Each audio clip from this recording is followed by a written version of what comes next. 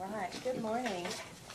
We are on the record in case number 2024-00129, the electronic application of East Kentucky Power Cooperative for a certificate of public convenience and necessity and site compatibility certificates for the construction of a 96 megawatt solar facility in Marion County, Kentucky, and a 40 megawatt solar facility in Fayette County, Kentucky, and approval of certain assumptions of evidences of indebtedness related to the solar facilities and other relief.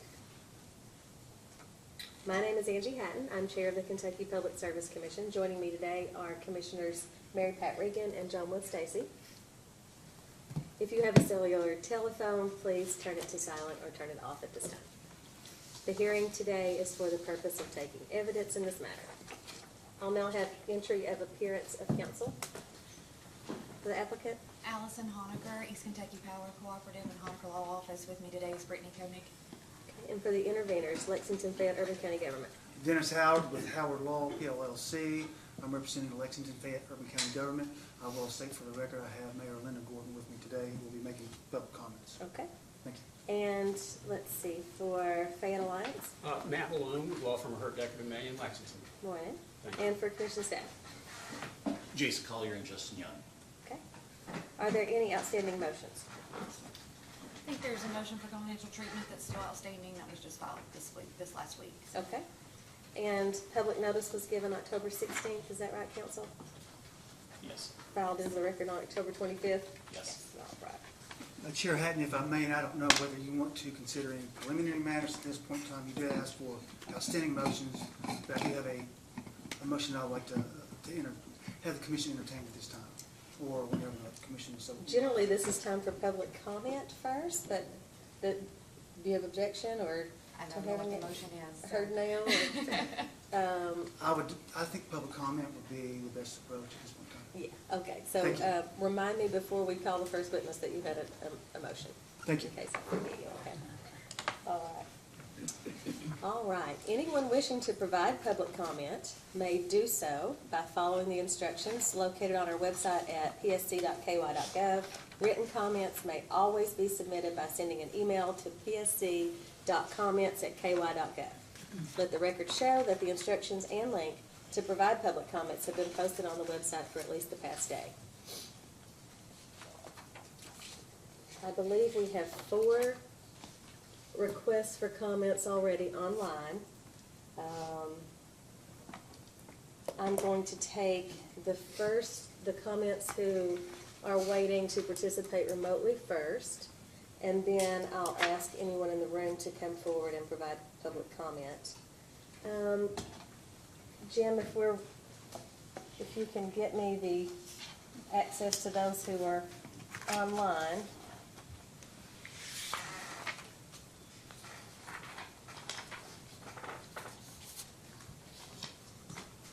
The first that I have listed is Judith Humble.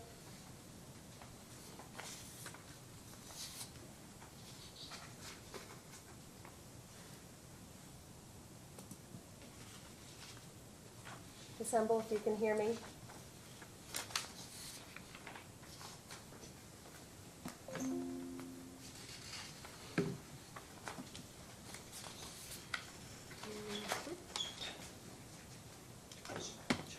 Okay. We may have a technical difficulty.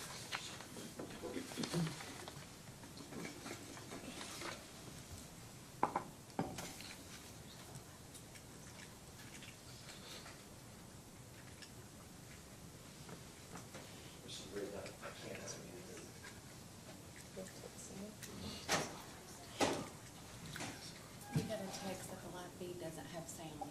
Okay. We may go ahead and take those who are in the room first then. I think those who are waiting online might have been told they get to go first, but might not be possible at this moment. So at this time, I guess. Take a break for just 5 minutes. Oh, we need a break, or can I take the ones in the room? If the ones in the room, I think we're just confirming. Okay.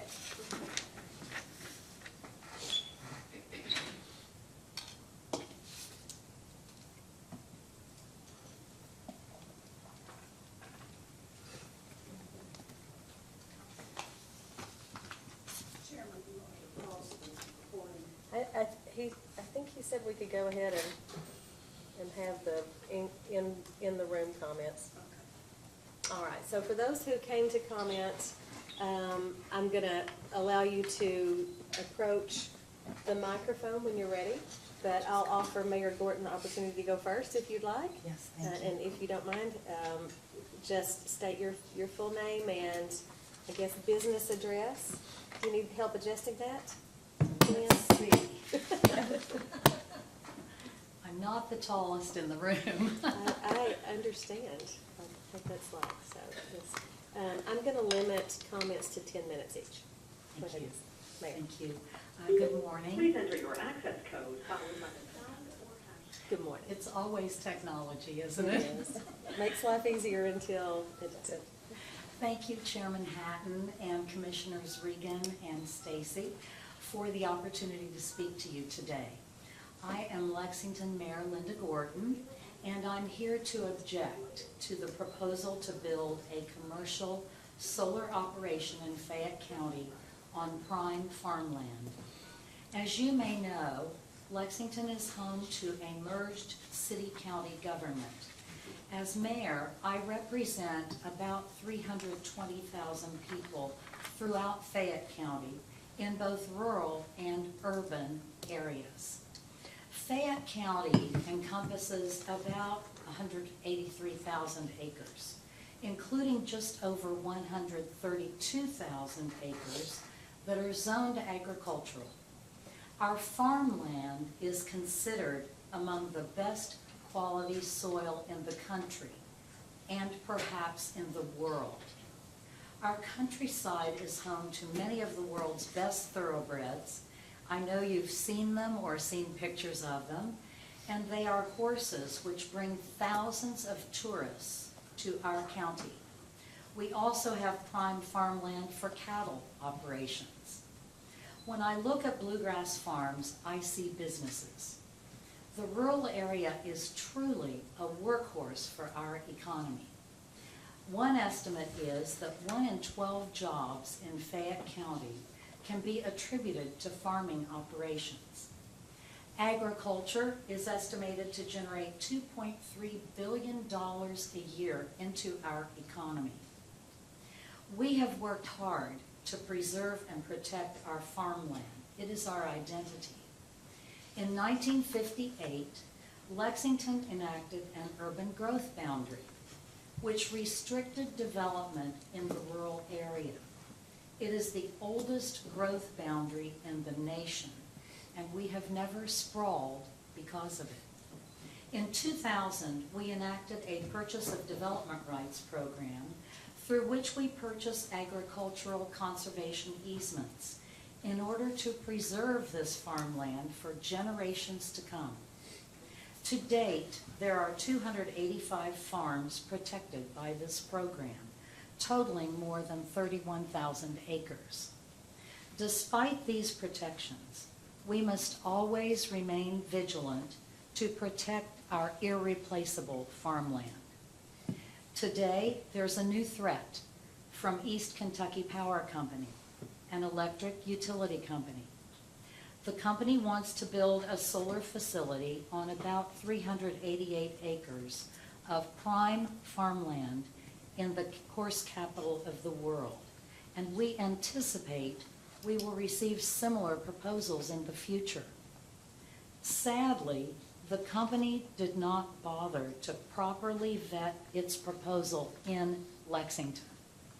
The company sponsored a single public meeting on May 16th at its Winchester office building in Clark County.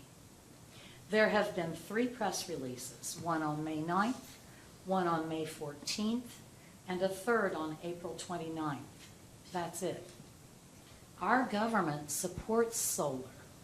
We are developing our own solar programs, as well as investigating whether our Haley Pike landfill can accommodate solar.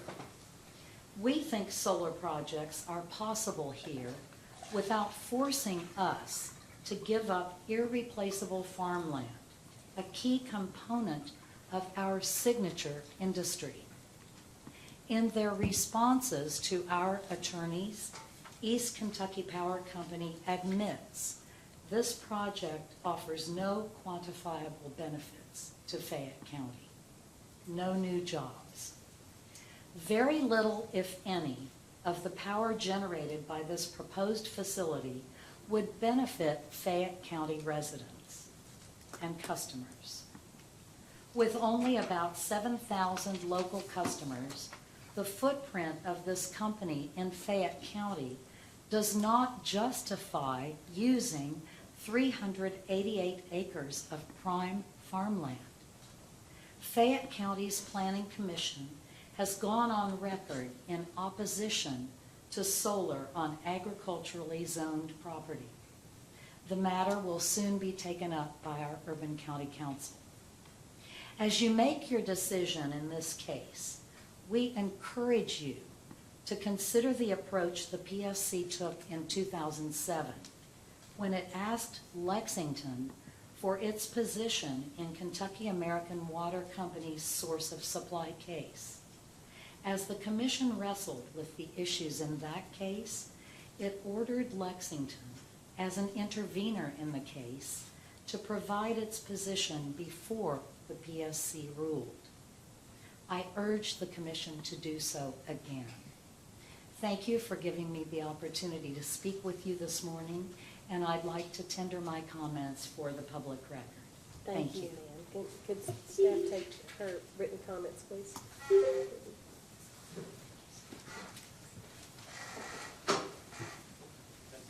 So I'll tell her to come over here or to... Thank you.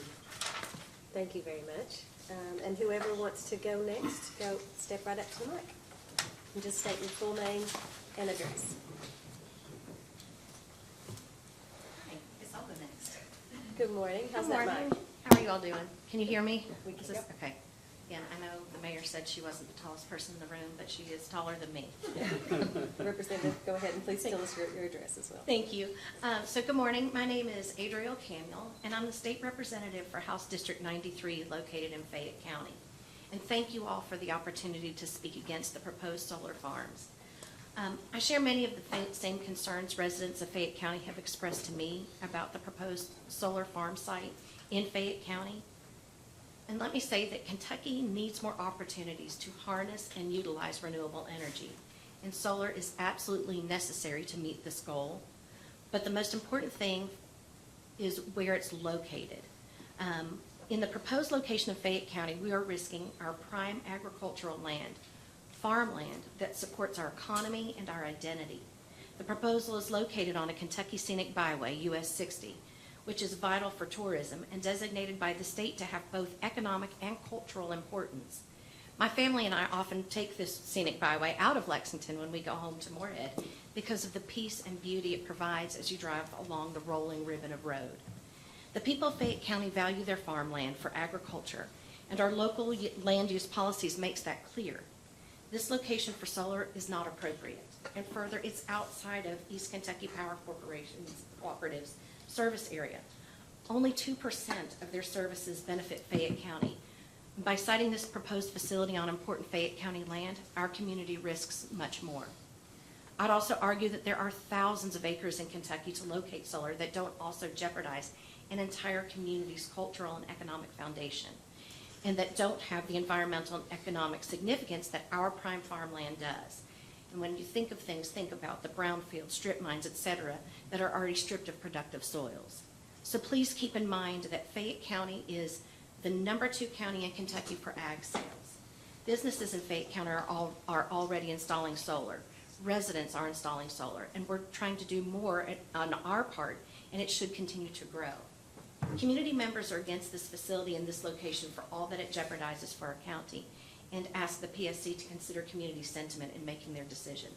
I'm asking, please do not jeopardize what sets our community apart. Thank you. Thank you.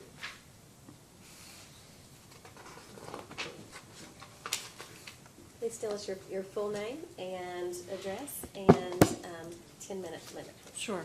My name is Margaret Graves, and I reside at 2497 Liberty Road in Lexington. I serve as the chair of the Bluegrass Land Conservancy Board of Directors. The Bluegrass Land Conservancy was established in 1995 and is a nonprofit, nationally accredited land trust working to conserve farmland in 25 counties in the Bluegrass region. We currently hold 165 conservation easements conserving over 33,000 acres on more than 160 farms. These farms include 27,000 acres of prime farmland and soils of statewide importance. In Fayette County, we hold 17 conservation easements conserving nearly 2,400 acres of productive farmland. In real estate, we all know location matters. Location, location, location. In this case, the proposed location in rural Fayette County has enormous consequences. If approved, the EKPC proposal to establish a utility-scale ground-mounted industrial solar facility on 387 acres in Fayette County's rural service area would set a dangerous land use precedent that would adversely impact farms throughout Fayette County by allowing an industrial use in a zone reserved primarily for agriculture. Lexington-Fayette County has a long history of protecting rural land for agricultural use, dating back as early as 1958, when Lexington adopted the first urban service boundary in the United States. This community-wide commitment to conserve rural land for agricultural use has continued through comprehensive plans, ordinances, and programs. The Bluegrass Land Conservancy has worked closely with the Lexington-Fayette Urban County government to establish and implement the award-winning Fayette County Purchase of Development Rights program, which to date has conserved nearly 33,000 acres of Fayette County farmland at a cost of approximately $78 million. Permitting industrial solar facilities within the rural service area will hinder ongoing efforts to conserve additional Fayette County farmland. According to the USDA, 99.6% of the land within the proposed site is prime farmland, or farmland of statewide significance. These high-quality soils are an irreplaceable, finite natural resource and should be reserved for agricultural use. We support solar energy. In fact, we have PDR farms that have solar panels on their barn rooftops. However, we do not believe that solar energy facilities should be located, we believe solar energy facilities should be located on rooftops, parking lots, or brownfields, not on prime farmland. Fayette County farmland is an internationally recognized asset and is the factory floor of our signature agricultural and equine industries. These land-based industries contribute enormously to our economy and quality of life. The rural landscape of Fayette County brings tourists from around the United States and world to Kentucky. The proposed site is located on a Kentucky-designated scenic byway and abuts the upper reaches of Boone Creek, a federally designated National Register of Historic Places rural historic site. There are places in Fayette County where solar facilities make sense, but not on prime farmland in the rural service area. I have a map for you today that shows Fayette County's rural service area and the urban service area and the location of the farms protected by the PDR program, which I'd like to enter in the record. And it also shows the proposed site. So on behalf of the Bluegrass Land Conservancy and the many farmers of Fayette County, we ask you to reject the proposed solar facility and honor the long-standing efforts and investment by Lexington-Fayette County in conserving its scenic and productive farmland. Thank you very much. And if you'd like to submit your comments, someone from staff here can take it for you. Thank you. Do we have more public comment? Hello, please state your name and address for the record. Thank you, Commissioner. My name is Robert James. I'm a full-time farmer in Lexington. I reside at 5450 James Lane in Lexington. I'm also the incoming president of Fayette County Farm Bureau. The Farm Bureau serves as the voice of Kentucky agriculture and has policy promoting solar energy production and promoting agrivoltaics. Farm Bureau supports and encourages landowners and homeowners to add solar panels to existing buildings, and we are intrigued by research to place solar arrays over parking lots, potentially protecting cars from the heat of the day. Solar energy may have a bright future since it essentially apes the method by which farmers have been growing our food since time immemorial. But we do not believe that that future is here today in Fayette County. The benefits of this proposed facility are ultimately ephemeral, while the costs to Fayette County farmland are permanent. I farm in the inner Bluegrass region of the state with some of the most fertile and productive soils in the country. The concrete foundations for the panel arrays, as well as the grading necessary for the construction of the site, will permanently alter and destroy those productive soils beneath them. Fayette County Farm Bureau and other groups have in fact commissioned the University of Kentucky to study the economic impact of agriculture in Fayette County. One result of the study was an estimate that a 10% decrease in agricultural production due to the loss of farmland or another factor could result in an economic decrease of output of approximately $20 million in the local economy. The reasons for siting this project within Fayette County on prime soils are not clearly outlined. Power transmission infrastructure is ubiquitous in the state. There are many such places in eastern Kentucky where EKPC operates a much larger footprint than in Fayette County. The proposal is for a 40 megawatt facility on 386 acres, meaning that each acre of prime soil will yield about 1/10 of a megawatt. If I have read that 1 megawatt is enough power to light up hundreds of homes. So 1/10 of a megawatt will, on 1 acre, will literally light up tens of homes. If you were to cover the total land mass of Fayette County with an array of this efficiency, it might produce enough power to run all the homes in Lexington, but not any of the businesses or industries.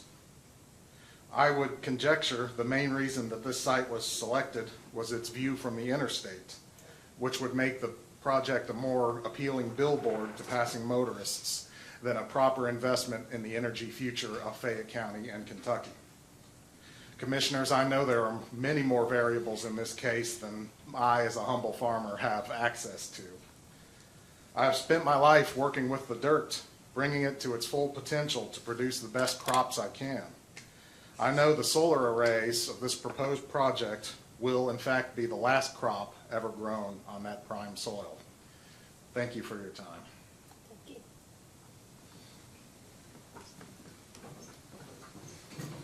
you. Did you want to file your comments? There's no need to unless you just want to. I'm good, thank you. Mhm. Good morning. Please tell us your name and address. Madam Chair, I'm Chauncey Morris. I'm the Executive Director of the Kentucky Thoroughbred Association. We've already supplied written comments to you and the commissioners on July 24th. So I'll just be making comments that were included in that letter. You can see in that letter that the total value of equine-related assets in the Commonwealth of Kentucky is $27.7 billion. $1.45 billion of that is in Fayette County that we know from that 2017 CEDIC study. There are 14,000 Fayette Countyans that are employed directly by that agricultural cluster. So local government, including yourselves in Frankfort, in the General Assembly, made investments in our industry, and those 2,000 numbers were taken in a moment of time when we were not performing well. We are performing better than we have in probably the last 100 years of operation in Kentucky. And to make any steps that would jeopardize any of the powerhouse that is within Fayette County would be counterproductive to that economic activity. Those are my comments. Thank you. Thank you, sir. Do we have anyone else who is present in the courtroom who would like to come up and give a public comment?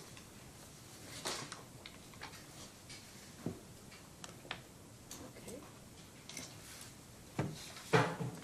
switching to online comments then. If anyone changes their mind, just get my attention after the online comments, and we can take more in person. The first person that I have listed to provide online comment is Judith Humble. Ms. Humble, are you online and can you hear me?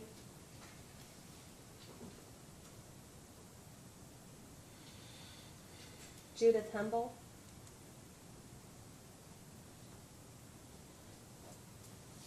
Okay, I'll move on to Rachel Norton.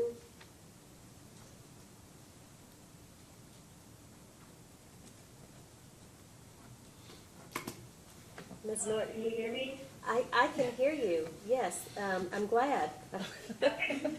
If you could. Yeah, that's fine, good. Good, we can hear you loud and clear. Go right ahead and give us your full name and address, please. Okay, thank you.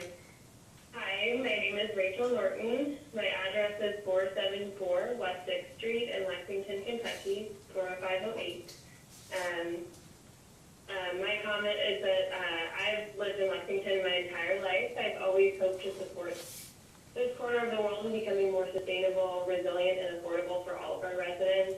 I actually volunteered at the first Solarize Lexington initiative back in 2018 and 2019, and I learned that at the heart of the Solarize initiative is the visibility of solar panels or solar PV. Will increase the awareness and feelings of accessibility to all the people that see them. And the City of Lexington has since continued to formalize their Solarize initiative. It's no longer volunteer run and promotes solar within the city for our residents, which has been really impactful. On the other hand, as a professional engineer in the building industry and as well as a longtime resident, I've watched the city expand the urban boundary for development time and time again, encroaching on farmland for years of developing sprawling neighborhoods, schools, and shopping centers. I've seen the drive to my parents' house, which is almost in Winchester, Kentucky, change substantially since I was a kid. I'm not really certain why the development of solar is not seen as just as important for our jobs, communities of development, and sustainability as the expansion of our urban service boundary has generally been. I would think that that would be included in how we think about that. Because developing land for solar installation can actually allow it to continue to be used for some agricultural and sustainable practices in conjunction even with animals. Despite the fact that I don't know if that's planned right now, that opportunity remains available if that's how the land is decided for it to be, if that's how we decide to use the land. I've just found we've done a lot of building out and not up in Fayette County, and if that's how we're going to decide to do that, I just would really want solar to be included in that. And I support solar farms in Fayette County. I believe it would be a huge benefit to our city, and it would encourage more sustainable living while providing sustainable power to Kentuckians. And thank you for your time. Okay. Thank you, Ms. Norton. The next on my list is Alex Smith. Alex Smith, if you're online and can hear me, it's your turn to make comment. Alex Smith. Okay, and then finally I have Chris Woolery. Mr. Woolery? Can you hear me okay? I can. Thank you very much. And if you'll just tell us your full name and address before you begin and limit your comments to 10 minutes, please. Thank you. My name's Philip Christopher Woolery, and I live in Lexington at 1079 Meridian Court. Thanks for allowing me to share my thoughts this morning. I'm really excited to speak to this proposal, mainly because EKPC has been getting their energy from 2 coal-fired power plants, 2 natural gas plants, 6 landfill gas generation facilities, 2 hydro facilities, and as of 2017, 1 solar farm. So I'm ecstatic to see EKPC take these steps towards a cleaner and more affordable. These 2 proposed solar farms that we're discussing today have caused increased debate by Kentuckians who cite concern with private farmland being dedicated to fixed solar panels. But to me, it's clear that utility-scale solar is much less harmful to its host communities than any other alternatives like natural gas generation plants. And for now, at least, it seems that we need to build more centralized capacity, and we have to build it somewhere. And the choice between solar and costly polluting gas plants and pipelines should be an easy one, even if that solar farm is close to home, right here in my own community. It's true that most clean energy advocates prefer distributed solar investments more than large-scale solar farms. And EKPC should be praised because they're empowering their member owners to access true net metering and one-to-one credits for the solar energy that they supply to the grid. But since EKPC's generation assets are still so heavy on fossil fuels, many advocates like myself have come to appreciate the role of bigger solar farms in the fight against skyrocketing utility rates, climate change, and pollution. The latest studies and examples across the country make it clear. Utility-scale renewables are cheaper, create more local energy jobs, reduce threats to clean air and water, and can help slow climate change. Additionally, many corporations are actively seeking to locate near clean energy sources. So projects like these are critically important as key economic development tools to attract the other non-energy related job creators that we so badly need in Kentucky. Finally, EKPC's been in a tough financial situation for years. They should be commended for listening to their stakeholders and proposing these solar farms. EKPC already owes as much as $2 billion to the federal government, much of it for aging infrastructure that's not cost effective and needs to be retired. This proposal will help them leverage the USDA's New Era program to begin their clean energy transition as affordably as possible. As Tony Campbell, EKPC CEO, said yesterday at the Capitol, this is a once-in-a-lifetime opportunity to leverage as much as $1.4 billion in federal grants and loans and to make their energy mix cleaner and more affordable. Eastern Kentuckians have some of the highest energy bills and energy burdens in the entire country. This is the best opportunity to lower those bills that EKPC is likely to see in decades. That's why I hope that the PSC will grant this CPCN. And as always, thank you for your time, for the work that you do on behalf of Kentucky families that continually struggle to pay high energy bills. All right, thank you very much. I'll go back just to make sure we haven't been joined by the two who signed up online. Judith Humble.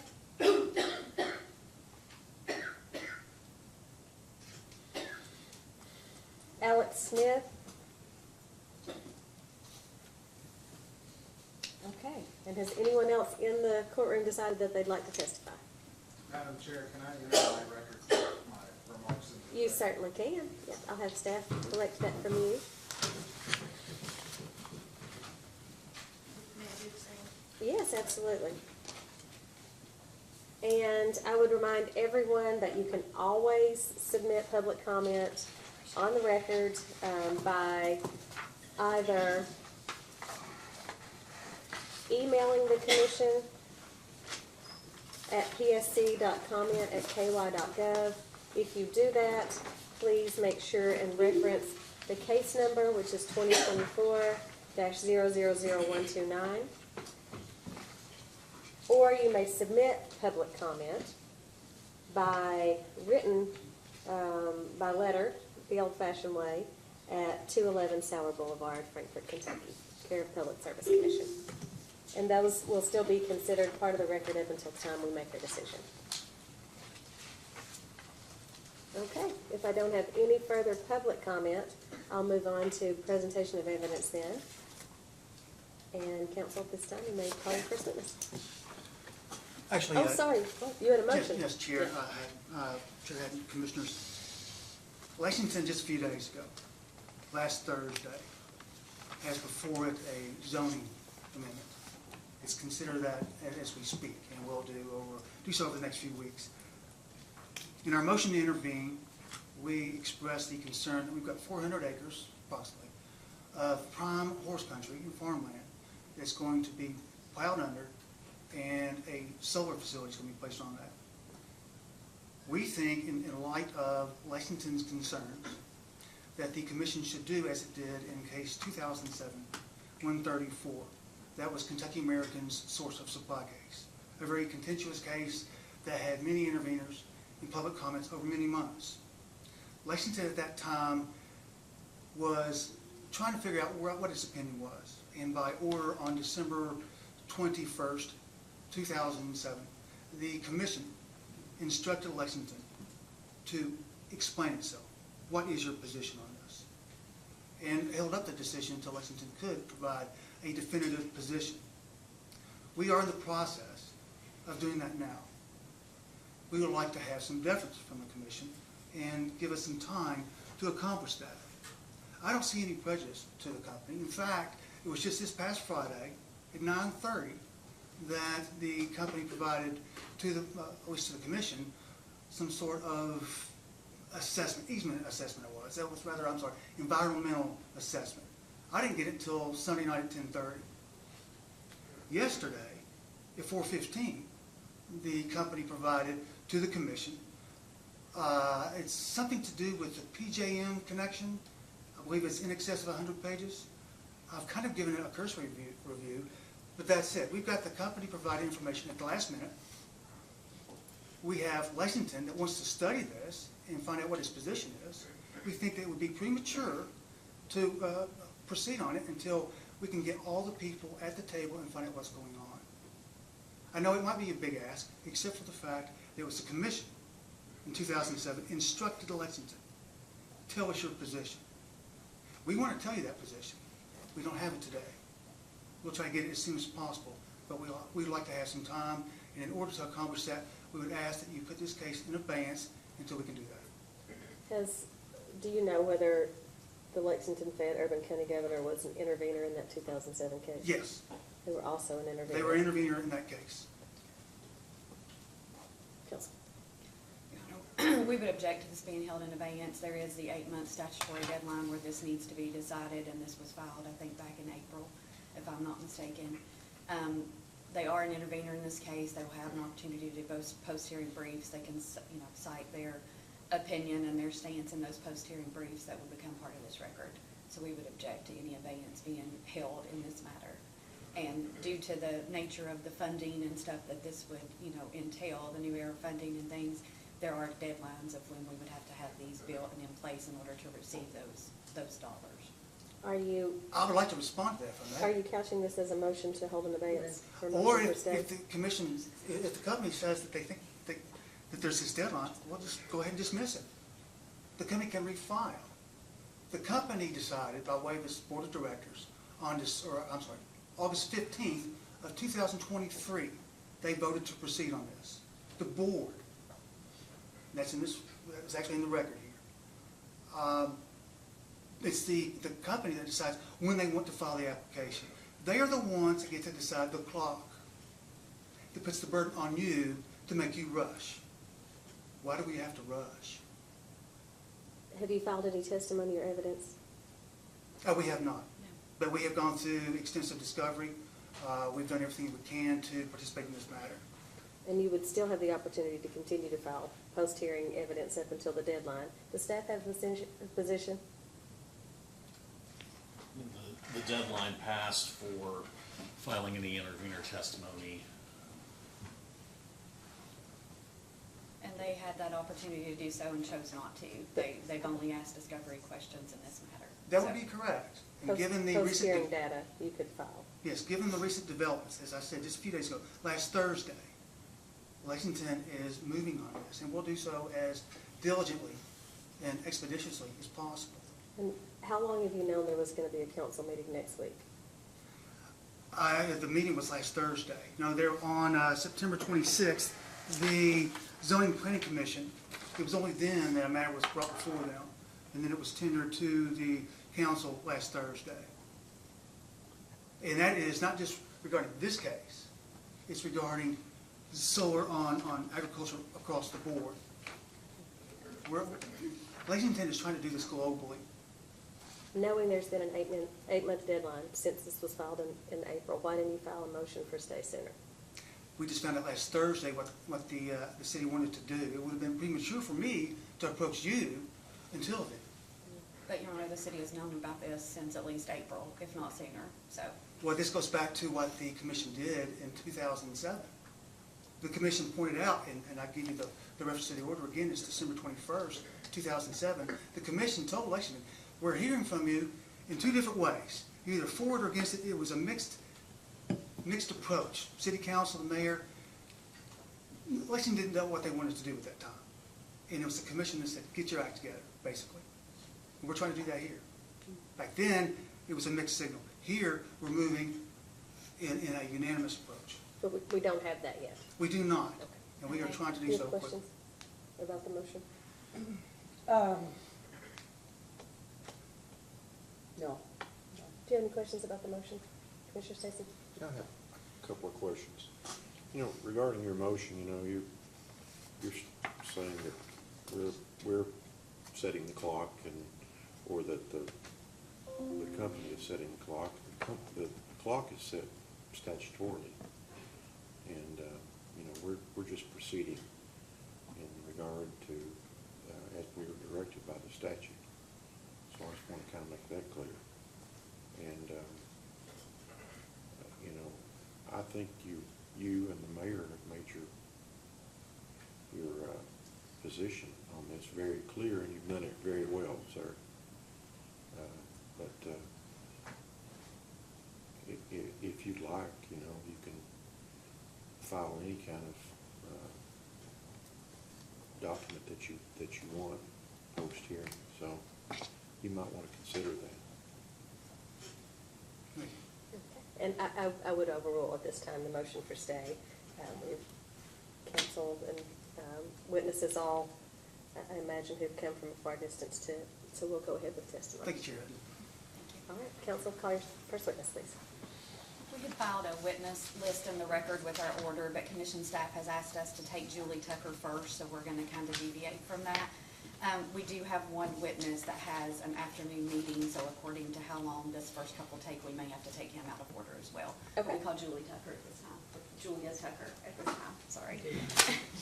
And I think Commissioner Reagan just wanted to make a statement. Yeah, I disagree with the ruling.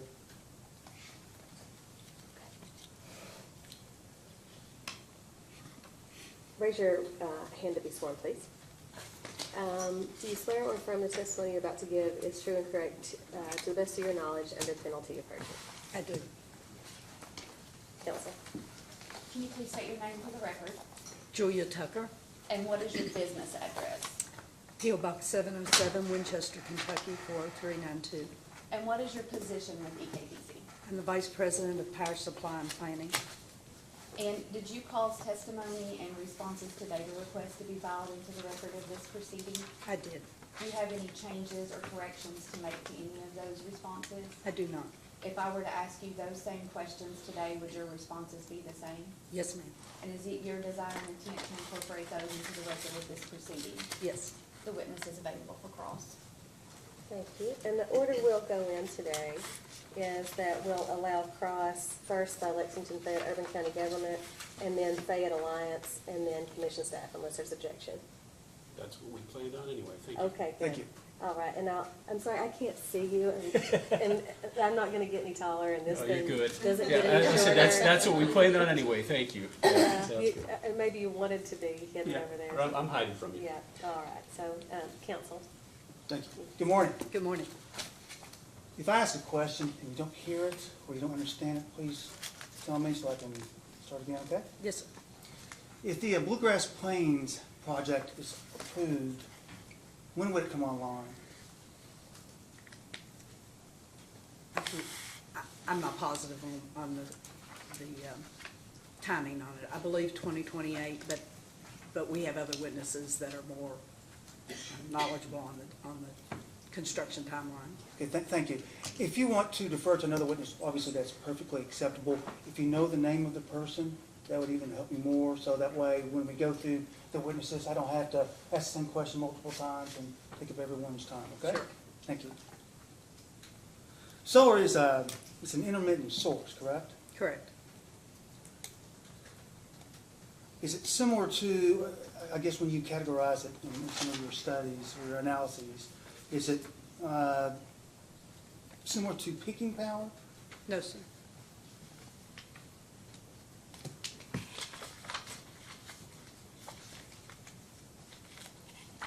How would you distinguish the two? Peaking power is typically something you have full control over dispatch of, so you have control of the unit and of the fuel that runs the unit, so you can run it during peak load conditions and know that you're able to serve that load in peak conditions, hence the term peaking. Okay. The intermittent you receive as you receive the fuel, which is the sunlight. So you have no control over when the sun shines or when you get the fuel to the unit.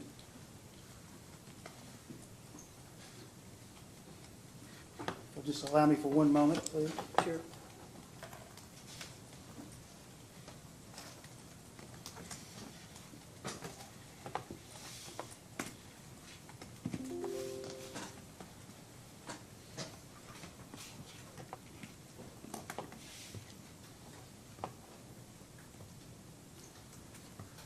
Chair Haddon, Commissioners, technical difficulties.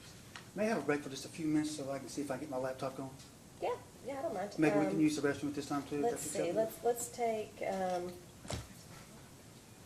I'm sorry? Yeah, the clock needed batteries. Oh. They removed the clock. It's 9:52 by my computer clock, so let's take a break until 10 after 10.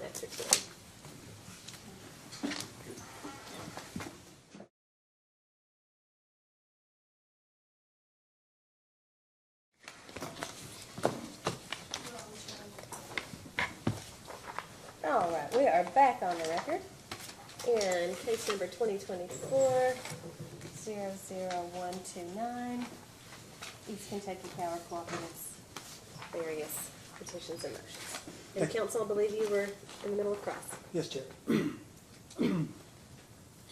Are you familiar with the IRP case that's referenced in this application? Yes, sir. Were you involved in that IRP case? Yes, sir.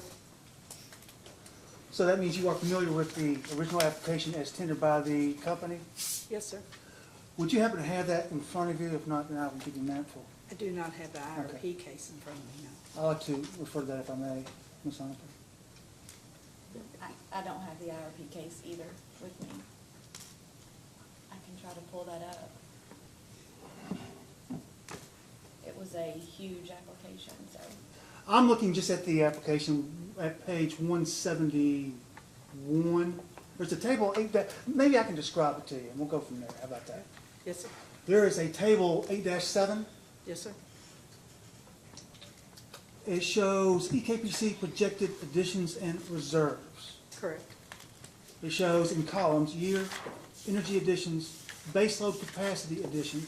Yes, sir. Then the next column, peaking/intermediate cap additions. Yes, sir. In the IRP, would the solar capacity have been considered intermediate or peaking? No, sir. It was the energy, if solar was considered energy additions. So that would not have come into play when we look at the last column, reserve margin. Correct. Okay, thank you. EKPC is a winter peaking electric utility, correct? Yes, sir. Said another way, that means EKPC has a greater demand for electricity in the winter than in the summer? Yes, sir.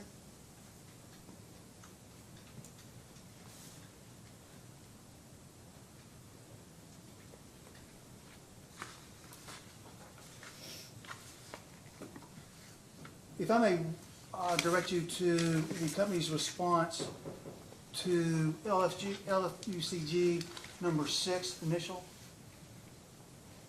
I believe you sponsored that.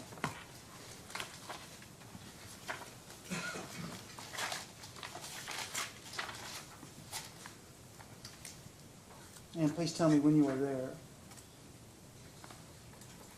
Did you say DR1 number 6? Yes. For LFUCG? Yes. No, bear with me, that might be supplemental too.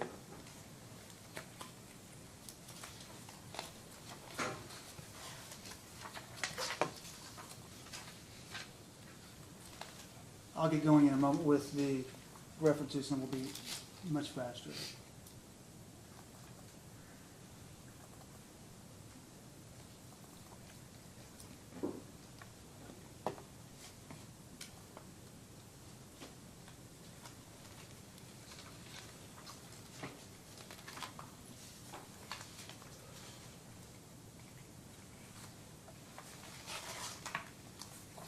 Bear with me for just one moment, please.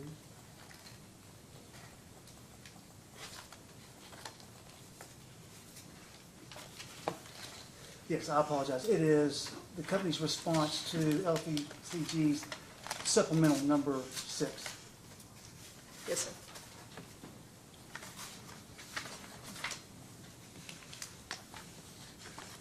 And that refers to yet another answer, does it not? Yes, it does. That refers to ultimately 2 tables, does it not?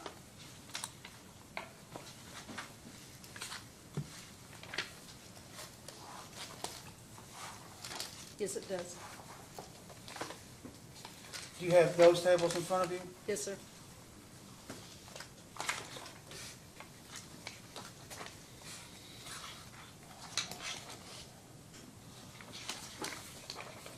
Those are colored tables, as in various columns. The first column has blue, orange, pink, and so on. Correct?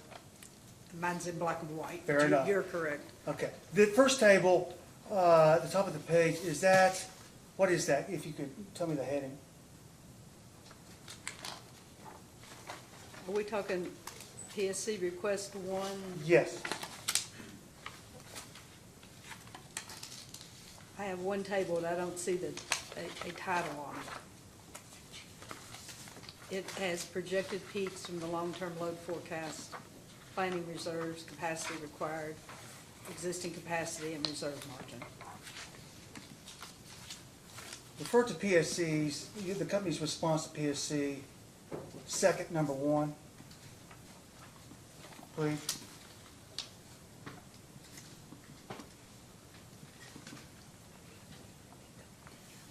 I believe you're referencing Mr. Adams' testimony, which I will adopt as mine. I do see 2 tables. Second one. These tables represent seasonal capacity and reserve margins, correct? That's correct.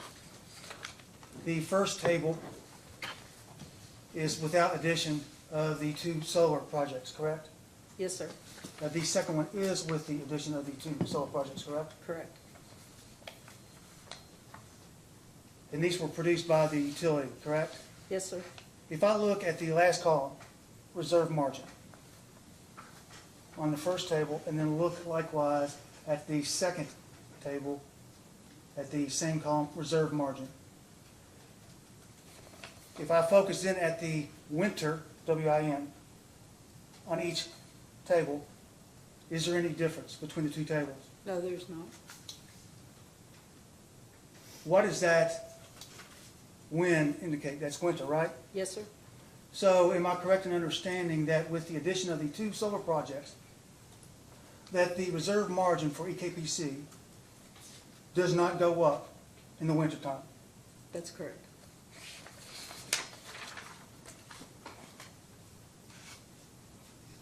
And EKPC is a winter peaker, correct? Yes, sir. So with the addition of the proposed solar units, you do not help your winter reserves. That's correct. And it's in the wintertime that you need it the most. Because you're a winter peaker, We correct? are a winter peaker.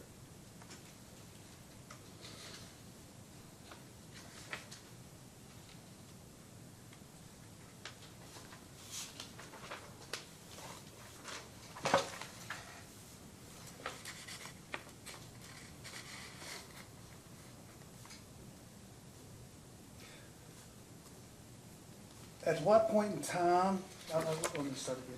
Look at the second table, the addition of the 2 solar projects, please. Yes, sir. At what point in time do we see the addition of the solar projects coming online if proposed, if granted? This shows the summer of 2027.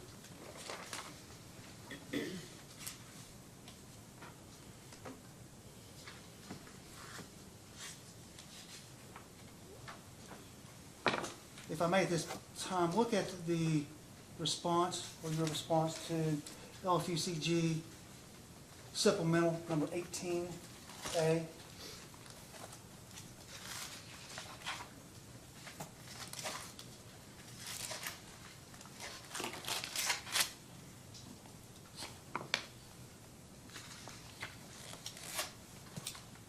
Okay? If you could read the request into the record, I would appreciate it. Just A or the entire? A is in alpha. Provide the calculation in Excel with all formula attached and with all supporting documents for this assertion. And then the answer, please. The average Kentucky household uses approximately 1,158 kilowatt hours of electricity each month. See Table 3-13 on page 84 of the 2022 Integrated Resource Plan, column labeled Use per Customer for the year 2022. The subject solar project is expected to produce 84,700 megawatt hours per year, based on an annual 24% capacity factor. 1 megawatt hour is equal to 1,000 kilowatt hours. Can we read the formula?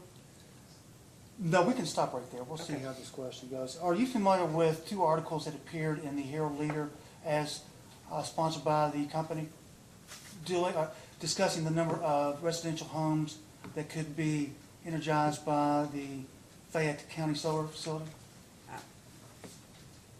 Would you accept? I'm aware that, I don't remember the numbers right off, but I'm aware there was a statement, yes. Would you accept, subject to check, that the company represented that would be power for 4,560 homes?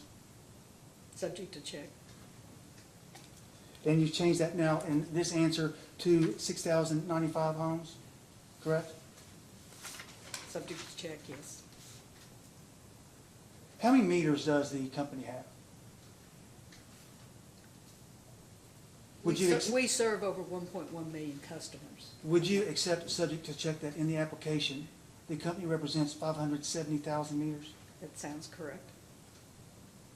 And if we take 6,095, your number, the number of residential homes that could be energized, if we take 6,095 and we divide by the total number of meters, 570,000, what's your number? What number did you get? This says a residential home.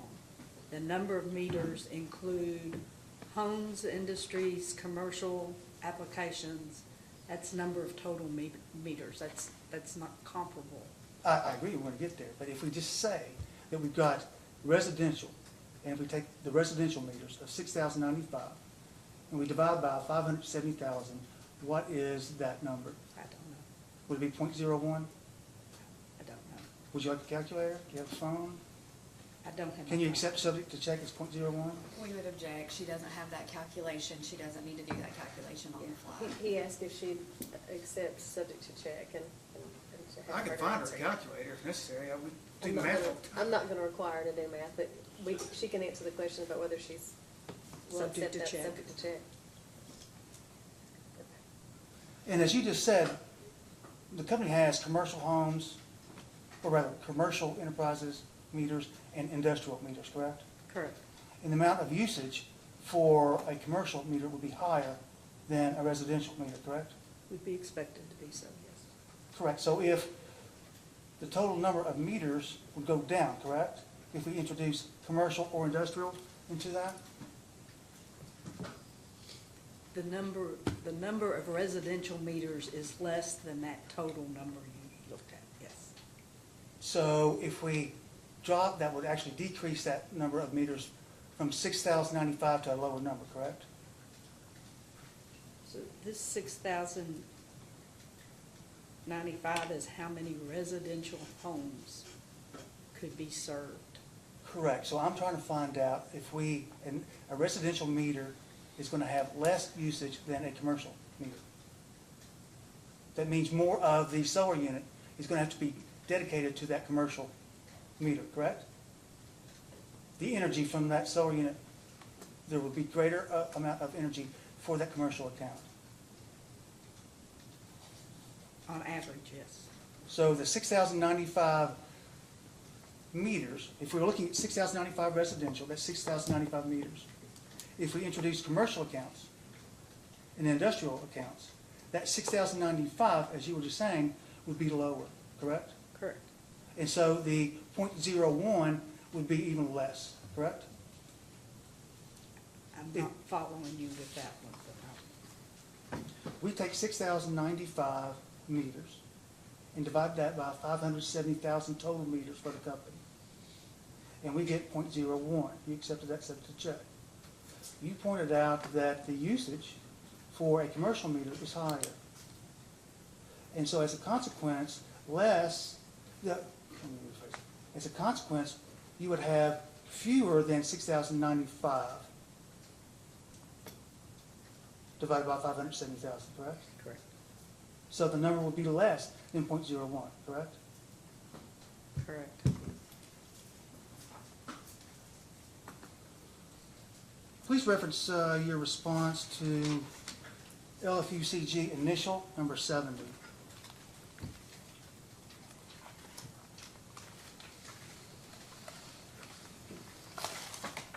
I'm sorry, number what? 70.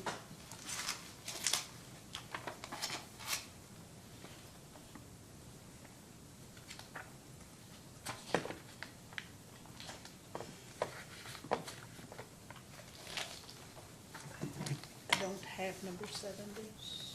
May I approach? She didn't sponsor that response. That was Maybe Dr. we can, Bischoff. maybe I can help a little bit there, Senator. Would you reference supplemental number 20? Supplemental number, 20?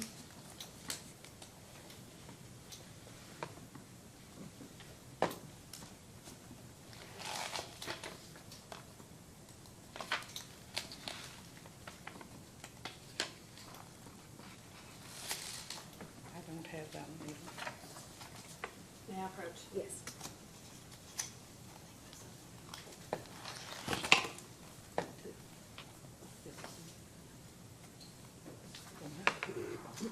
Okay.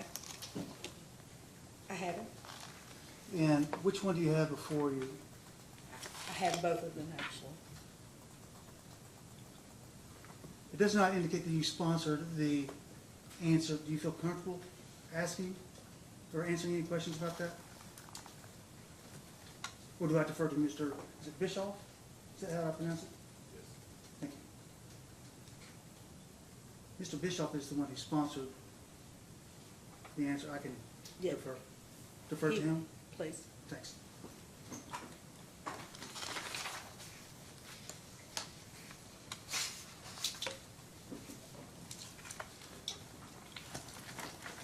Generally, can you describe your role in this application?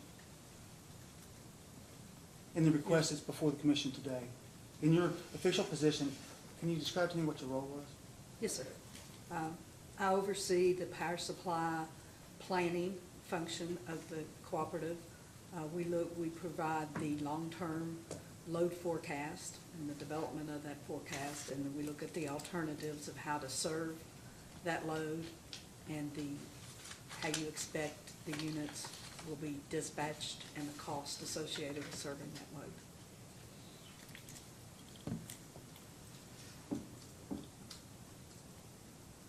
And when you consider building generation, do you consider zoning requirements in that decision? I'm not asking if you're an attorney. I'm asking, in your official role, do you consider zoning requirements? In my official role, no, I'm not looking at site-specific projects at that point. Okay. We're looking at what is needed and how to best serve it. Who at AKTC would be involved with that? Would that be Mr. Bischoff? Or do you know? I'm not positive. I believe it's Mr. Bischoff, but I'm not In going to this ask you, case. yes. Thank you.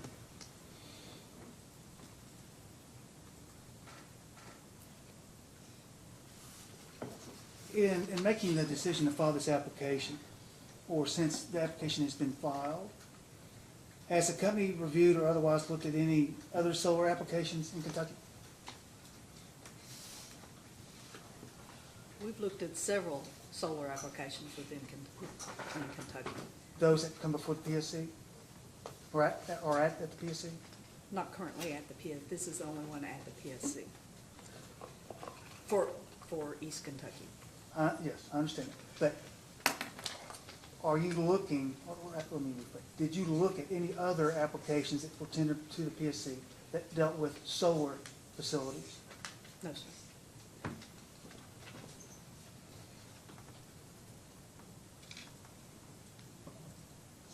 Is that not even KU and LG&E in Mercer County? I am familiar with them, and that I have read about them, but have we studied them? No. And I'm sorry, have you studied any of the materials, the application that have been filed at the commission? No, sir.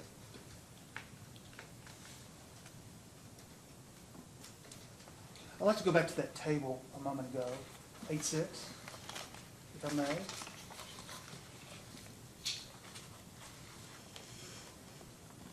When you filed the application before us today, what load forecast did you use? We had a 2022 long-term load forecast that was used in that study. So you used the IRP, the load forecast from the IRP case is what you relied upon to file the application? No, sir. When the IRP was filed, the 2020 load forecast was what was available and used at that point. The 2022 load forecast was completed after the IRP and before we made this filing. And so we relied on the 2022 load forecast for this filing. As originally filed in the, actually, let me rephrase, as ultimately calculated by the commission in its final order in the IRP case? The IRP case utilized the 2020 load forecast. Okay. This application used the 2022 load forecast. Did you update that 2022 load forecast? Yes, that's what part of this response was showing the difference between what was in the 2020 load forecast and the 2022. And that new data was included in a data response to the PSC in a tariff case dated June 8, 2023, correct? Let me check, but I believe it was in the original application.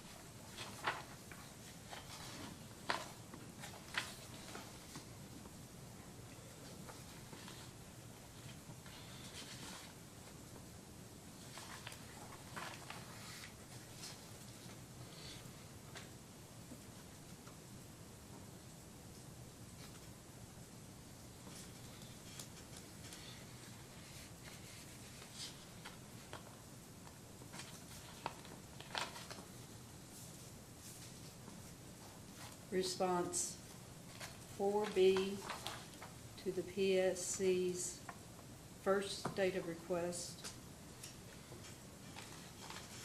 Response 4B shows the table, the date listed below with the load forecast. And that, use what data? Is that June 8th, 2023 data? That was the 2022 load forecast. We update the forecast every 2 years.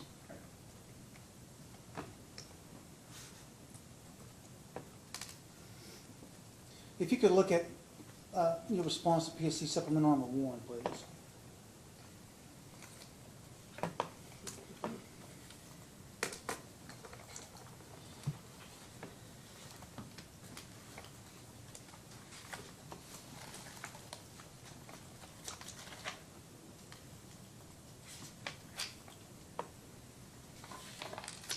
Okay?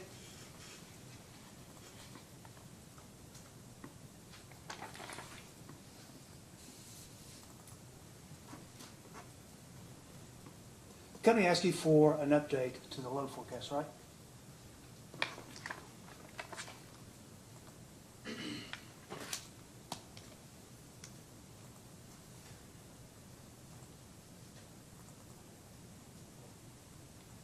I'm sorry, I didn't understand your question. With this line of questioning, I'm just trying to find out the data that you use, the most current data. Is that June 8th, 2023 for the load forecast? I'm not sure where the June 8th, 23 date That was- comes from. It's the 2022 long-term load forecast is the title of the report that the data is in. IRP proposed on May 17th, please, in the IRP.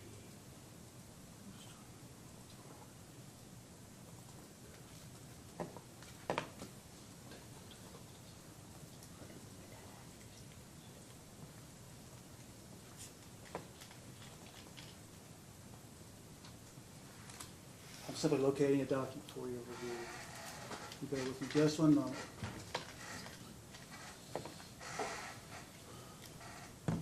Chris Adams was the sponsor of the company's response to an answer to PSC Supplemental Number 1. And you have adopted, Mr. Adams. Yes, sir. Do you have that request before you? I do. What is the, it says refer to EKPC's response to Commission staff's first request for information, staff's first request, items 1 and 4, correct? Correct. And then also provide an update to the table on item 4 to include EKPC's seasonal capacity and reserve margins with and without the addition of the 2 solar projects in this case, correct? Correct. And we've looked at those tables. Yes, sir.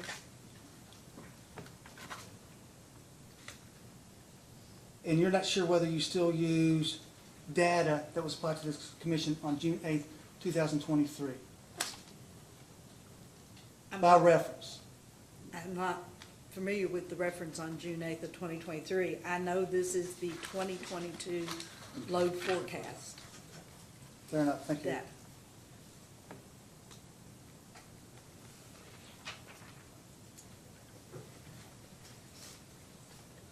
The projects that the company considered in this application, Yes, sir.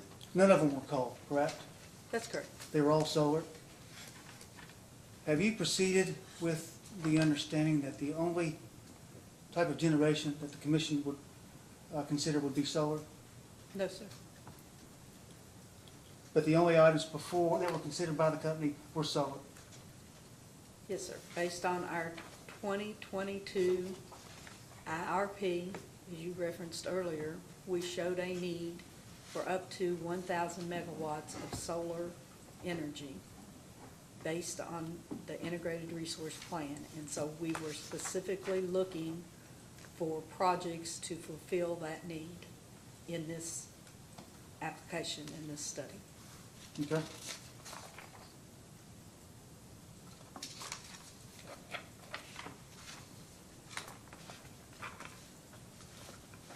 Just to make sure I understand your answer, in filing this application,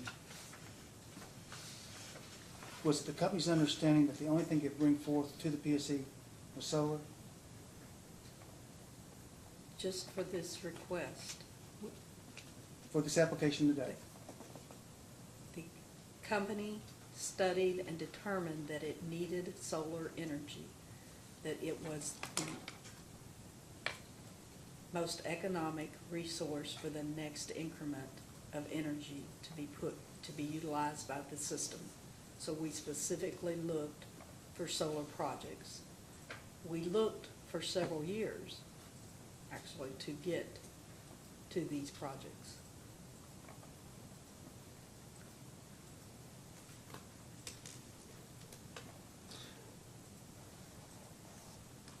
What quantifiable benefits does the Bluegrass Solar Project provide to Lexington?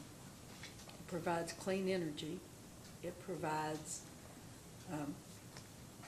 will provide some construction jobs, not long-term.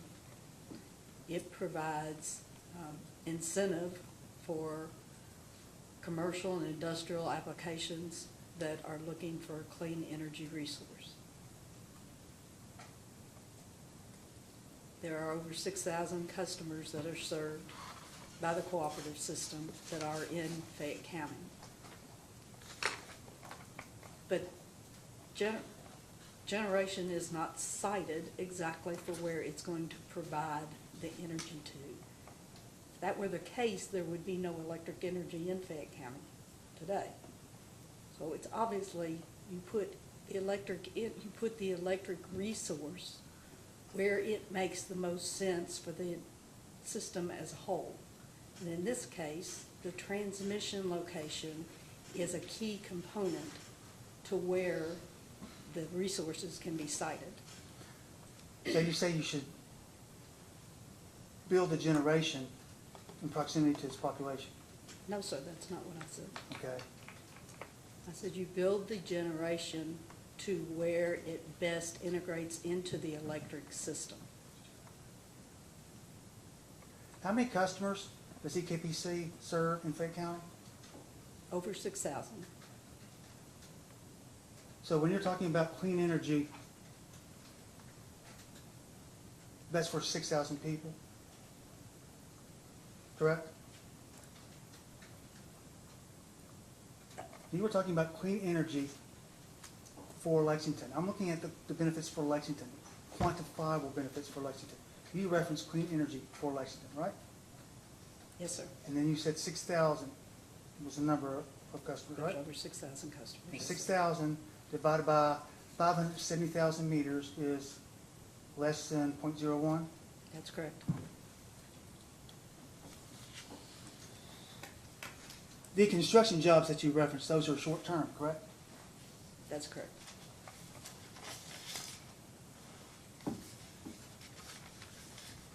Did you hear the reference from the mayor's comments that 1 in 12 jobs in Fayette County is tied to farm and forest land? Yes, sir. Do you have any reason to disagree with her on No, that? sir. And once the 400 acres is displaced by solar, any horse or farm jobs would not be available on the 400 acres, correct? There are no horse jobs on the 400 acres today. But it's farmland, is it not? It's agriculture? It is agriculture. And you didn't contest what Mayor Gorton said about the 1 in 12. I did not. So that 400 acres, if displaced by solar, is gone, and those jobs are gone, correct? I believe she's answered that question. Yes, sir.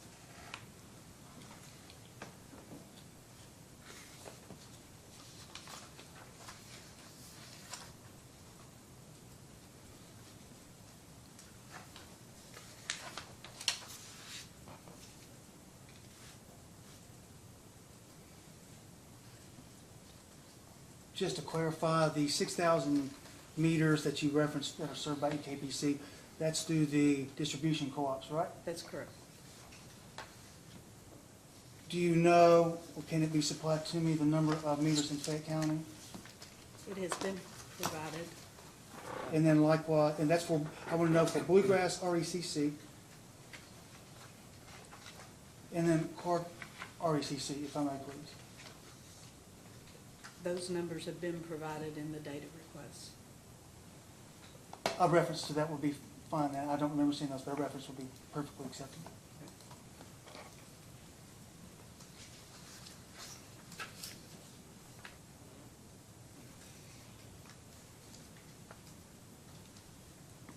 Can you tell me who the stakeholders are in this process?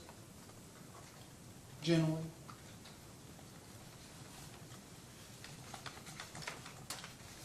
Well, we're owned by the 16 distribution cooperatives. Those are obviously our key stakeholders in it. All of their customers are stakeholders. Is Lexington a stakeholder? The city? In your opinion? The property is in Fayette County, so yes.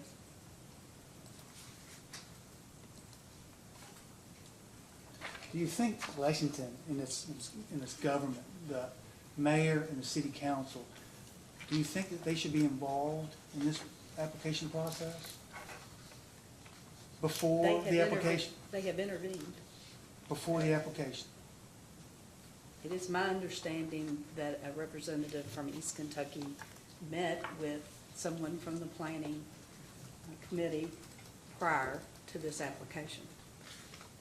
And on what do you base that understanding from that? Do you remember the person who shared that information with you? Nick Comer is here, and he is a witness, and he can better Okay. answer that than I can.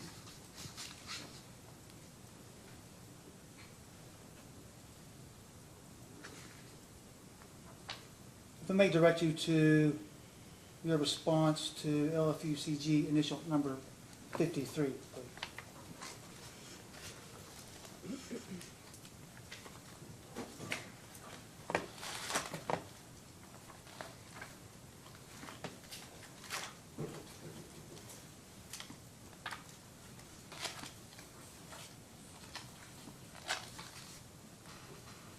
Okay. Can you read the Q&A, please? Yes, sir. If the company is meeting its energy demand and solar generation comes online, does the company change the use of the rest of the generation if there are no off-system sales available? My response was East Kentucky's generation dispatch is directed by PJM.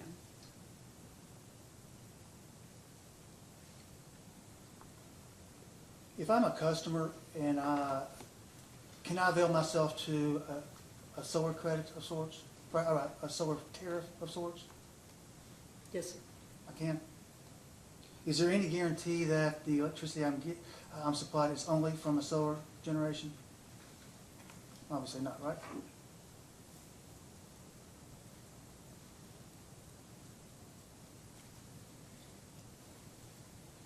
If today EKPC's generation is meeting its demand, and solar generation comes online, what happens to the other generators? So East Kentucky is no longer its own balancing authority. So we're a member of the PJM system. And so the PJM is meeting the balancing of load and generation within the system. So if solar generation comes on and the load doesn't change, then yes, a generator somewhere changes its dispatch to follow that. But it may or may not be on the East Kentucky system. It is within that entire PJM footprint that balancing is occurring.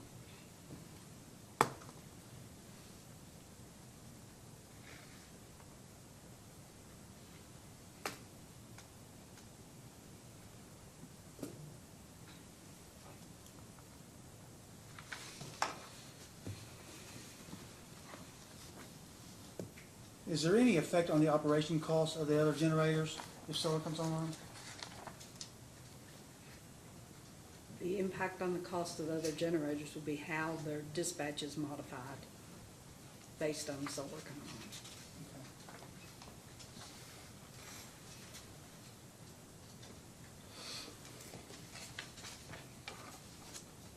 Do you know when the company made a decision to proceed with the Bluegrass solar facility? I believe you said the board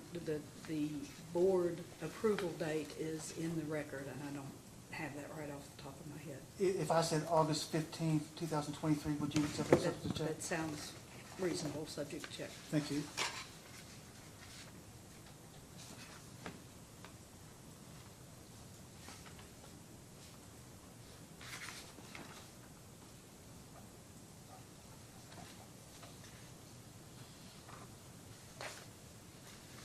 May I have just one moment? Yes.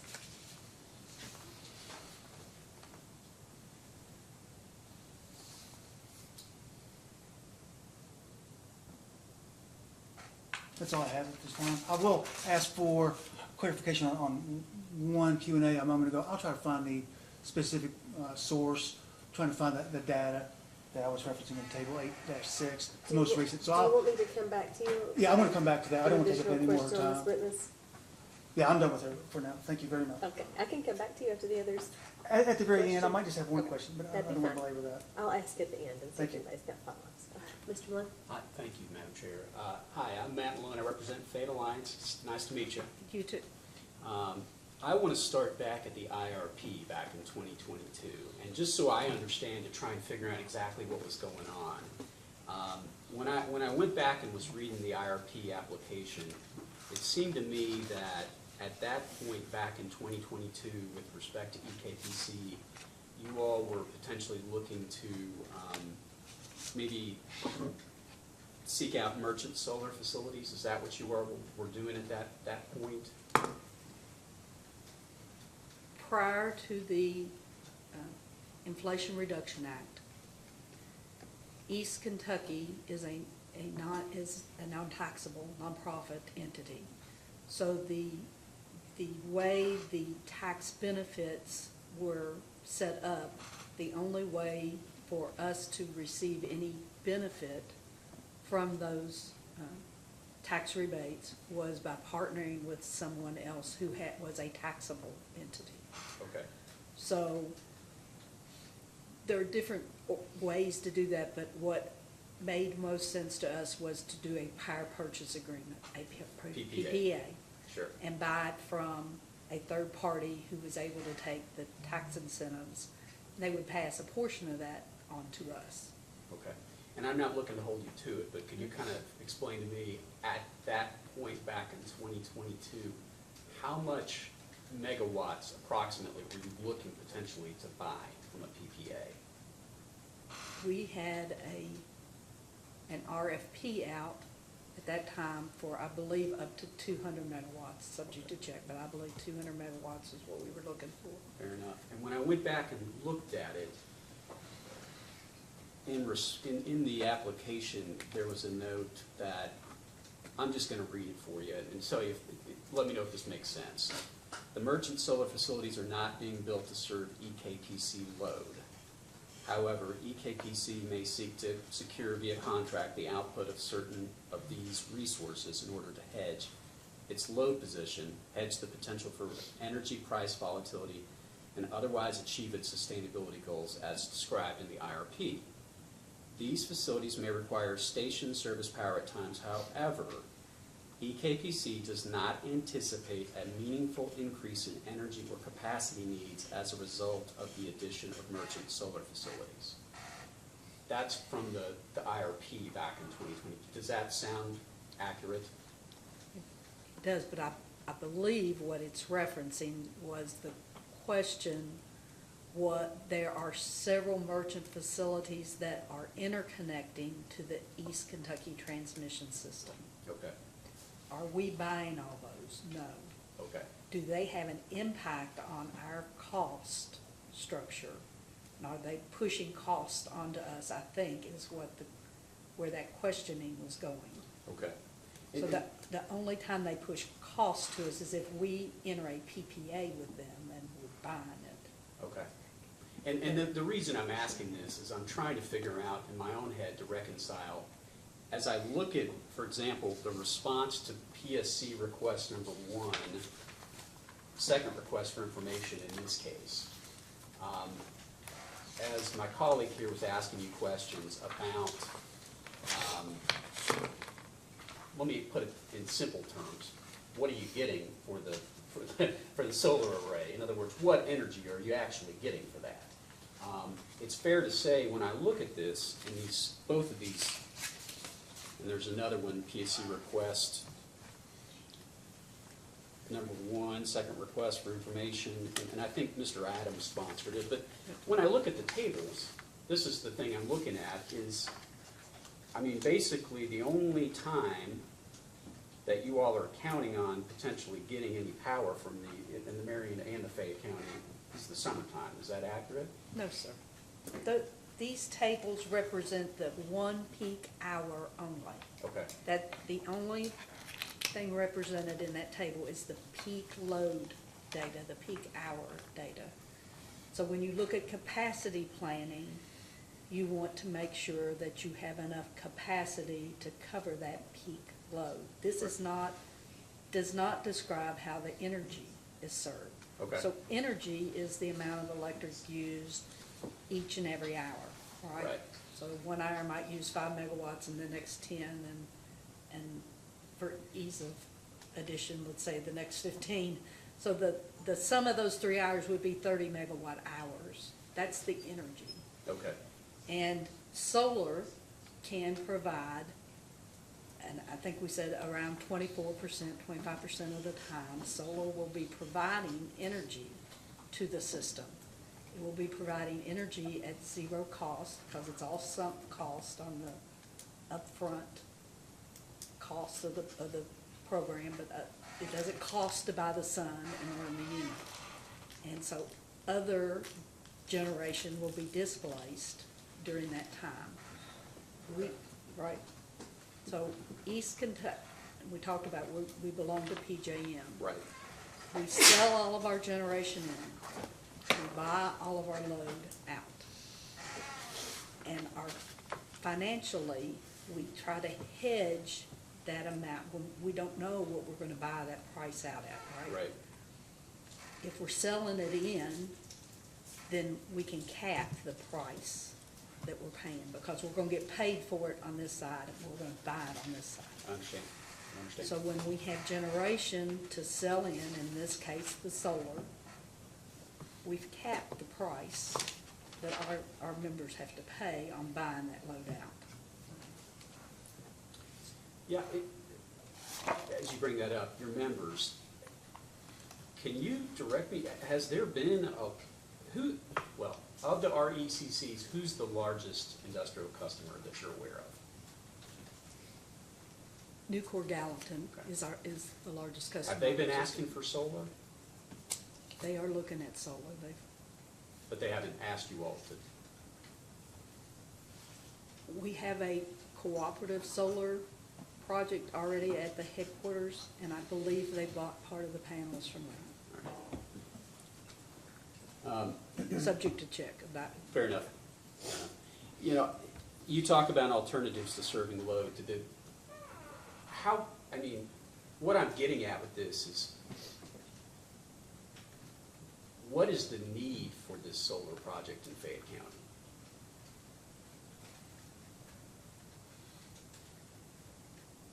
The need is to provide clean energy for the customers who want clean energy and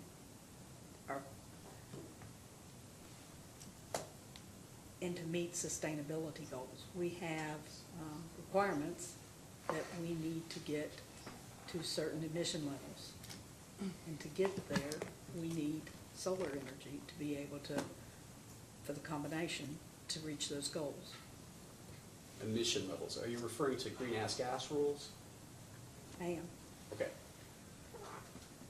I noticed in your testimony that you talked, page 9, line 9 through 11, you cited the greenhouse gas rules, the GHG, as a reason to support this. Is that your position today? It is, as more restrictions are placed on the existing generation that we have, we'll have to find other ways to supply that energy. The GHG rule just got promulgated, and it's been put out there, for lack of a better way to describe it, by the EPA at this point, correct? In other words, it's subject to litigation is where I'm going with my question. It is subject to litigation, All right. Are you familiar with the good neighbor rule as well? to some degree. Okay. Are you familiar with what happened with the good neighbor rule? I am familiar that we took steps to meet the requirements that were in that rule, Yeah. so that if it did not get stayed, we were in compliance. The industry cannot wait to the last minute to know if it's gonna be stayed or if you're gonna comply. But you do agree that the U.S. Supreme Court has stayed the good neighbor rule now, They have. right? And I know you weren't part of it, but a few of us spent a lot of time in here with the Coal Association and LG&E talking about the good neighbor rule and the GHG rules, and well, there was a lot of discussion about how the good neighbor rule was going to be the law, and clearly at this point it's not necessarily accurate. Is that fair? That's fair. Okay. And the same could be said with respect to the greenhouse gas rules. We don't really know where that's going to wind up, do we? We don't. We do know we have sustainability goals, and we know we have customers with sustainability initiatives. Okay. Well, back to one of the questions I just asked you about, the large overarching question about what is the need for this solar field in Fayette County.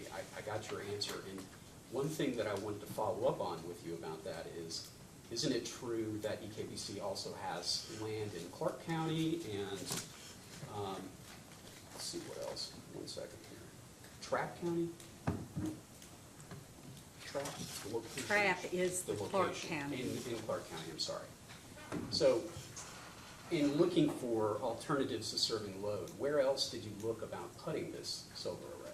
Okay, so we'll go back to PJM again. Yep. To be able to sell energy into PJM, you have to have transmission rights. Okay. And to get transmission rights, you have to get into a study queue. And they study your project and determine what upgrades to the transmission system are required in order for you to get that.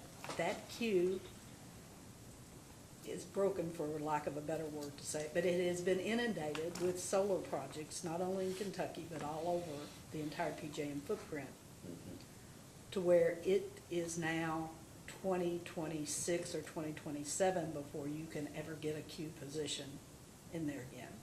So projects that currently have already been accepted with a queue position in PJM are the most valuable projects right now that can be developed. You can't just go develop it and hook it up wherever you want to.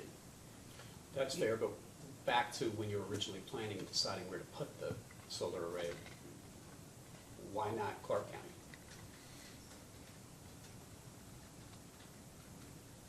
When we started the study process, we were looking for PPAs, right? Okay, Then the IRA came into play. right. And so it then became an option, or a better option, for us to build our own, because we could get the same tax benefit. That's been 2 years ago. So the only projects that were valid at that point, and it was same with the PPAs, were the ones who were in the study queue that could get completed within a reasonable amount of time. So we didn't look at every potential site. If you don't want it until 2030 or 2035, that's an option. If you're wanting it to come online in the next few years, you had to have a transmission study that was completed, and you knew you were going to be able to tie it in. So that narrowed the sites of what were available for valid solar options.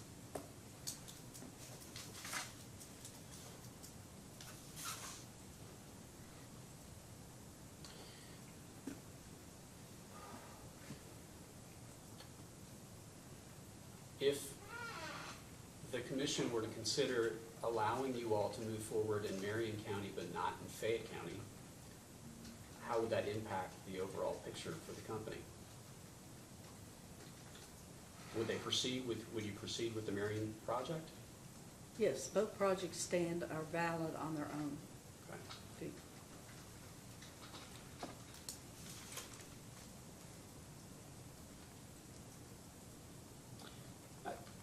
This doesn't sound like an odd question, but are you familiar with how cell phone towers are regulated? No. Not necessarily.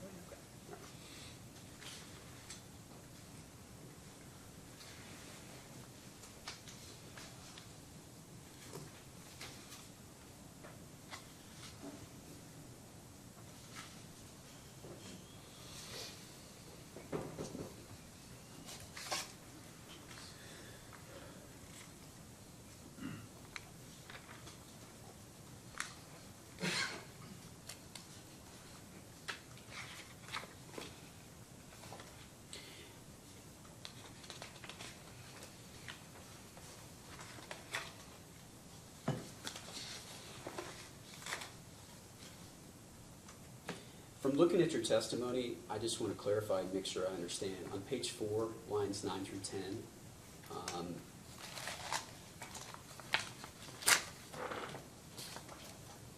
it looks like EKPC's record peak demand was 3,754 megawatts, which occurred on January 17th of 2024. I may have this site incorrect there, but I'm sure. Yes. So, do you agree with me, obviously, that solar is not dispatchable, correct? That's correct. Okay. So, back to kind of one of my overarching questions. What benefit does it really provide when you actually need it? We would not expect solar to be available on our winter peak. Okay.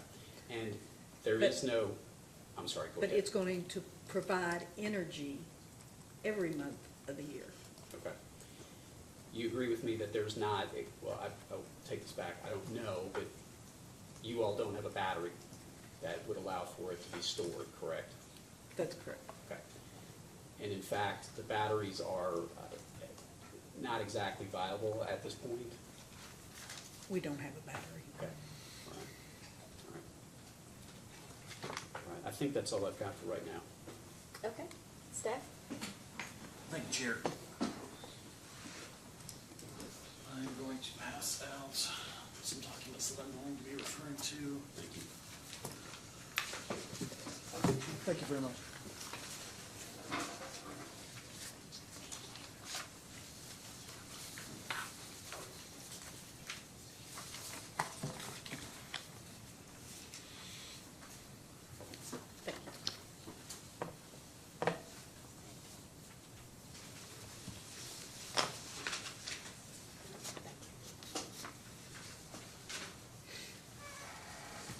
Would you like these marked?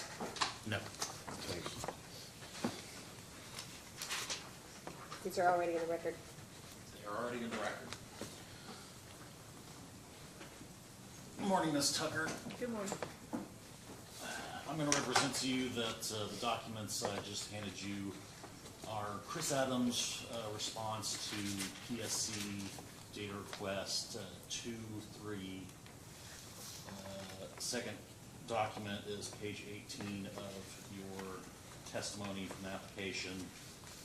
And the third document is your response to PSC's second data request, number 5. If you could look at that first page, PSC 2-3, it references the very last sentence. Mr. Adams stated that there will be $4.5 million a year in avoided fuel costs to EKBC. Is that, do you know if that was just for one of the facilities or both facilities combined? I believe that is for the Bluegrass Plains facility, the 84,000 megawatt hours. If we were to submit a post-hearing data request, would you be able to provide the same information for the Northern Bob White facility? Yes, sir. Do you know off the top of your head approximately how much the fuel savings would be for that facility? I do not.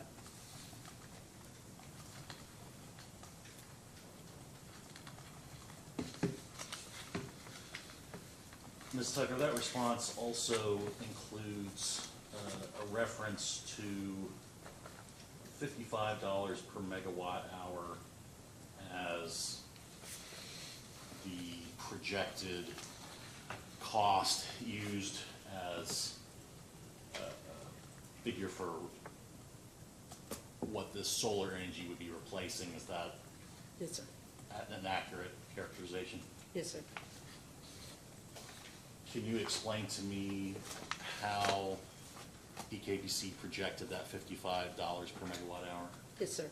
If I could go back to your previous question just real quick. Sure. The Bluegrass Plains is 40 megawatts, Northern Bob White is about 90, so it's gonna be more than double the savings in that. The $55 is in looking at market price projections and the time of day that solar energy is available. We developed an average of the cost of what the market expectations were during that time period. Is that based on historical pricing, or can you give me more background on that? That's based on future expected pricing. So we look out 15 years forward, and we do a forward price curve that goes with that, and based on that look, now, it may not be an exact average, but looking out over that time period, that's where the $55 would have come from. And the projections come from market trades that are made today, that you can see, and then based on gas pricing going into the future, how you would expect the market pricing to go based on those projections. Are demand and fuel availability issues, does that factor into that? Yes, it's based on the demand curve during the time of day that solar would be available. So it's your daylight, it's the hours, the daylight hours that you have, and then the price projections going forward during those time periods.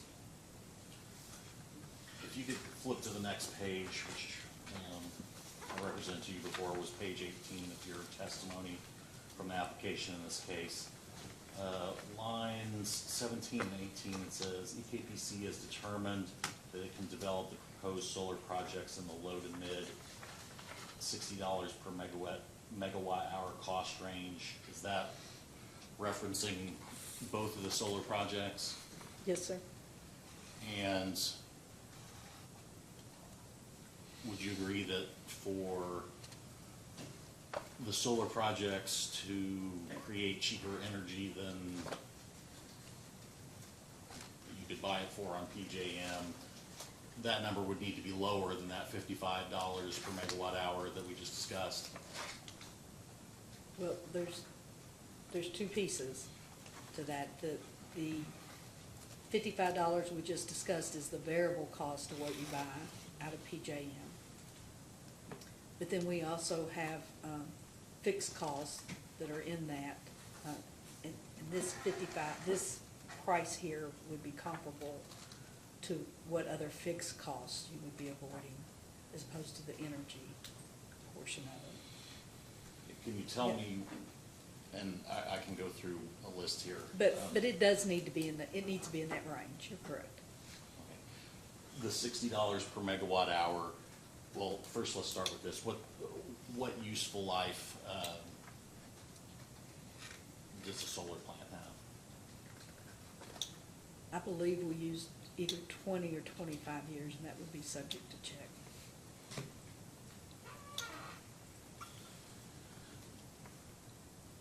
Does the $60 per megawatt hour cost does that include the cost of leasing in the land in the case of Northern Bob White and buying the land in the case of Bluegrass Plains? Yes, it does. Does it include financing cost? It does. Does it include the benefit of any tax credits or loan forgiveness expected through the IRA? It has an expectation for the IRA, does not have an expectation of the new ERA funds that were discussed yesterday in the governor's announcement with the RUS administrator. Those would be over and above benefits than what are reflected here. And of course, it would include O&M and depreciation. It does. Okay. As a post-hearing data request, would you be able to provide a calculation of the actual cost per megawatt hour for each of the two facilities?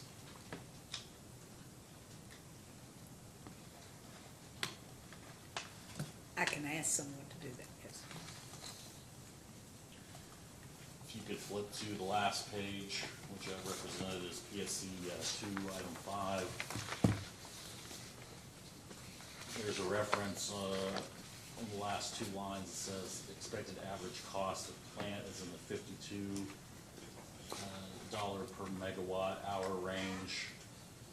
Can you tell me what this is referencing, why it's different than the $60 per megawatt hour reference?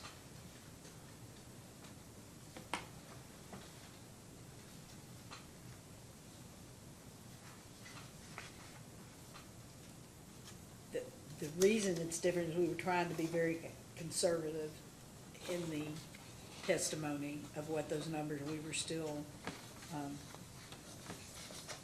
figuring out more of the IRA and the specific, it's the 56, what was in my testimony, we assumed the minimum amount percentage that could be given through the inflation the IRA, the investment tax credit. I believe as we looked through the details and found out more, that drove the price down, and we were able to utilize a higher percentage in that than what we had originally thought. So that's the difference between the initial testimony and what this response was. So if we submit a post-hearing data request asking you to calculate this again, do you think it will be different again? It could be. I'm not going to say it will for sure, but it could be. I know the details just keep, we've gotten more details since then that could make it a little different. You were previously asked about capacity, and it sounds like it's fair to say that the addition of this these solar facilities would not have a significant effect on your capacity. That's correct. Does PJM give any accreditation for winter capacity for solar? The PJM capacity accreditation currently is all on summer. So it will give you some capacity during summer, but you don't need summer capacity, correct? Correct. You will be winter capacity short in the next few years, correct? That's correct. And EKPC is planning on other dispatchable resources to cover that capacity shortfall, correct? That's correct. Is that the RICE unit? Yes, sir. And we have a hydro PPA that we have in place currently to help for the winter. I want to ask a little bit about the constraints that you considered when you submitted the RFPs for solar projects. Are you the best person to ask about that, or would that be somebody else?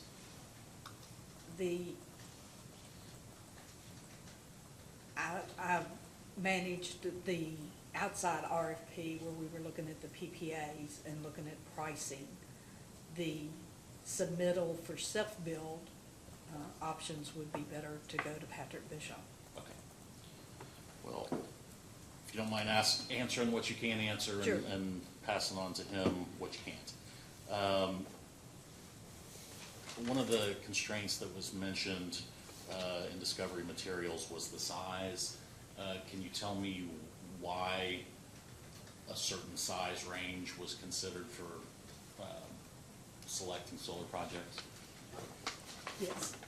We looked at, and I believe what you're referring to, we considered anything over 100 to 120 megawatts to be a very large facility, 50 to 100, and that's just rough numbers, 40, in that range was kind of a medium, and 20 and smaller was a small range.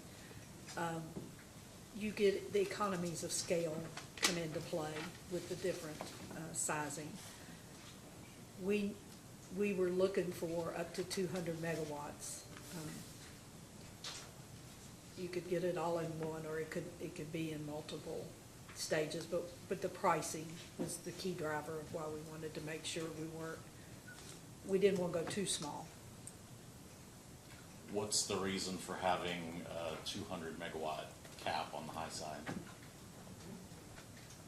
At the point in time that we were looking, we had and still have a customer that needs about between 80 and 100 megawatts, and we have a couple other customers that we're looking, that were going to be fairly sizable. So we thought if we got in the 200 range, that would cover the ones we knew and leave us some room to grow with additional.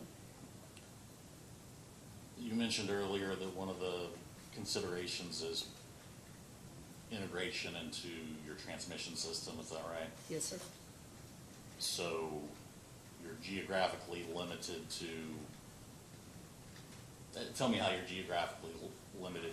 Does there need to be a substation within a certain distance, or is all you need just a transmission line of some sort? The transmission interconnection has to have been studied and approved by PJM. So it's the timing right now as much as the location of what has been studied and what has the availability to be constructed and installed successfully in the next few years. So it's the projects that already have an interconnection study and or agreement in place that have are much more likely to be successful in being completed, as opposed to if you have to start a study from scratch, you're at least 3 to 4 years away from even knowing what your transmission interconnection looks like. Let's talk a little bit about that timeline. You said the expected useful life of the facilities is 20 to 25 years. Correct. I understand that if you're buying a facility that's farther along in the PJMQ, it's going to be more valuable, cost more. What is the benefit to EKPC of having a 20 or 25-year window of using this solar facility starting 5 years from now or starting 10 years from now? What's the benefit to EKPC? The known financing that you can get. So the current IRA regulations, and while there's no end necessarily in sight, we all know they can change as you go through administration. So knowing that you can get what the percentage you can get on the direct pay, and then, and we've not discussed it in here other than we stated that we had applied to RUS for New Era, it was Empowering Rural America funds. And we've since learned that we have been successful in receiving, we've been granted that we will receive some funds. We don't know exactly what they look like yet. We don't have the final negotiations down, but one of the requirements in that financing is that the project has to be completed it's either 2031 or 2032. But there's a time, the project has to be online and completed by a given date. And so if you have 4 years of interconnection unknown at this point, being able to get that project online at the end of that is questionable, whether you could receive that funding or not.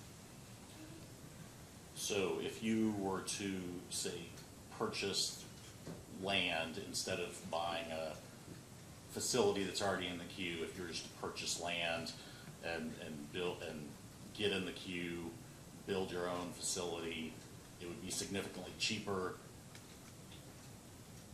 but you would miss out on all the benefits from the IRA that make this a cheaper energy option than you could buy from PJM. Is that accurate? I don't know that we know if you bought your own land and went the longer route, whether it's cheaper or more. We have, but as the land is expensive, but it's not the driving cost, being the panels and so forth of the higher cost.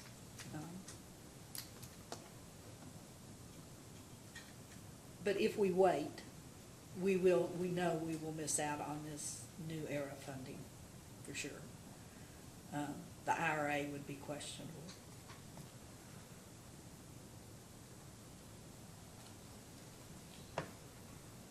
One more constraint I want to talk about with regards to EKPC and solar.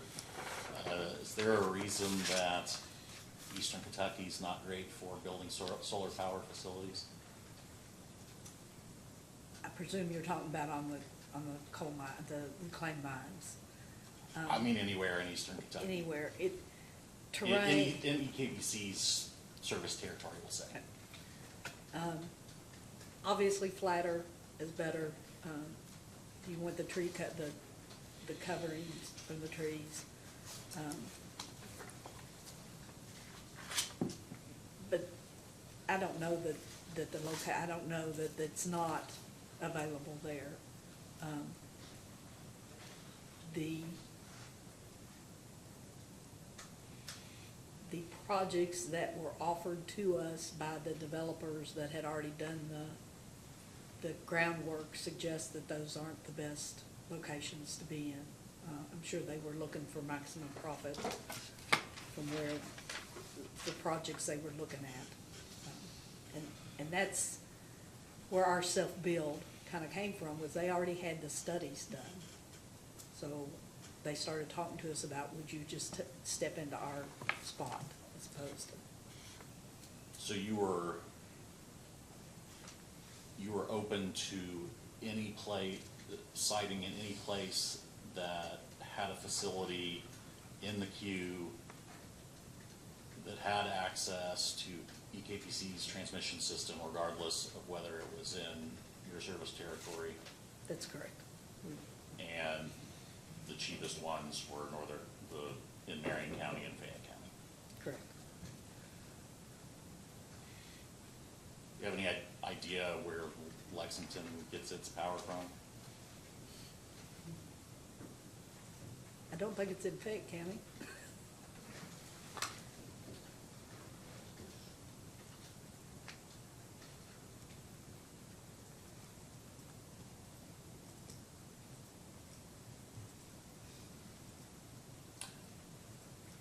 You've mentioned a couple times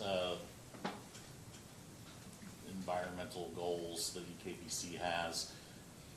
Are you able to quantify, and I'm not asking you to come up with a number right now, this would be for a post-hearing data request if you're able to provide this information. Are you able to quantify the effect on emissions that you would expect these two projects to have? I actually can. Someone gave that to me yesterday. I'm not sure that these two projects, we had a 10% reduction goal by 2030, and this will get us 2% back.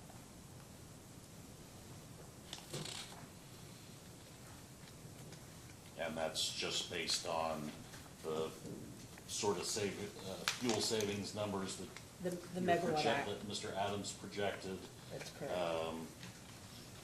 times, That would be the megawatt hours. right. Per year.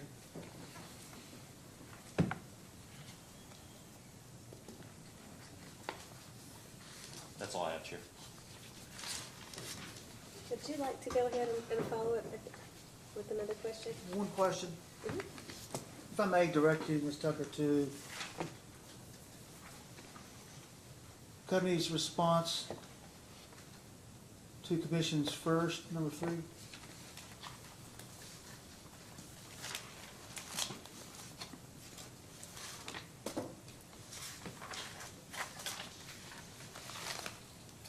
Okay. And if you look at the footnote on the second page of that, page 2 of 2.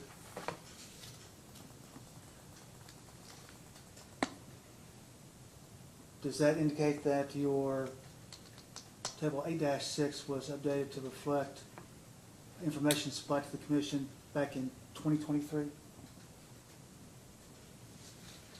I'm just wanting to see what kind of the most recent data that you had.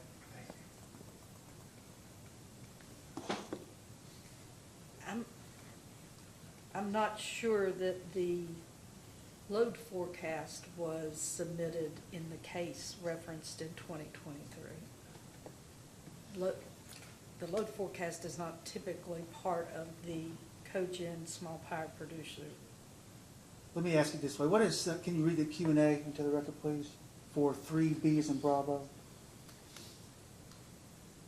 The question is, provide an update to table 8-6. The response is, East Kentucky has completed an updated load forecast since table 8-6 was published in the 2022 IRP. The updated table was provided in response to staff's first request for information in the 2023 annual cogeneration and small power production filing. So, yes, apparently we did file it in. That's all I have. Thank you very much, Chair. Okay, sure. Thank you. Commissioner Reagan. Just a couple of questions. To go back to the sustainability goals, are those yearly sustainability goals you're trying to meet? Is there a projection per year? There is it's in 5-year increments, I believe. Okay. And is compensation tied to meeting those goals?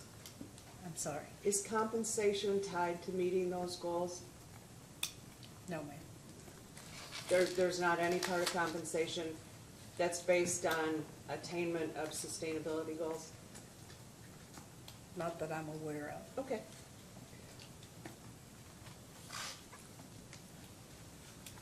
And when you were talking before, Mr. Coiler, the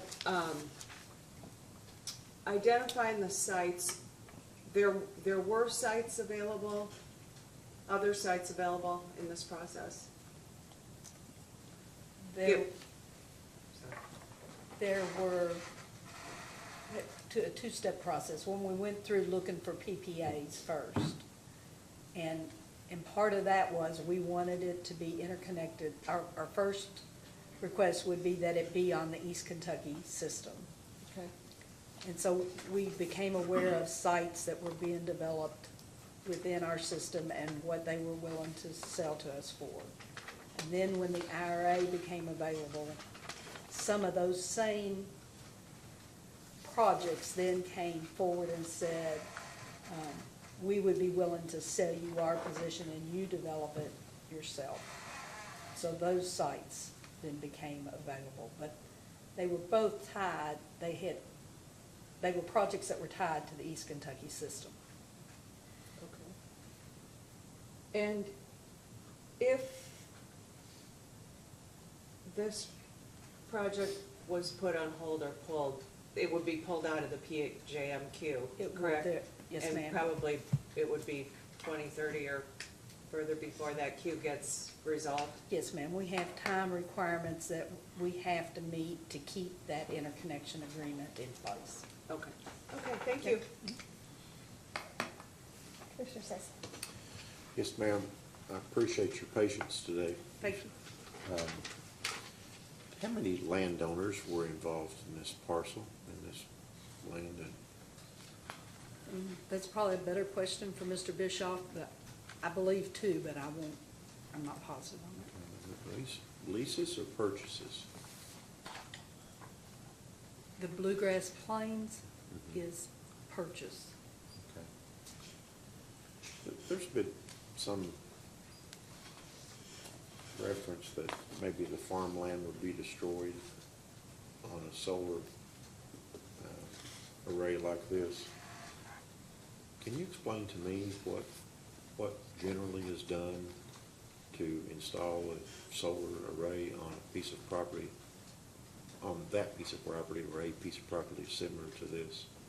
And again, the more detailed person is probably Mr. Bischoff or Mr. Young, either one, but. I'll just take your word for it. Okay, but generally, they will drive down and for lack of a better term, it's like an erector set. So you anchor both the base down, and then you connect these together and connect and place the panels on them. If they can't reach bedrock far enough, then you have to use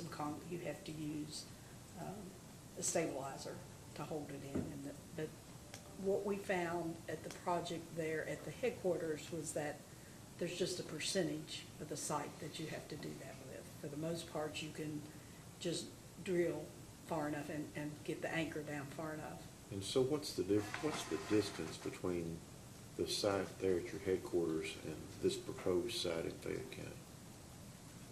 Would you guess? It's a few miles apart. It's not huge. It's within a 5-mile range. Yeah.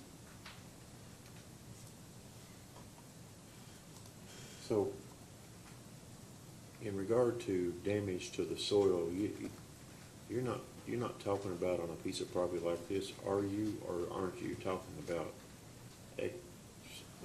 significant excavation? I don't believe so, no. You're not going to excavate the soils. You're going to just drive down into the holland. There will be grass growing around them and under it when it's completed. So the topsoil that exists there now is not going to be turned under and expose rock or something like that to the surface? You don't I think? don't believe so. There's also been a little reference occasionally to solar maybe doing something that would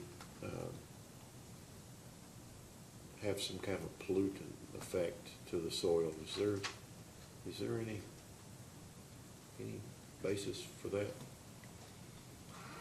I'm not aware of that. But again, When you talk about, what are the sources of funding for this project?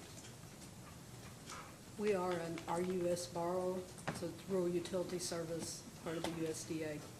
And could you give me the sources and how much those are, how much each source is? I'm going to delay that to Tom Stachnik if we can, please. He's our finance person, and he can tell you very specifically how this is funded. Okay, that'd be fine. Okay. Thank you, that's all I have. Ms. Tucker,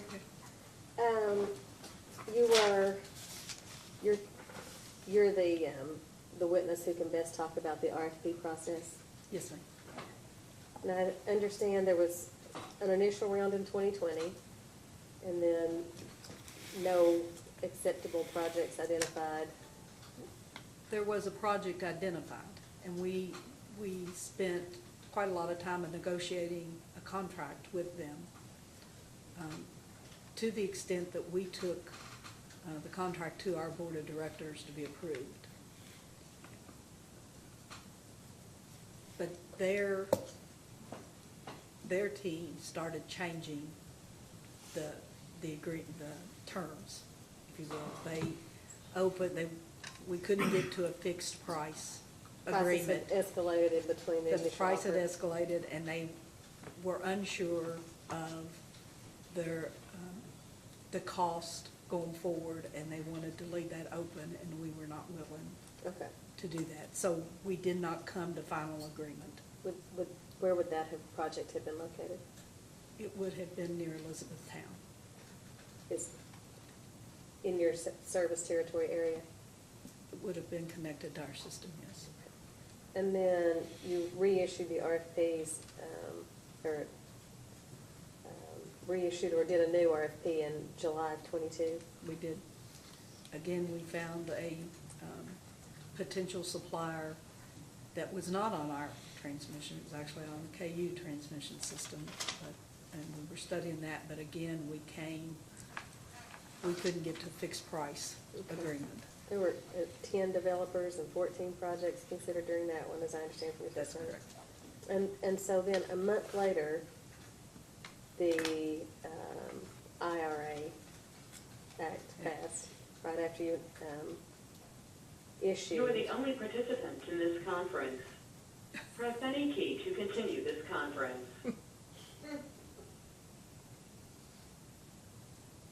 Can I look at my phone here to see if Jim's texting me that we have any issues going on? I don't think we do. Okay. I'm gonna assume we don't have a technical issue, unless I hear different. Okay. When the IRA was passed, did that have a significant effect on the RFP that you had just issued a month prior? The effect that it had was that we then questioned if we should look, we had never looked at self-build options to that point. And then with that act, it made it more palatable? That act made it more palatable. And was that because of tax credits? It was. So we couldn't, there was a 30% tax credit previously that we were dependent on someone else getting advantage of that and passing that through the pricing, through the PPA to the degree that they would.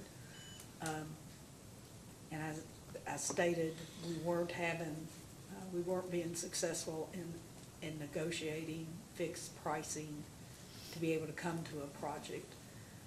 Once we started looking at being able to get the 30% credit ourselves and being able to contract and get the pricing firmed up on what we were able to do, it was more advantageous for us to look at self-build as opposed to the PPAs. There had been 5 or 6, 5 developers with 6 projects that had been shortlisted.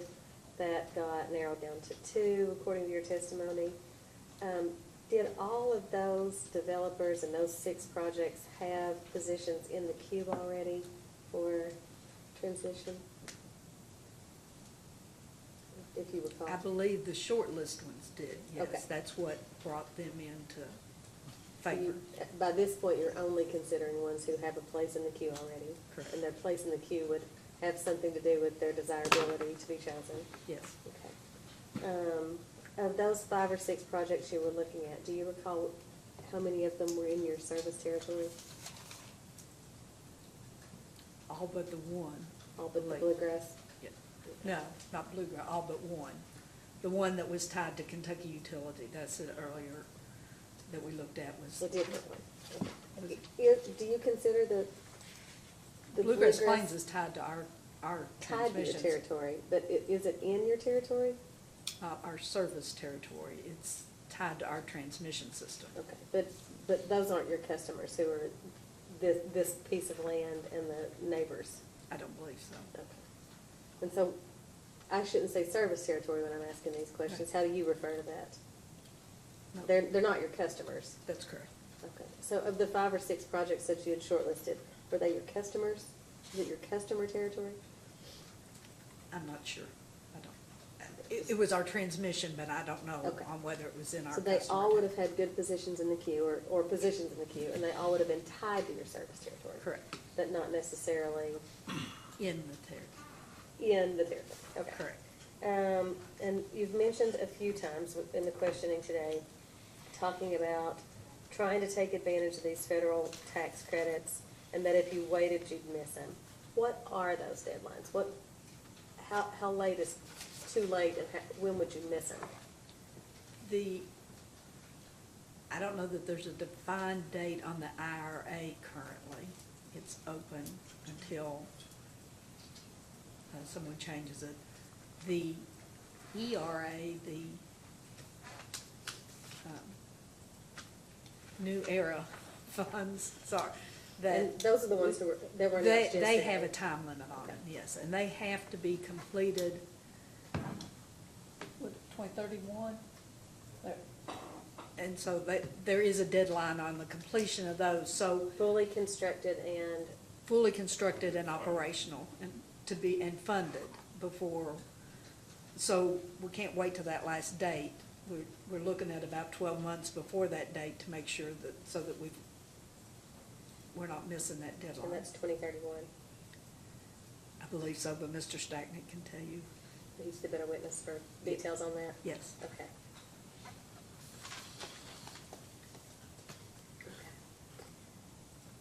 So, any of those projects would have sold you their position in the queue, I guess, as part of, I'm not sure if all of them offered their position in the queue. okay. When you decide to self-build, are you also taking advantage? Like, did you get a position in the queue when you decided to self-build? That's part of what you pay that developer for. Okay. You're gonna buy their And position. who was this developer that you ended up choosing? For Bluegrass Plains, it was Savion. Okay, and then the Marion County was already approved by the PSC. And who was that developer, if you recall? And if you don't recall, it's okay. I'm not sure. I'll ask someone else. Okay. Because I got you under oath. Yeah, that's I can't ask correct. someone else. Okay. So, a lot of the public comment and a lot of the questions that I have are going to be related to whether you considered other alternatives to this site. And if you're not the best witness for these questions, let me know and I can ask Mr. Bishop. I understand if you're not the best witness for some of these, and I'm going to give them a shot. Okay.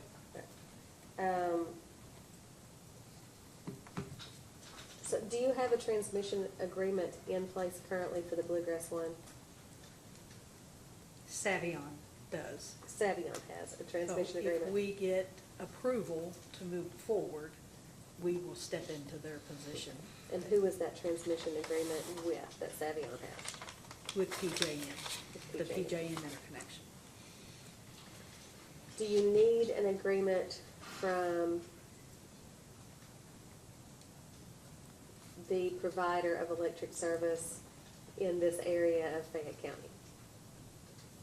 No, because this never goes to distribution. This is tied in at the transmission level. If you needed service to hook up electric service at this site in the Bluegrass site, who would you have to get electric service through? Kentucky Utility. And you don't need an agreement with Kentucky Utilities? No, we're not.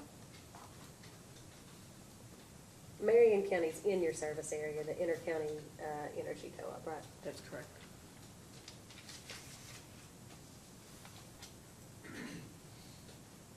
Someone asked you questions earlier about, or maybe it was just in your testimony that I read, about net metering and how the member owners get a one-to-one credit for net metering.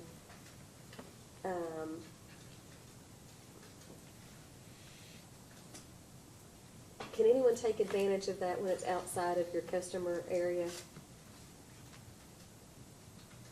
Or is that just for, like, can anyone get advantage on that net metering one-to-one credit from the Bluegrass area? that may not even be making any sense the way I'm asking it. I want to know if there aren't customers in this area, will anyone benefit from that? From net metering, Mhm. the net metering would apply to their When someone else provider. owns the solar, okay. So, I was just trying to relate that to your testimony about the net metering. It doesn't really have any bearing on No. this Bluegrass side, okay. One of the public comments that I read talked about, they believed, whoever had made the public comment, that EKPC had attempted to bring this project, they said, but at least a similar project to Clark County. But local objections had, that in this public commenter's opinion, forced you to move it to Fayette because 3,000 people had signed a petition to cause a solar area to not be constructed in Clark County. Do you have any opinion about whether this is the same or about that comment? I read that comment. I believe the project they were referencing was an independent power producer that was looking to build in Clark County. That was not East Kentucky. It's a Okay. project, it was not one we ever Okay. looked at. Were you looking at contracting with that No, that ma'am. IPP? Okay. No, we were not. So we were asked about it, so I'm guessing they tied us to it because we had answered I maybe see. some questions about it. But we had never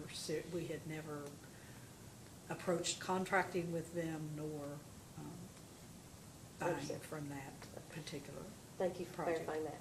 Yes. And does EKPC, you do have a solar array already, like near I-64 in Clark County? We have an 8.5 megawatt project there at our headquarters site. And at 8.5 megawatt, how many solar panels is that approximately? I'm not sure Okay. how many. But this one will be 40 megawatts. But this one will be 40. That one And I'm talking about that one Bluegrass does again. face the interstate, and it does have a sign on it, so we don't need the interstate. We're not looking at Bluegrass Plains for visibility or And I location. was gonna ask you about that later, whether that plays into your decision-making when you're finding a site. No. Is it useful to have a billboard, as someone commented? We have one today on the one there at the headquarters, but that's not a goal of the project, and that's not part of the consideration. The length of this project, is it about 30 years? I believe so. Between 20 and 30. is what they- So we get asked a lot of questions about permanent impact on soil in these questions. I don't think these projects have been around long enough that any of them have been decommissioned. Are you familiar with any I'm not personally. to know the long-term effect? And whether this is a permanent changing of the use of land? Do we know? Again, we probably have witnesses that can answer this better, but my understanding is if you took it down, you'd take all the equipment up and you would pretty much leave it back to the way it is today. I don't know of any permanent structure that would require you not to. And the decommissioning plan, in this case, who would be the best person to talk about that? Patrick Bischoff or Josh Young. Okay.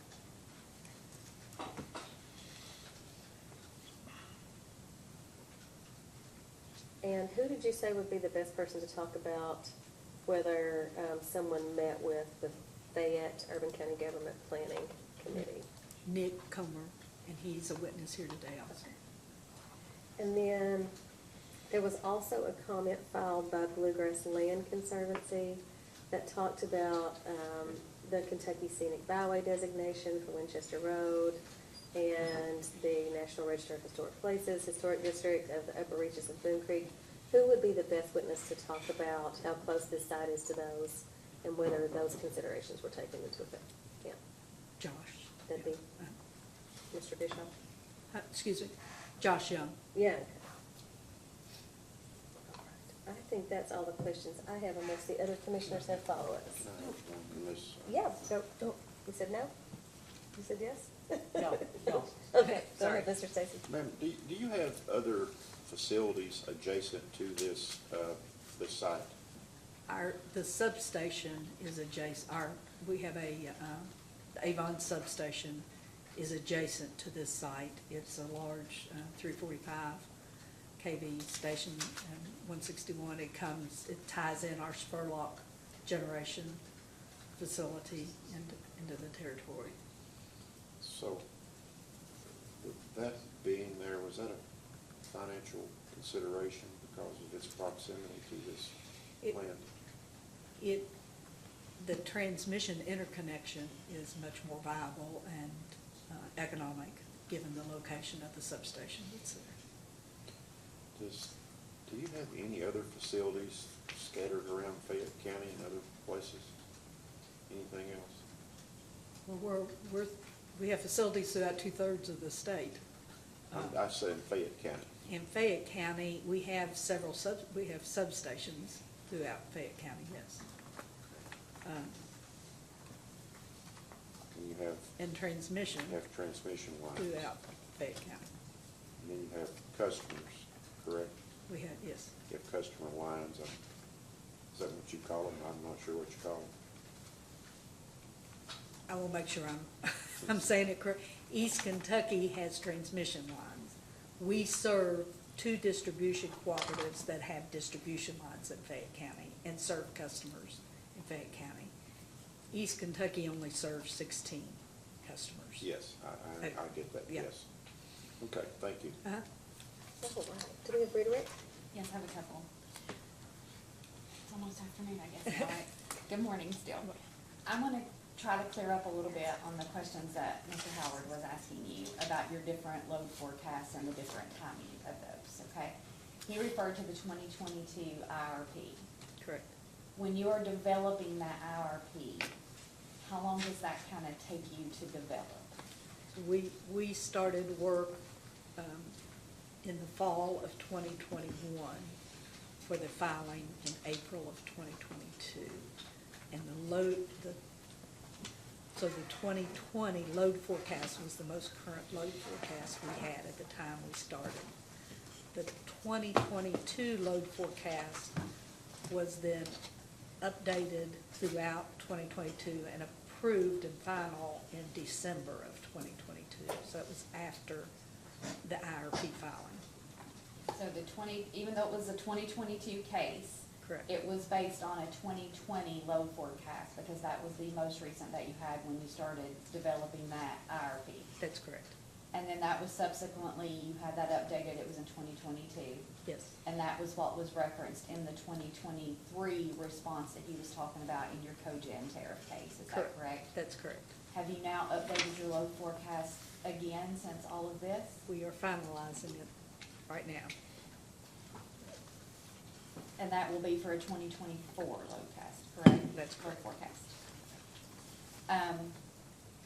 One of the other questions, I think this was from Commission Staff, Mr. Collier, and he was asking you about the different dollars per megawatts that was in your testimony in responses to data requests. Correct. And you stated that those were developed, by the time you got to respond to data requests, you have more information on the IRA funding and those types of things. Correct. Do you have more information now regarding like the new era funding that are not included in those numbers? Yes. And so none of those numbers now, even though you said each project was economically viable on its own, those numbers do not include any of the new era funding that was announced yesterday by the governor, correct? They do not. So in your opinion, would these probably become more economical when you include that funding? Yes. Yes. We were conservative in our economic analysis that was supplied in here, but everything that's happened has improved those economics from what we stated in the case. And then I think you cleared this up, but I just want to make sure you did. When Chairman Hatton was asking you questions about the 2020 RFP that you did, and there was the one project near E-Town that you were talking about, was that going to be owned by EKPC, or were you just going to be purchasing that energy through a PPA? We were purchasing that energy through a PPA. And your 2022 IRP, the information that was included in there for solar on the tables that Mr. Howard was referring to, those were for purchasing, That's correct? Like for PPAs for solar. That's correct. And since that time, the new funding, the IRA funding, the new ERA funding has kind of changed your position on what would be more economical for EKPC to be able to do. Yes. I have nothing further. Okay, any follow-up? Mr. No, Howard, thank you. Mr. Miller? Staff? Okay, any reason why this witness may not be excused? All right, Ms. Tucker, you can be excused, and I think we've got some pretty good timing for a lunch break here. So, I think I will say we'll take an hour and be back here at 1.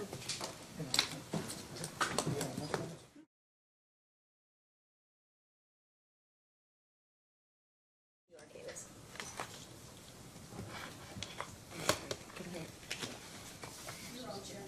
Okay, we are back on the record in case number 2024-00129, East Kentucky Powers, various petitions, and let's see, counsel, you may call your next witness.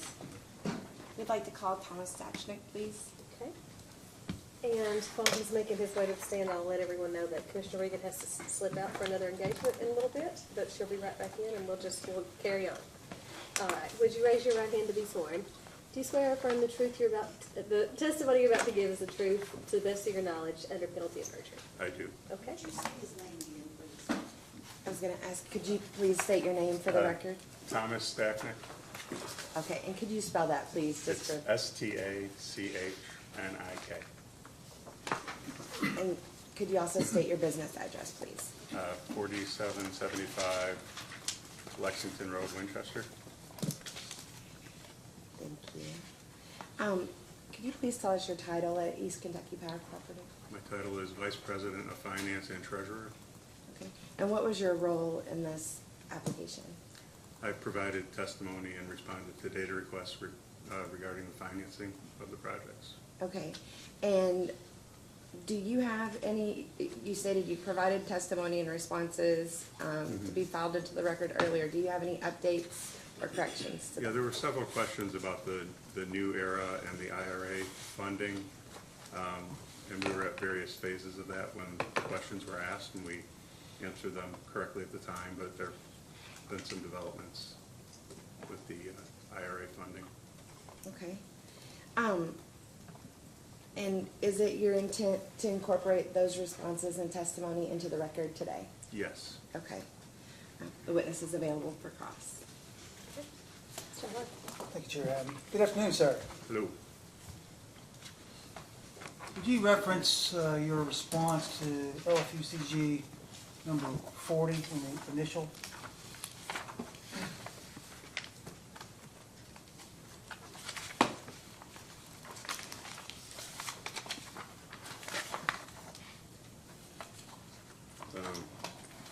Is it DR1, number 40? It wasn't him. Oh, Do you yeah. want me to- 44. 44. I meant to say 44, apologies.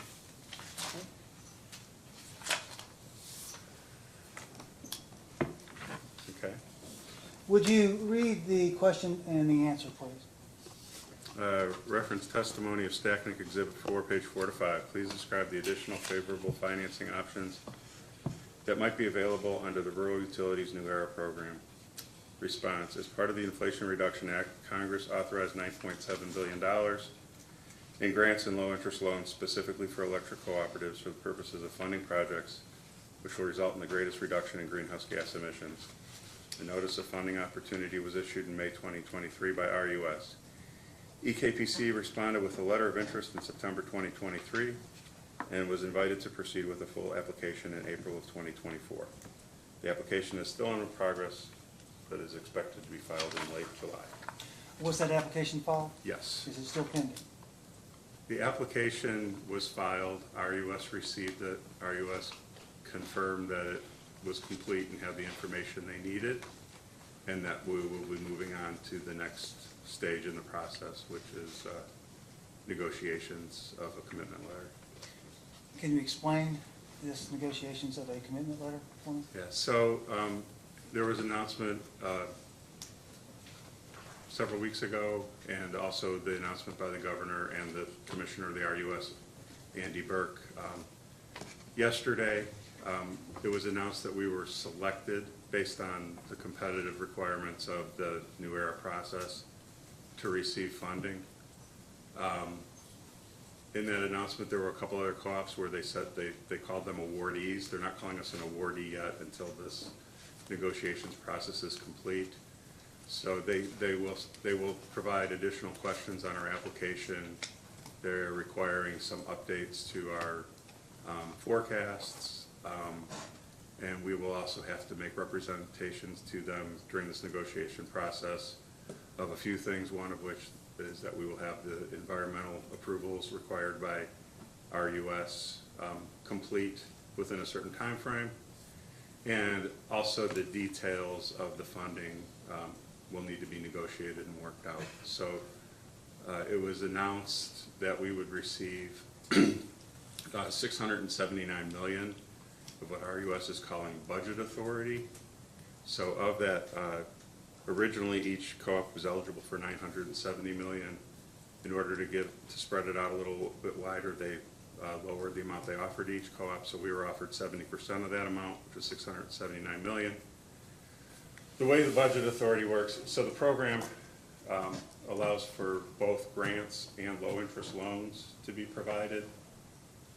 If you accept a grant, that can be for up to 25% of the value of the project, and that uses one-for-one dollars of budget authority. So if we had $679 million available for grant, that would be $679 million of budget authority.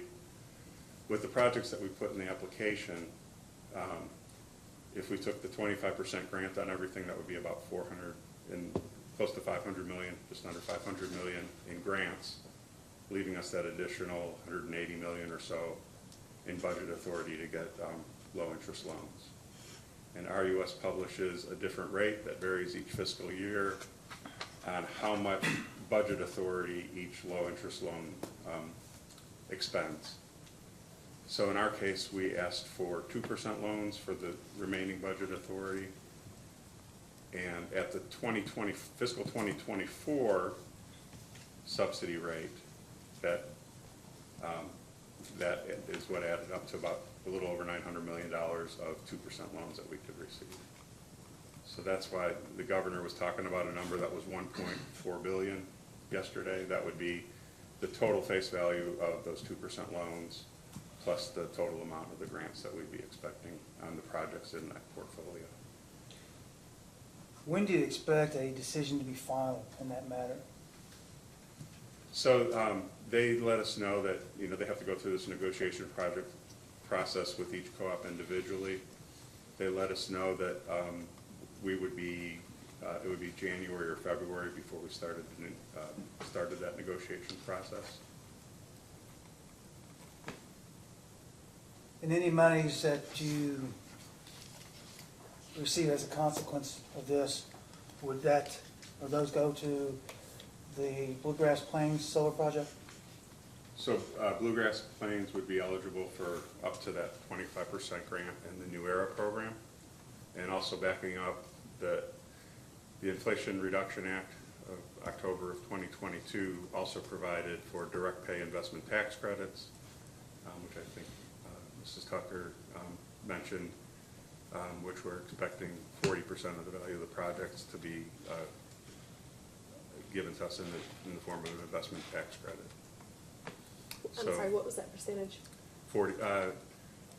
It's 40%. It's 30% is the base level, and then because our projects are located in energy communities, it could be an extra 10%. So both of those, the grants and the investment tax credits are money that we will receive after commercial operations of the projects.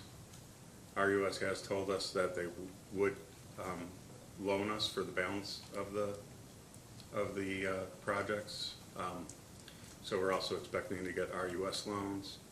Like I said, it can be up to about, depending on, this is a new fiscal year, so that budget authority number changes, the subsidy rate changes, so it might be a little bit less than that $900 million I mentioned, but We can make up the rest with a certain amount of 2% loans, which are very favorable. And on all of our projects that the co-op does, we can get RUS financing, which is treasuries or treasuries plus an eighth financing.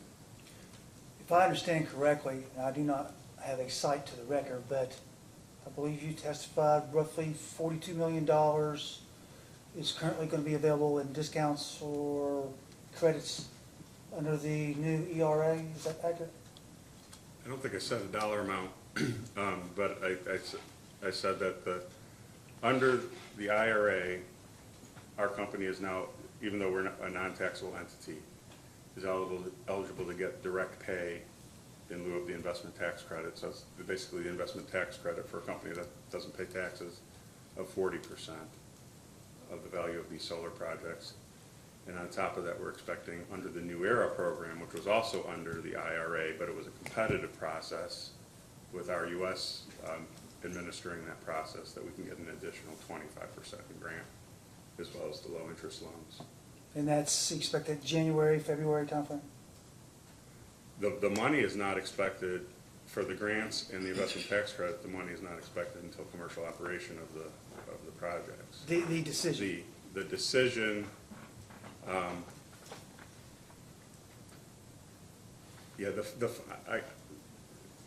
we need to negotiate a commitment letter with RUS, and that negotiation process is supposed to be in the January and February timeframe. With RUS timelines, I can't say that means we'll have a commitment letter in hand by January or February. It could be later in the spring, March, April? possibly.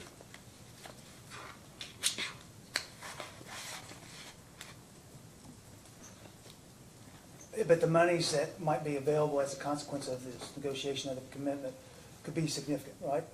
Yeah, a 25% grant upon completion of the project, and a 2% loan for up to 75% of the value of the project. So can you assign a dollar value to that regarding the Bluegrass Plains project? I would just go with at least 65 cents on the dollar. So if you've got so much already in New Era tax credits, that this would be in addition to that? The investment tax credits, yeah, it would be in addition to the 25% grant on the New Era program. Okay. At 65 cents to the dollar rate? Yeah, 40% for the investment tax credit, which I believe Mrs. Tucker said was already baked into what we have in the application, but the 25% additional grant from the New Era program was not a sure thing at that time. Thank you. Thank you for your patience. That's all I have. Okay, Mr. Long? Just a couple questions. Thanks, sir. I'm trying to figure out, I'm trying to reconcile, for example, how would the financing have looked had you all pursued the project? Is there a reason why you didn't pursue the project in Clark County or at the existing Lexington Road facility, for example, as opposed to Fayette, where you're at? I think those would be questions for Mr. Bischoff. Okay, fair enough. Okay. And I was just trying to figure it out because, well, I'll move on. But yeah, that's all I had for you. Okay. Okay. Staff? No questions, thank you. No questions? Commissioner Reagan? I don't have any. Commissioner Stacy? Uh, I just have one question. Your answer to his questions is a little bit vague to me. Can you explain that in more, in a little bit simpler terms, what the total investment would be here on this project?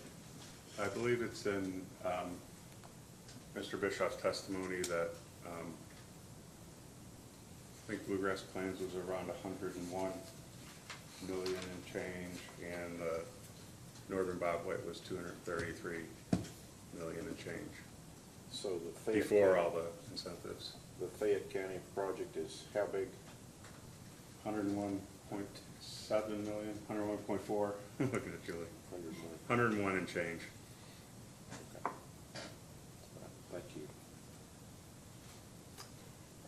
It wasn't in your testimony, so there may well be someone else that's better to answer this question, but as I understand it, the Marion County property is going to be a lease. Yes. And the Fayette County property is gonna be an outright purchase from 2 owners? Is that right? I can't talk to the number of owners, but I can say that Marion County is gonna be a lease, and that's why we had to do the additional filing requirements under 278.300. Gotcha. And then it's an outright purchase in Fayette County, as far as you know? I believe so, yeah. Do you know the amount that's being Of the paid for the land? land? I think that would be a question for Mr. And Bishop. if you don't, someone else can. Is And that I think it's confidential? confidential. Yeah. Yes. That's all the questions I have. Okay. Redirect? Nothing. Okay. Any reason why this witness couldn't be excused? No, Your Honor. Thanks. Yep. Please sit down. Call your next witness, counsel. We'd like to go ahead and call Michelle Carpenter.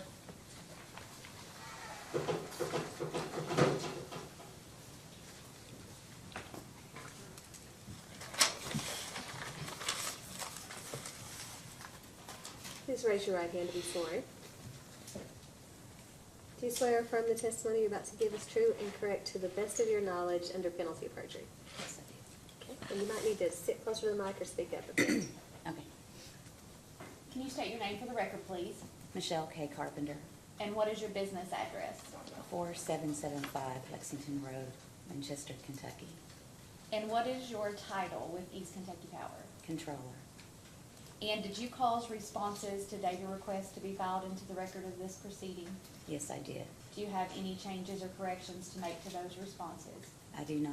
Is it your desire and intent to incorporate those into the record of this proceeding today? Yes, it is. The witness is available for cross. No cross. No cross. Steph? No questions. Commissioner Reagan? No questions. Commissioner Stacy? Yeah, how did you get so lucky? She only had 2 responses. That's right. Oh, good question. All right. And I don't have questions either. I assume you don't have redirect. No, I do not have any redirect. You may sit down. Any reason why this witness couldn't be excused? No, Your Honor. Because y'all missed your chance anyway. All right, call your next witness, please. We'd like to call Patrick Bischoff to the stand, please.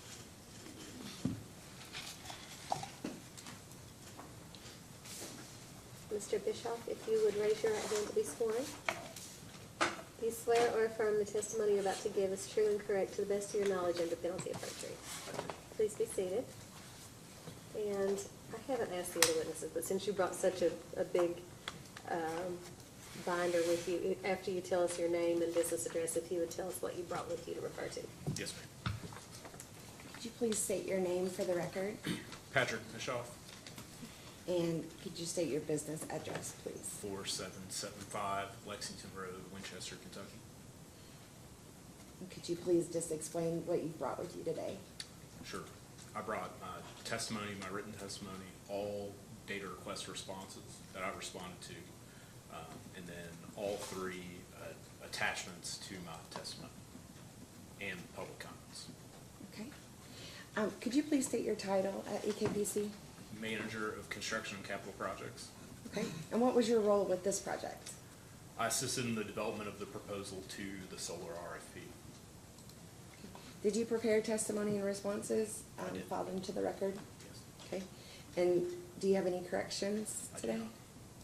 Is it your intent to incorporate those responses and testimony into the record for the hearing today? Yes. Thank you. The witness is available for cross. Mr. Howard? Thank you.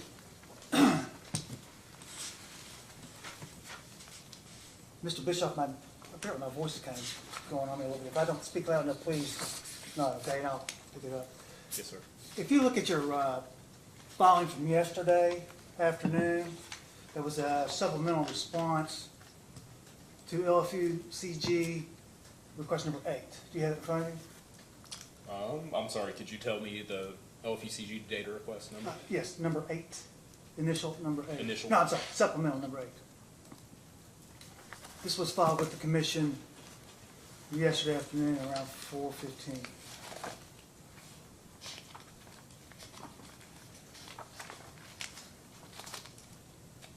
Yes, sir.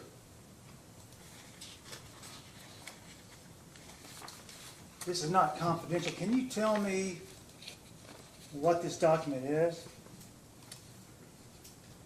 The generation interconnection agreement with PJM is the final agreement between developer, PJM, and the transmission owner for the execution of the development of a project.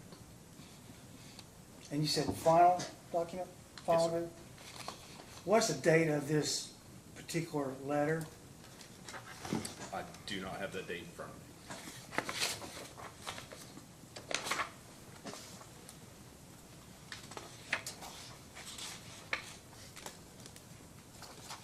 Do you have the response in front of you? You said you did, right? The response, yes, sir. Do you see a September 16, 2024 letter?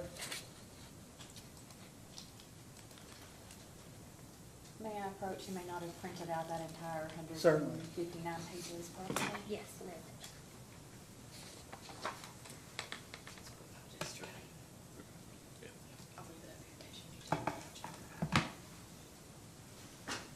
Yes, sir, I do see the September 16th, 2024 date. And as Ms. Honaker was, if I heard her correctly, stating it's, what, 159 pages in length, this supplement? 161. Okay. Yes, sir. When was this document available to you? This document was publicly available shortly after September 16th, 2024.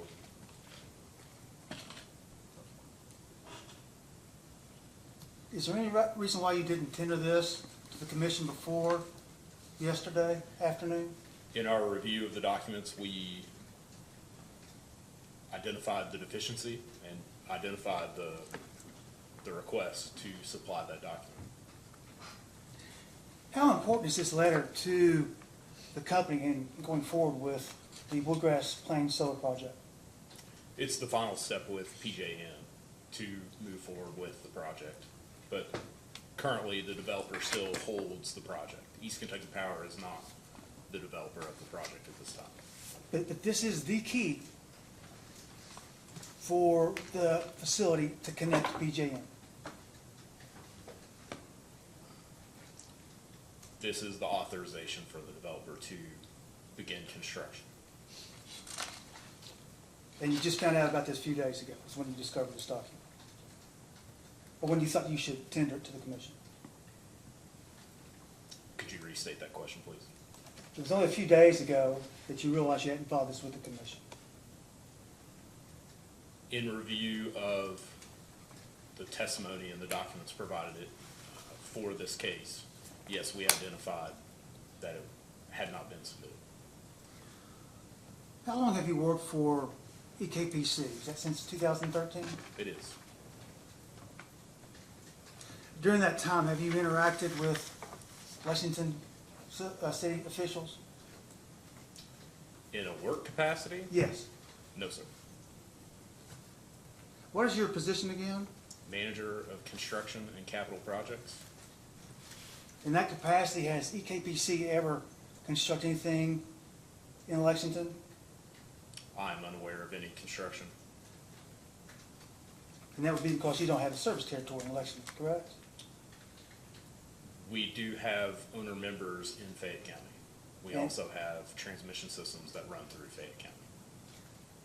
And you never had any need to interact with Lexington officials for construction in your service territory? I have not had.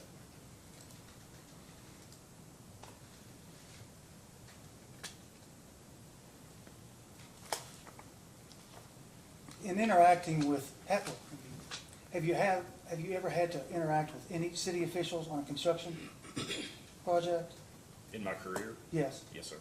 How about with EKPC? City officials at LFUCG? No, outside of Lexington, just city officials in general. Yes, sir. Have you ever had to interact with them on projects involving zoning issues? No, sir. Would you have inquired whether there were zoning issues involved Inquire to city officials? with them? Would you have spoken with the city officials about whether there are any zoning or other regulatory issues that could involve or relate to the project? No, sir.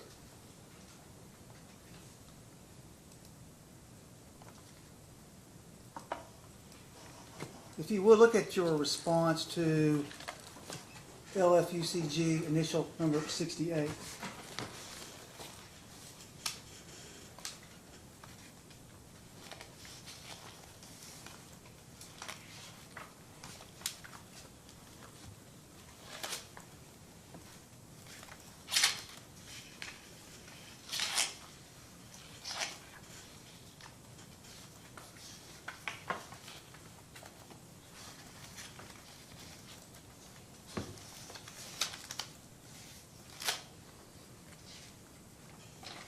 Yes, sir.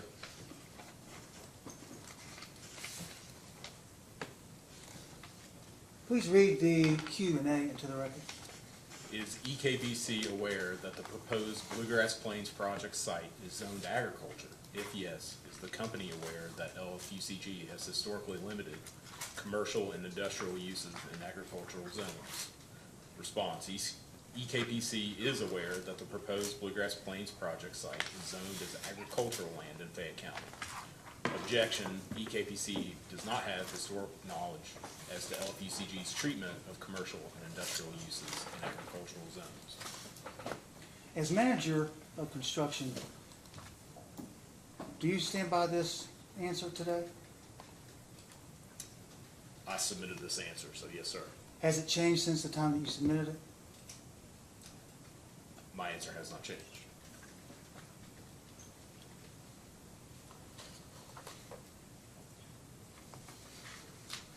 Have you heard any discussion about development programs, purchase development programs, purchase of development rights in Lexington? Let me rephrase that. I am aware.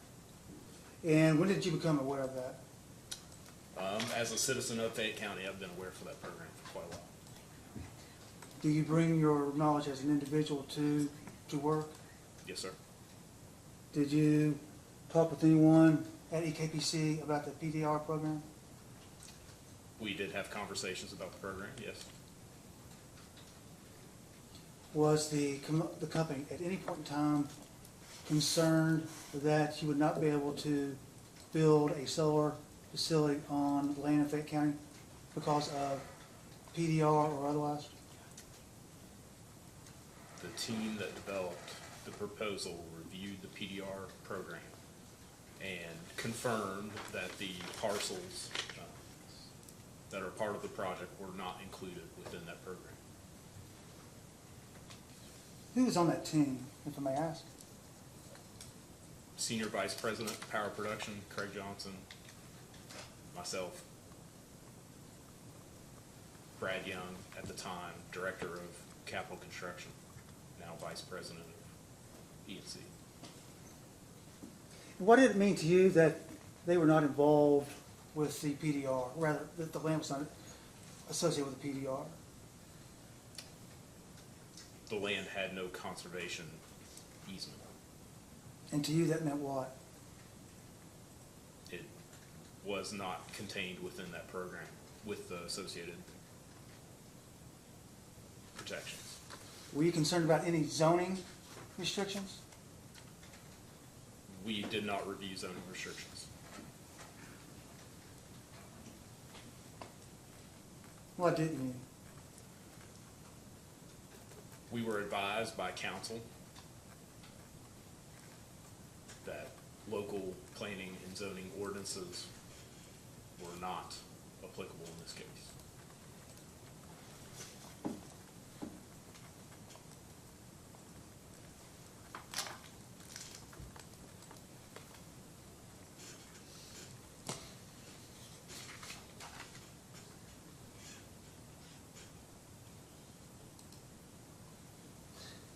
Please reference your response to LFUCG initial number 27.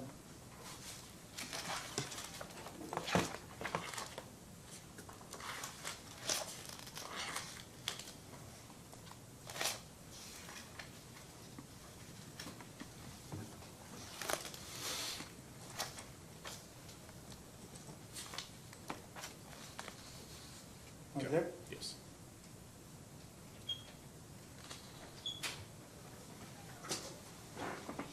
You used a number of 88,000 single-axis tracking PV models in your answer, do you not? Yes, sir. And that question was, how many modules would you be using? And you responded 88,000.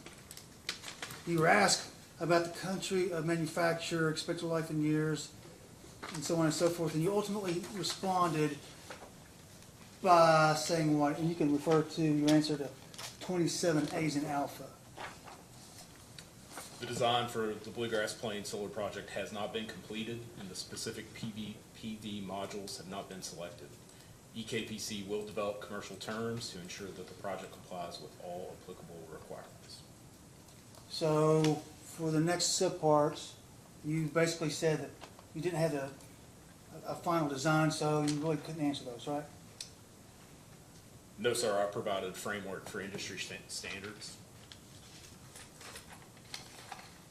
Okay, let's just, maybe I can hit on a few of these. How about the country manufacture? Again, A, you just read the answer. How about B, expected life in years in general? What is your answer to B's in Bravo? The design has not been completed and the specific PV modules have not been selected. Industry standard life for PV modules is 25 to 30 years. I think you skipped a line there, didn't you? No, sir. Okay. D is in David. Industry standard is 25 to 30 years. EKPC has modeled depreciation off of 30 years. And then E was expected life in years based on the company's anticipated worst-case schedule as proposition as insured, if any. What's your answer to E is in Edward? The design has not been completed and the specific PV modules have not been selected. Expected life cannot be ascertained at this time. However, EKPC believes 30 years is a reasonable estimation. I think you stated at the beginning of your testimony that you have your exhibits today. Yes, sir. You have attachment PB-1. I do. And if I don't understand it correctly, looking at your response to number 27, you don't know which modules EKPC will use, correct? That's correct. If you look at page 29 of 69 of that PB-1 attachment,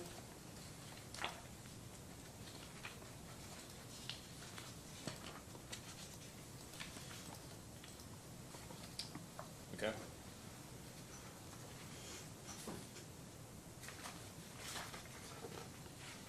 if we look at the column SAT, what does SAT stand for? I did not develop this table. Excuse me? I did not develop the table. I cannot tell you what that acronym stands for. This is an attachment to your testimony, is it not? It is. Do you know if we look at the entry for modules, there is an entry for 88,875, correct? That's correct. Is this the number of modules that will be used for the Bluegrass solar facility or not? No, sir. This is a proof of concept layout, general arrangement layout for the facility that was provided by a third-party consultant, 1898 and Company. This was a part of our vetting process to ensure that we could receive the amount of generation that the developer had previously implied they would get on the site. And then also for the PV module, there is a specific entry here, Jinko Solar. That's correct. Same justification. It's a specific type of panel selected to gain proof of concept for the project and to verify that what the developer was selling was accurate. So it's by no means indicative of what you would actually use. So That's it's correct.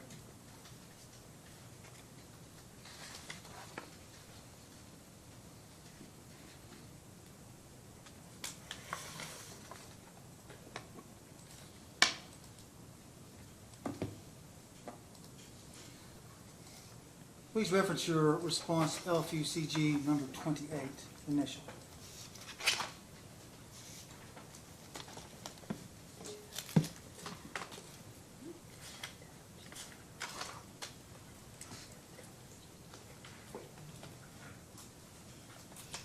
Do you have that? Yes. Can you read the Q&A for me, please? Can the modules planned for this project be recycled? If yes, describe the process. If not, will the panels be discarded as solid waste? Response, the design has not been completed and the specific PV modules have not been selected. EKPC acknowledges that PV module recycling is an alternative in conjunction with end-of-life replacement or decommissioning. Upon approval of the CPCN by the PSC, EKPC will continue development of the project and planning for the facility, which will include a decommissioning plan that will account for module removal and disposal or recycling. Thank you. Do you know, as you sit there today, whether any of these panels will be recyclable? I cannot say that at this time, but that is something that East Kentucky Power will look into.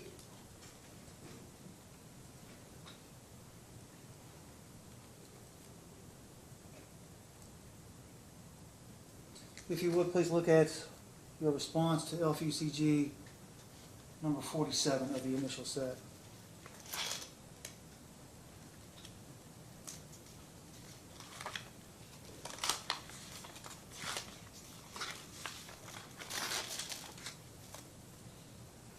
Okay. In the question to restate, you were asked whether there would be any warranties on the equipment, Yes, sir. and your response was you don't know at this time. That's correct. Do you know, just generally, whether there are warranties for equipment or materials that will be used in this facility? In a comparable facility, there are a host of warranties, equipment warranties, and other commercial terms that we use to verify And when you say, effectiveness. I'm sorry, go ahead. When you say comparable facility, you're referring to what? For example, we have Cooperative Solar One, the aforementioned solar facility that East Kentucky Power owns at our headquarters facility, the 8.5 megawatt solar farm.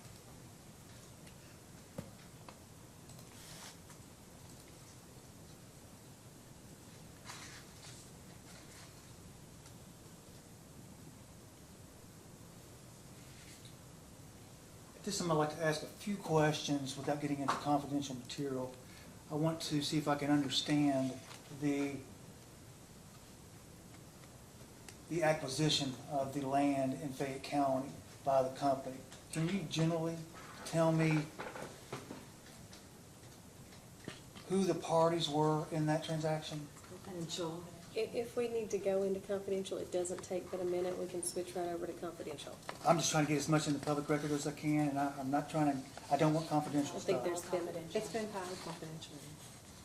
and we haven't ruled on the I think you nature. heard on everything. One thing you denied partial confidential treatment on, but our 20 days to ask for rehearing on that has not run, so it's still considered confidential at this time, everything you filed. But it is very simple to switch into confidential. That's fine, yes, Okay. let's do that. If I have questions, then they are publicly available, I'll pull those back. Thank you. Let's switch to confidential and let us know when we're ready.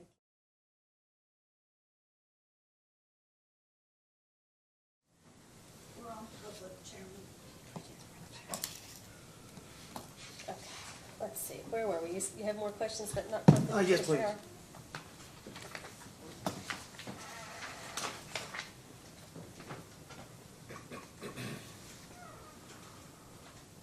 I will ask one question that is in the public record. If you'll refer to, on the land transaction, it's in the public record. If you'll refer to the response to LFUCG initial number 45, please, sir.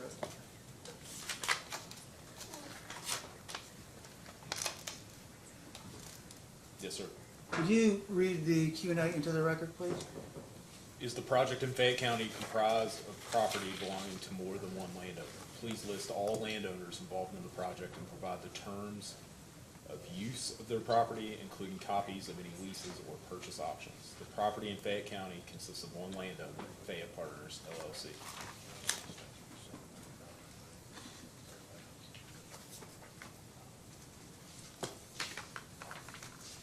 Are you familiar with Fayette Partners, LLC? I'm familiar with the name. Do you know who was on this LLC? I do not, no, sir.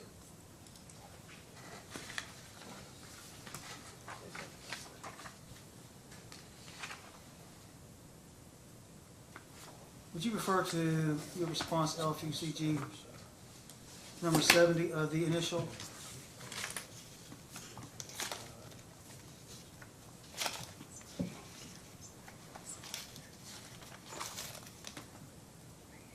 Okay. If you would read the Q&A, please.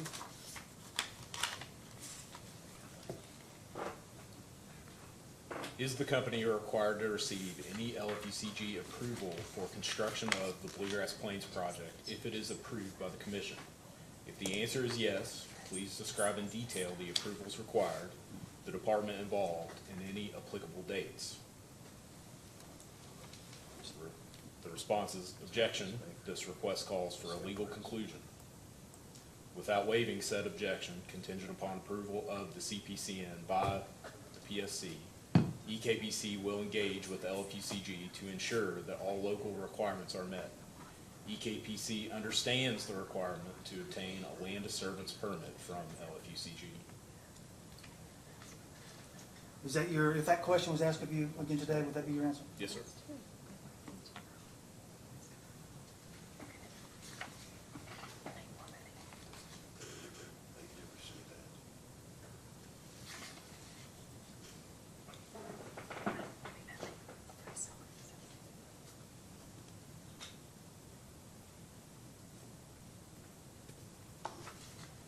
I think I just have one more question. That would be, we'll get your answer with a question and answer to LFUCG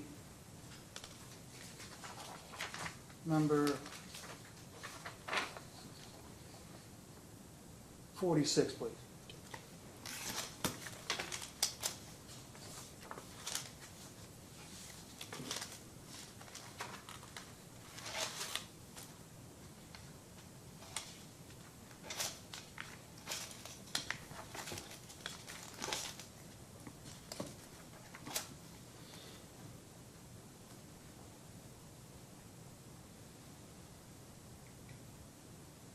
Would you read the Q&A, please? Sure.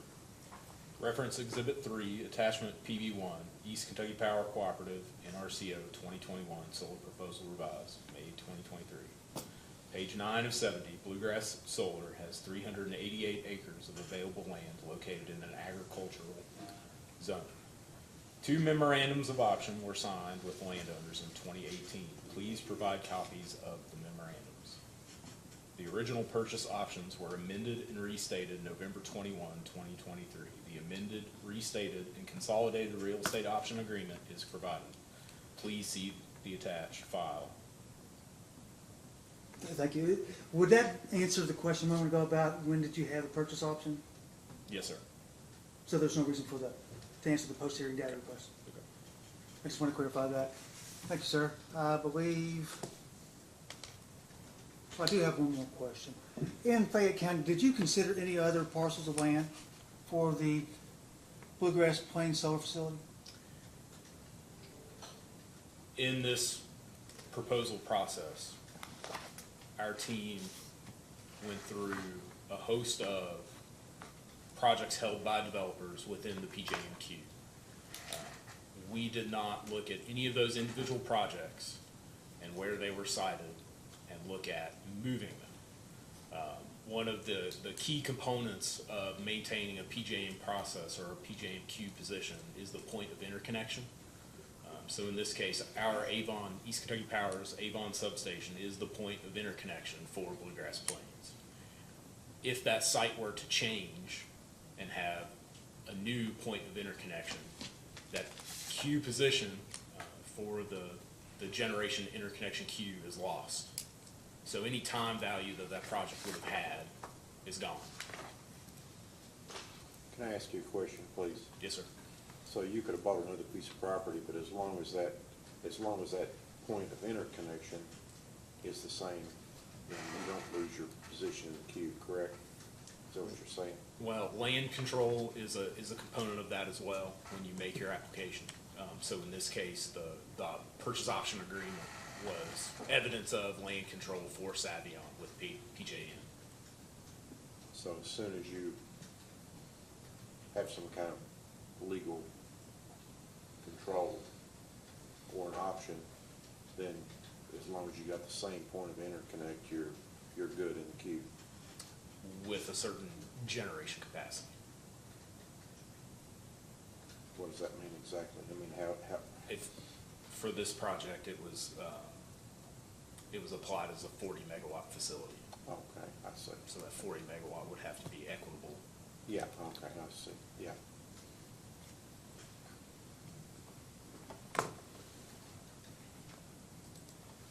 All right, great, thank you, Madam Chair.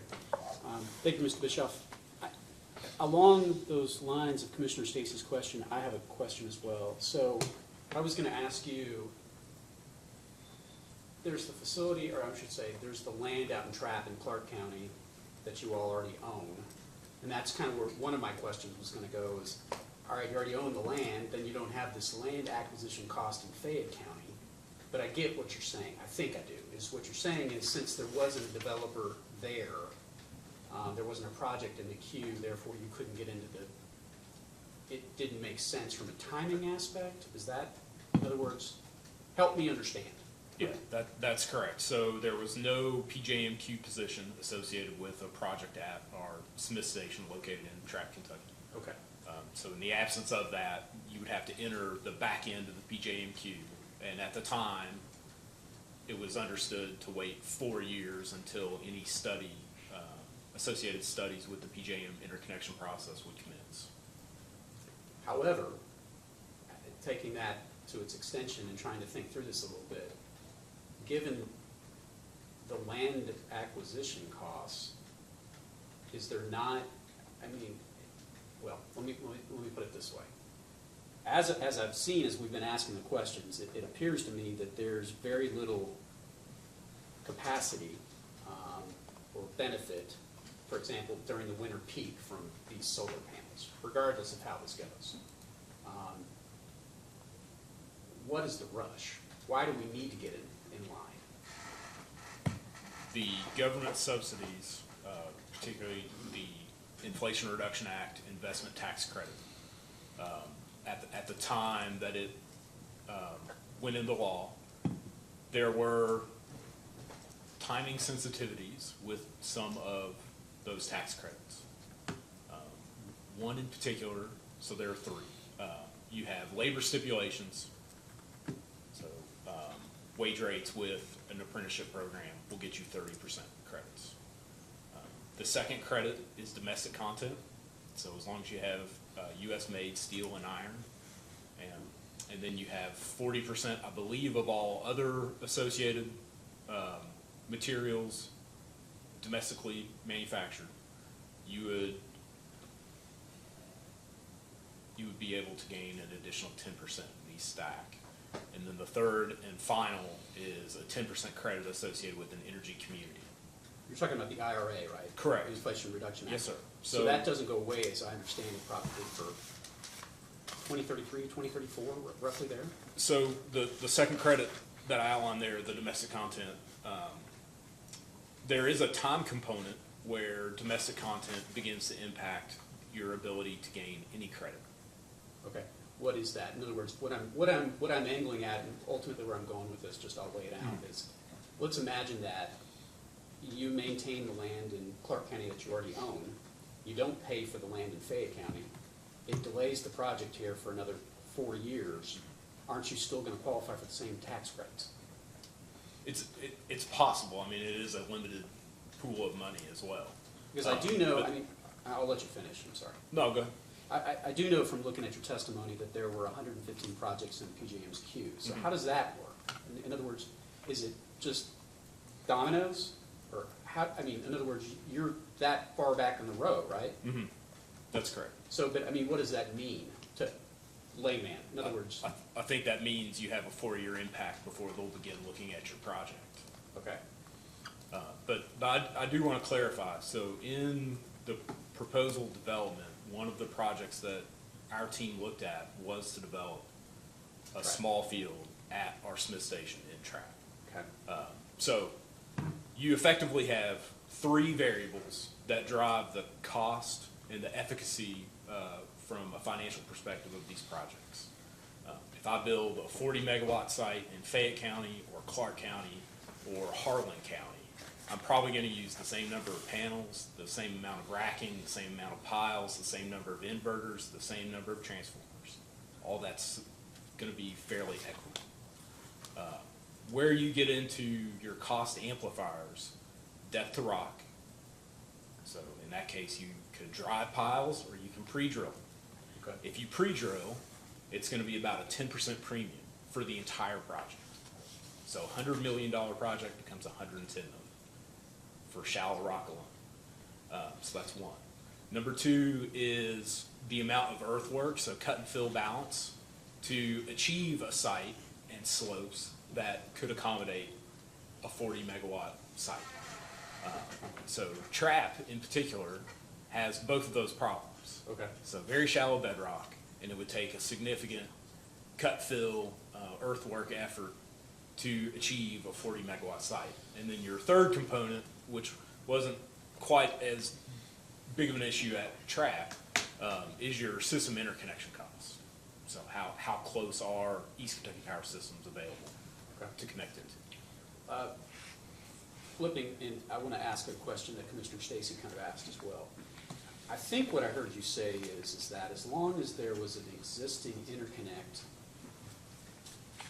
you could, I don't want to say you could take like the 40 megawatt at Fayette and connect it in, or how does that, what were you trying, I don't think I understood exactly what you were saying. As long as there's an existing interconnect, how does that work? I'm not certain what latitude developers have to make adjustments within a project. Okay. Once it gets into the queue and it maintains a certain position within PJM's interconnection queue. I do know that if you change the point of interconnection, you lose your position. Okay. I do know if you change, especially increase the generation, you will lose your position within the queue. How does it work with the one off Lexington Road right now, the one that you pass on the highway? When you get on, is that being fed into PJM as well? That actually feeds into Kentucky Utilities. It feeds into KU? Yeah. Okay. Okay. All right. Was there any thought to just simply putting a 40 meter, could you add on to that existing field? We do not have the acreage there. You don't? Okay.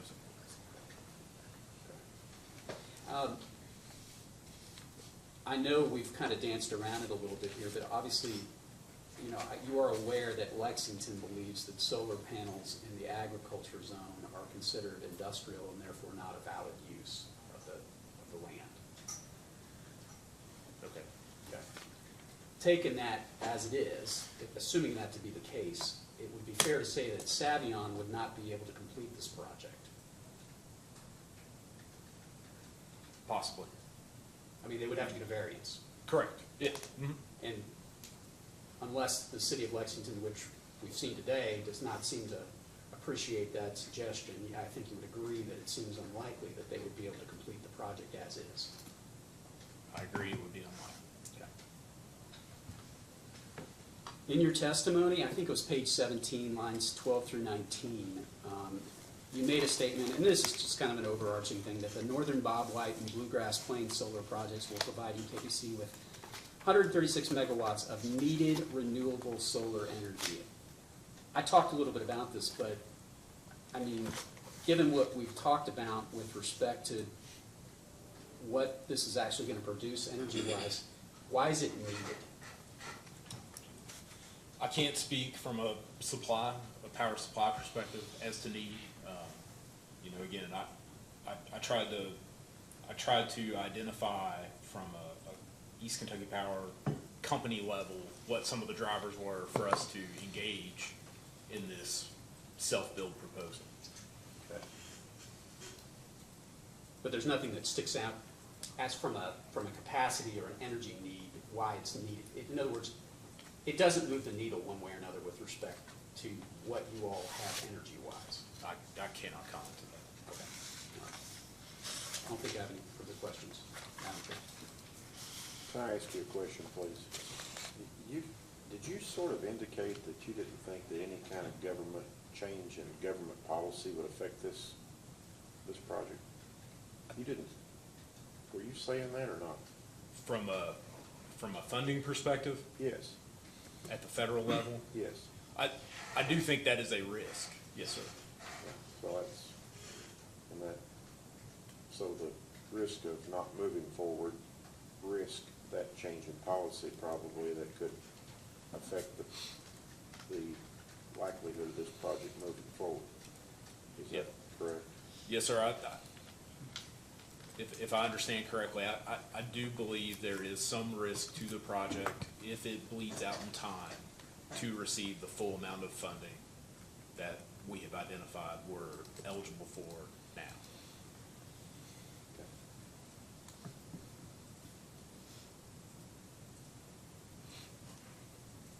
And just to follow up on that line of questioning, assuming control of Congress changes, the law changes, somehow they no longer provide this funding has been approved or not, with the announcement yesterday.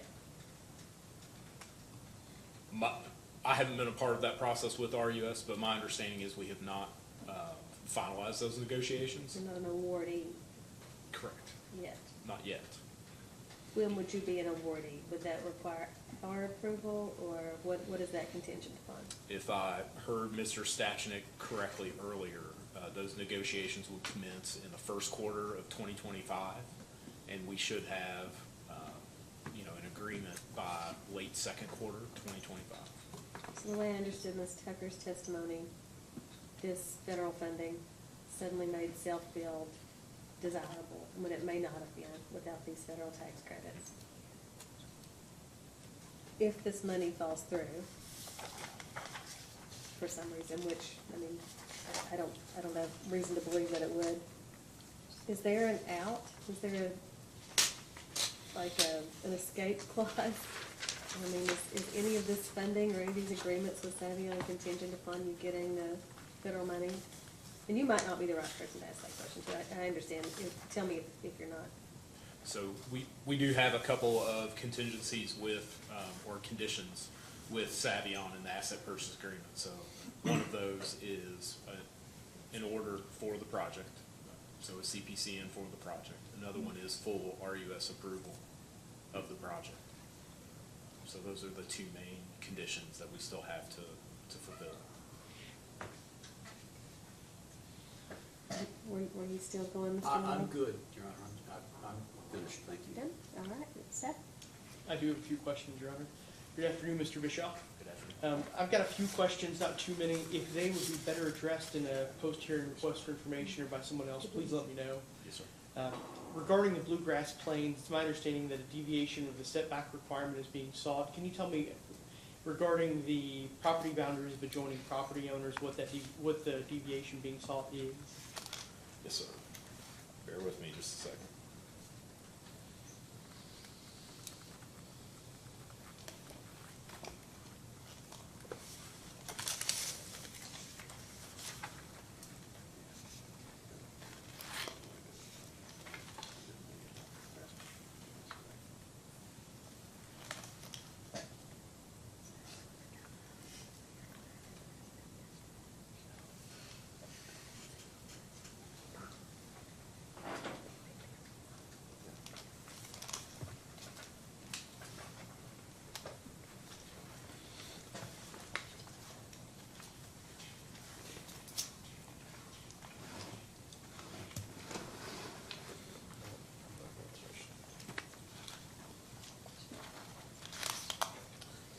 All right, consistent with the response provided to PSC Data Request 1, Request 17, the setback deviations are from the 1,000-foot setback.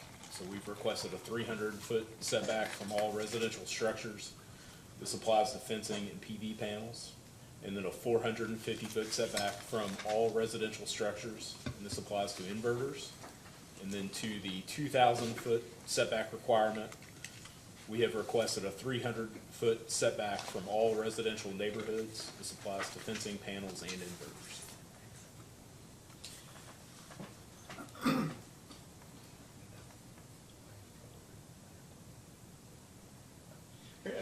So, What was the requested setback for residential neighborhoods, schools, hospitals, or nursing facilities?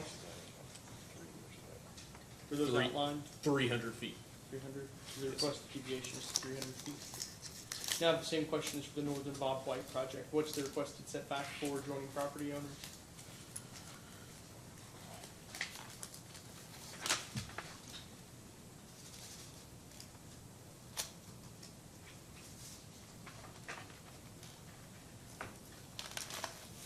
Sorry, bear with me.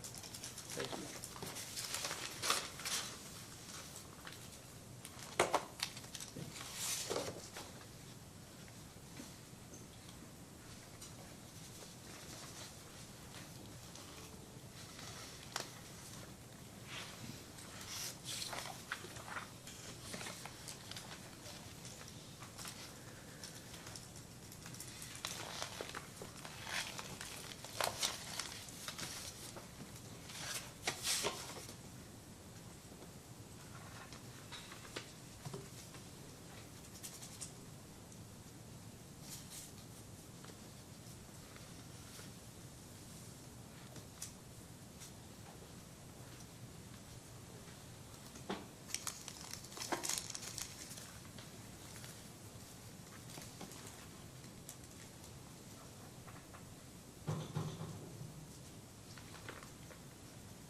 I'm sorry, I do not have a copy of case 2020-208. I would like to reference for that. So that's actually, that gets to the heart of my question. So Okay. one of the responses, your response to that request was that they were seeking the same setback as that previous case, and then another one seemed to provide a different number. So I can make that request through post-hearing data request if you'd like. Okay, yes, sir. Okay.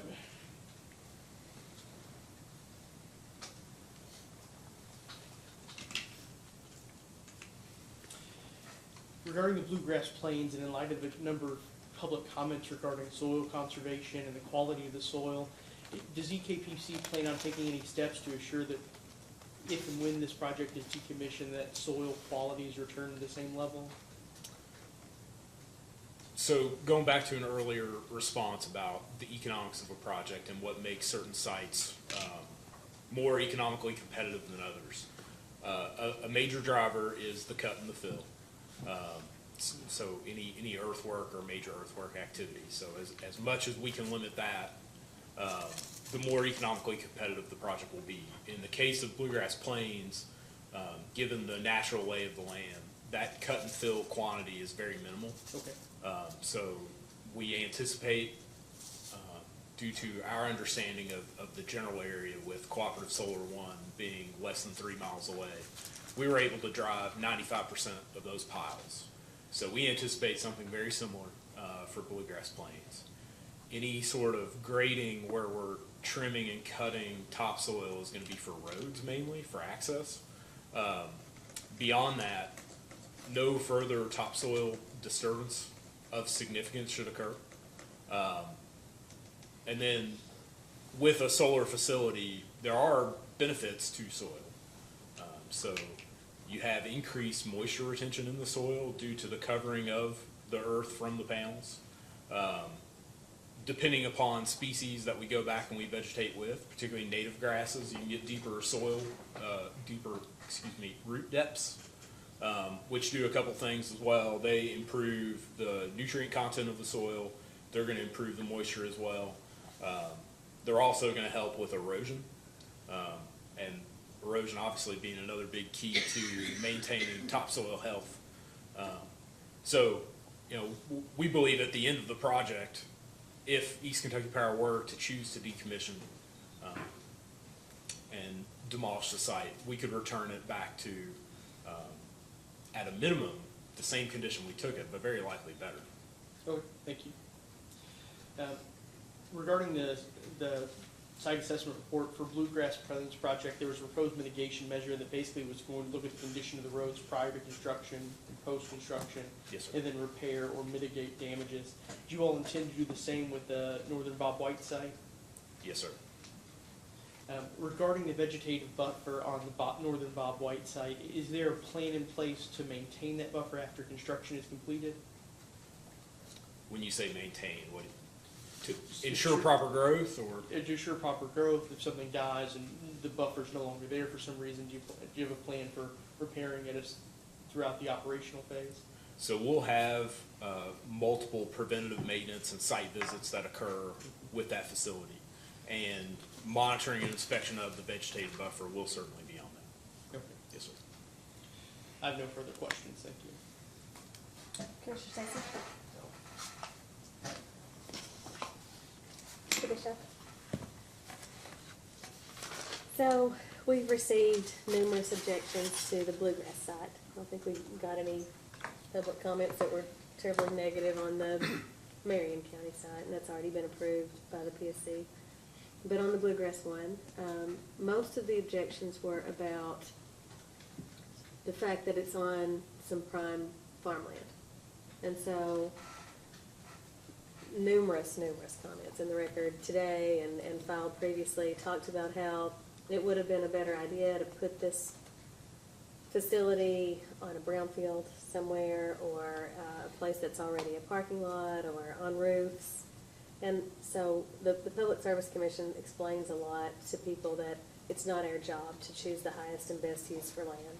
We can't just decide what we think is the best use for land and tell people that that's what they need to do with their property and utilities, that that's what they need to do. But what we can do is make sure, and we're obligated by our past precedent, to make sure that you've considered all reasonable alternatives before you choose a site that is treasured by people as some prime farmland. Tell me how you feel like EKPC has complied with that requirement to consider all reasonable alternatives. When you ask about reasonable alternatives, alternative projects? Well, alternatives to this site choice. So in the infancy of the proposal development, we engaged with multiple developers, and we evaluated at least a dozen projects throughout the state. So they range from eastern Kentucky and Magoffin County to western Kentucky, Hardin County. North and south, we almost span state lines. So we looked at a host of projects, and as we filtered through the projects, and when I think of the filtering that's been applied in this case, the developer has an initial filter to the project, to the site. When we looked at it from inclusion into our proposal, that's a second filter. So we kind of stack up those, 13, 14 projects and see which competes out as the best. And then we took those two projects in this case and replied to the NRCO RFP against other PPAs. So we were evaluated yet again against a broader field of projects. And these were the two that were the best in our evaluation, and then we were selected through that NRCO process. As far as alternatives to each individual site, again, we have limitations with what we can do, if anything, once it's in the PJMQ process. And the PJM position in particular was the first filtering point for us in Because these that made it projects. feasible for you to take advantage of the tax credits. Yes, ma'am. The timing. Yes. And are you aware of other sites that are close enough to transmission for EKPC that you could have fulfilled the requirements that you have in place here by using a different site? No, ma'am. And I understand it's a complicated process, and it involves the queues and the status of them now, and you have to meet your 1.1% expectation with load growth, and it's cheaper if you can add in some solar into your portfolio. But for those who maybe can criticize a transaction like this without knowing those, all of those considerations that are being taken into account, it would seem that EKPC has just chosen a beautiful spot that could be used for grazing horses and promoting tourism and helping our agricultural economy. Are we correct to understand that when you chose this project, the option purchase had already been accomplished between Savion and the owner of the land in Bluegrass? That is correct. Okay. And that project was already in the queue? Yes, ma'am. Okay. All right.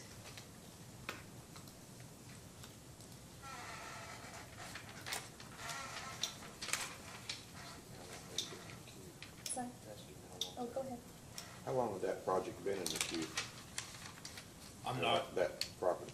I do not know when Savion entered the project into the queue. I'd be happy to find out.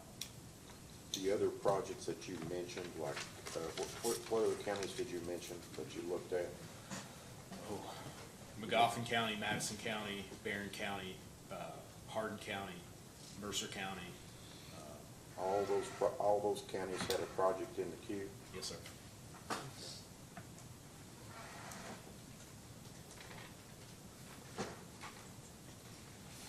Mr. Bishop, are you finished?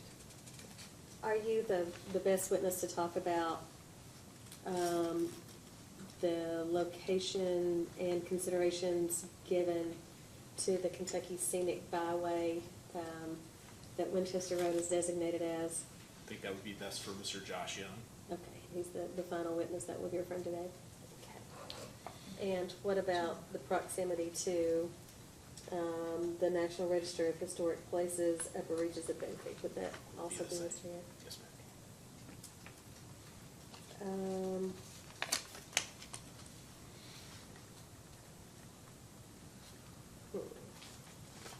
So he's not the final witness, is he? There's Mr. Comer as well. All right. That's all the questions I have. Do you have redirect? Yes, I do. I have a few. Just sticking with that same line of questioning and your review of the different projects, there were other projects that called for transmission site or network improvements or upgrades that would not have been in Kentucky. Was that a factor for these projects? Were the upgrades a factor? It was. So as we looked at, again, this was the criteria that the proposal team evaluated. Does the project hold a PJMQ position? Is it within the 89 counties that East Kentucky Power serves? Is the point of interconnection on East Kentucky Power? And then if it is, and we have system upgrades or network upgrades, are those on East Kentucky Power system, or do those go off? We saw some that go off as far as DP&L. What is DP&L? Dayton Power and Light. In Ohio? Yes, ma'am. Okay. All right. And so that was a factor. And then also, I think Mr. Howard asked you if there were any other Fayette County properties. And since then, you've answered several questions about that it's not just Fayette County, it was the state of Kentucky. The projects were all over. That's correct. Is that correct? It wasn't like limited to Fayette County, correct? Correct. Okay. And then also, I believe the commissioners asked you about kind of the timing and sequence of events. So in the process, Mr. Howard asked you about the product and that you had responded that you couldn't say because there's a certain time point when you would purchase the product, but that you had industry standards. Could you explain that a little bit more?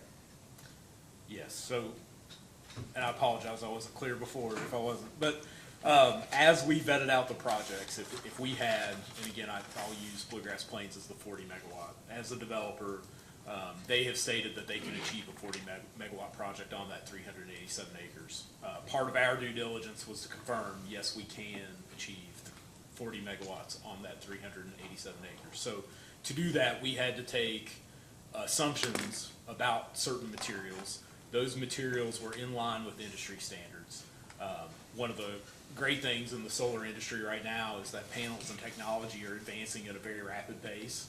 So, you know, as we sit today, the panels that we provided in 2022 are almost antiquated.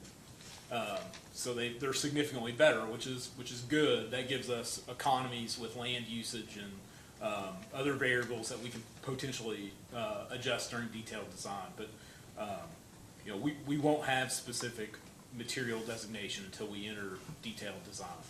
Right, and that's just not this timing yet, right? You have to Correct. obtain this certificate and then those other parts of the process where you would hire an EPC and.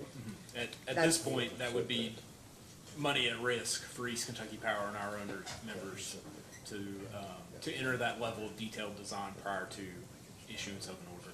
Okay, so, then we talked about, you know, how legislation and the different, programs, the timing would involve, would require you to get these projects in right away. If you don't get these projects in now, will you lose the new era funding? Is that accurate?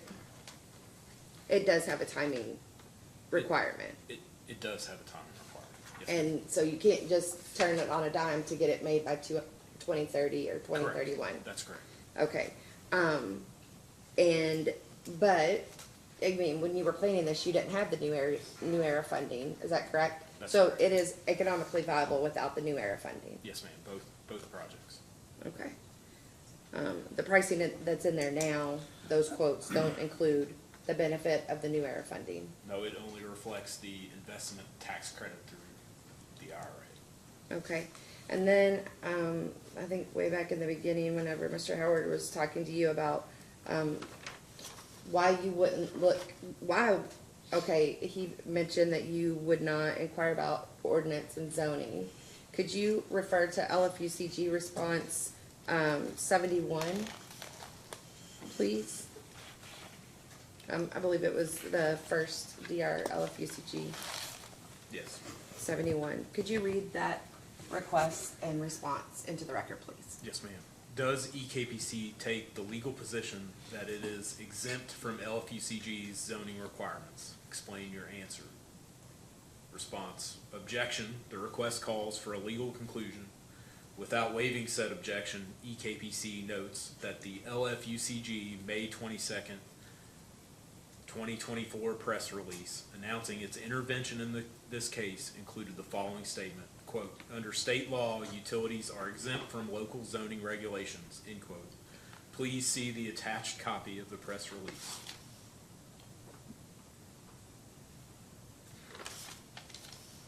Thank you, Mr. Bishop. I have no further questions. Bishop, sorry. Recross? Just one quick one. In response to your counsel, there was just a question about new air funding and timing components. I'm a little confused. Are you saying that you couldn't get a deal, or I'm sorry, saying that you couldn't get a solar field put in within like 7 years? Is that what you're saying? If you have to re-enter a queue position, that would be at risk. Why?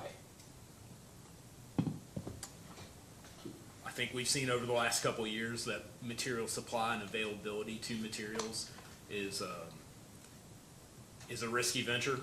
We've seen transformers go from 1 to 2 to 3 to, in some cases, almost 4-year lead times. That trickles down to other components as well. So inverters could potentially have long lead times. We have a solar panel ban right now for China manufactured materials. So there was a period of time where panels were very long lead items. That could come down, but your exposure and risk is the unknown of the time extension. So we know what we know today. We don't necessarily know. How long is it going to take you to get the solar panels and inverters if this is approved? Lead times right now vary. We look at a year is fairly conservative at the moment, but a year ago it was a lot more than that. All right, so if it's a year, how are we jumping to 7? I'd be happy to chart out a schedule for you, an alternate schedule for you in a post-data request. Okay. Thank you. Yes, sir. Staff? Commissioner Stacy? I forgot to ask earlier, The appraisal company that went out to the Kirkland appraisals, Yes, ma'am. do you know, did they ever physically go to the property? I am unaware. They were contracted through the developer, EDF, in the case of Northern Bobwhite, and they were subcontracted through by Tetra Tech on Bluegrass Plains. So that would have been another layer between the KPC and Yes, and that one's already approved. Okay. Also on Bobwhite, it was initially approved at 1,700 acres, and now it has shrunk to 635 acres. Yes, ma'am.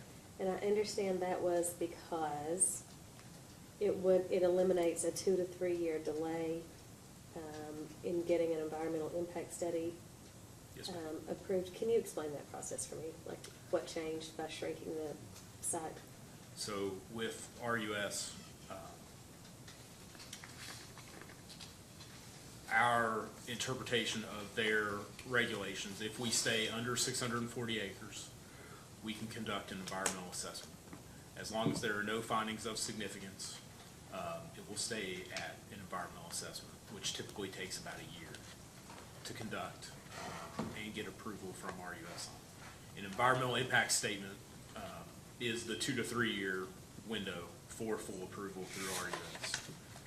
So the goal with Northern Bobwhite was to maximize the generation under 640 acres. And we were able to, with a specific general arrangement using the full leased acreage, we were able to keep and maintain that 96 megawatt generation output on 635 acres.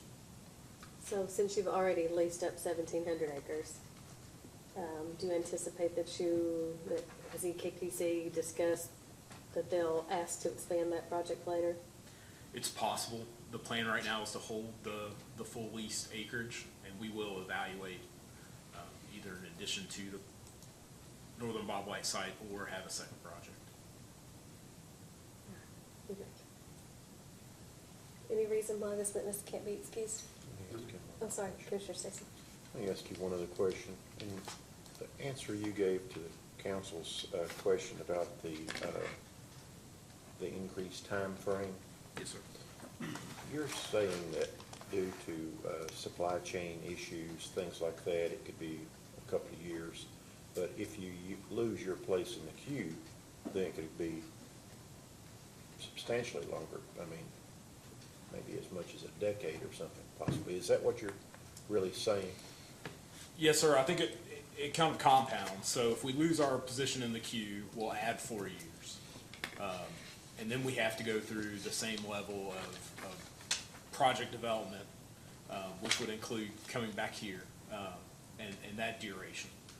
So that's almost another year. And I think we actually put in a data request, an alternate project schedule, and I apologize, I'd have to find it. But not only in the time as we advance out, we're subject to potential risks. I mean, you know, COVID-19 was, I was actually in Maysville on a construction job through COVID, and the level of impact that it put on those projects and the ability to execute projects on schedule, on budget, I mean, I've never experienced anything like it, and I don't know that anybody else has. So while that may be an event that is very infrequent, it could certainly happen again. You know, we've seen that level of disruption. But you're basically saying there's lots of factors that are kind of incalculable, really. Yes, sir. That could cause it to slip. But one of the biggest factor probably is the loss of the place in the queue. Yes, sir. Wouldn't that be true? Yes, sir. Thank you. Okay. Now, any reason why we shouldn't excuse this witness? I'm of a mind to take a bit of a break unless I have strong objections. All right, let's take 10 minutes. Be back here at 2:45.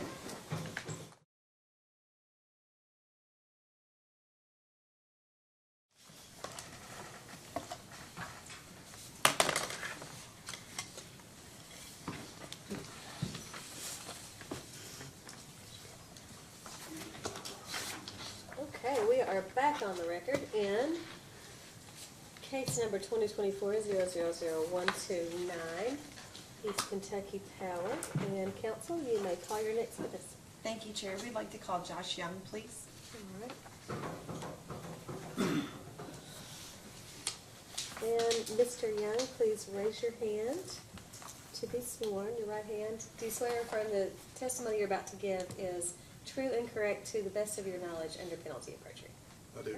Please take a seat and give us your full name and business address. Joshua Young, 4775 Lexington Road, Winchester, Kentucky. All right, counsel. Thank you. Can you please state your title at EKPC? Manager of Natural Resources and Environmental Communications. Okay, and can you kind of explain what your role was with this project? So we do the permitting and approvals, state, federal permits, approvals. Primarily, it's rural utility service, NEPA permitting. Okay. Did you prepare testimony and responses? Just response. Okay. And do you have any corrections or updates to the responses? No, just that the response stated that we were in the NEPA process, the review process. We're a little further into that process, obviously, wrapping that process up, but not generally speaking, no, it's the same. Okay. Is it in your intent to incorporate your responses into the record of this hearing today? Yes. Okay, thank you. The witness is available for cross. Mr. Howard? Thank you, Chair Adams. Good afternoon, sir. Hello. Please refer to EKBC response to LFUCG Supplemental 21 as it was filed most recently. That would be this past Friday, is that correct? When it was filed with the commission? I don't have that. Is that? Okay, I'll wait just a moment for council. Yeah, just a second, right here. I'm getting a note on my, just see what you're saying in the morning. Recorder 2 error. I'll just stand down. I'll just stand down. Yeah, let's give her a second. You need to approach. May I approach? Now's a good time, right? It is confidential, the attachment that Okay. he's talking about, but if he's just asking about the filing of it. Yeah, I understand it's confidential. So I won't ask anything that's confidential. All right, we'll just, You might want to wait a minute until we know if we're on, if the Yeah, recording is on. Or yeah, we're just letting her take it to him. Is that what we just said? Are we good to go here with the, 1 second. Let me go. I don't even, they're even seeing it. We're having an intermission. No.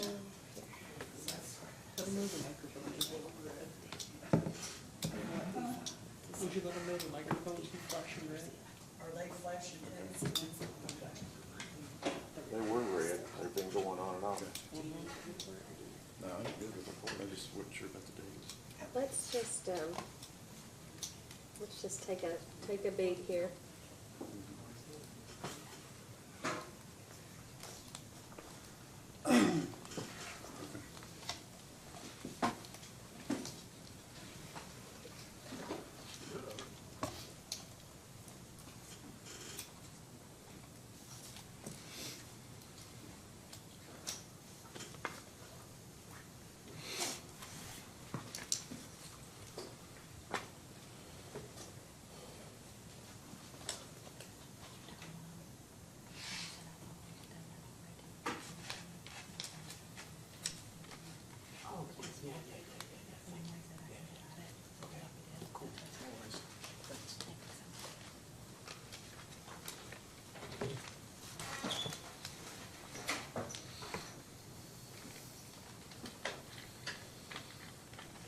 Allison, which one was it?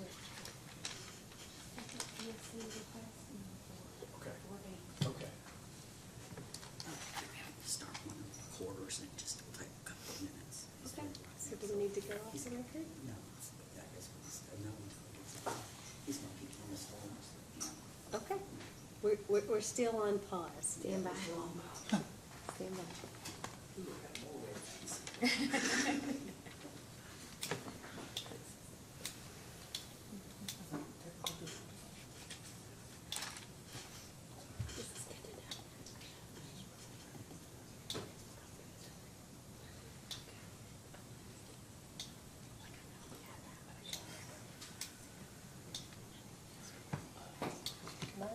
Mine's not flashing. Does that mean good? Or just go away? This one still is. So you just watch it this for a second. Try and read this.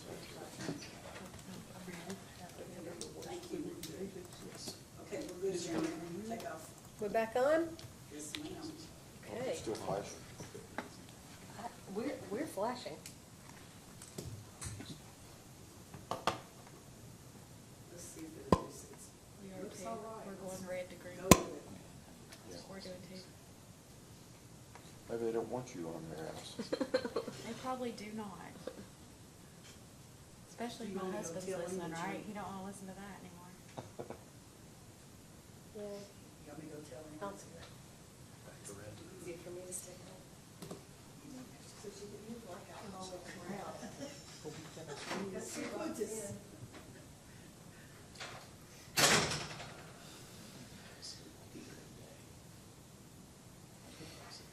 I was just making the comment that I hate to go back and watch these on YouTube because I don't sound the same in my head as I sound on when I watch the video. How do you think you sound? Not as bad as I do on video. Fantastic. It's like a singing voice. I think when I hear myself on video, I sound exactly like where I come from. Oh, Got that me country, too. got that country slang.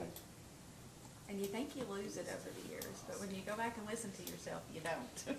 I'm not trying to. I've worked really hard to get that.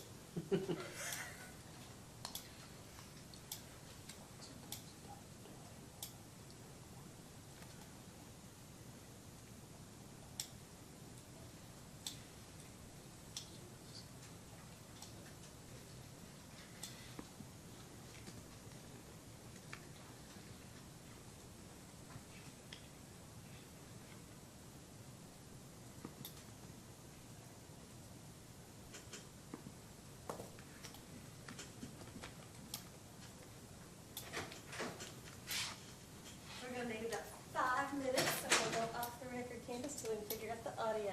We think we just need to reboot or something.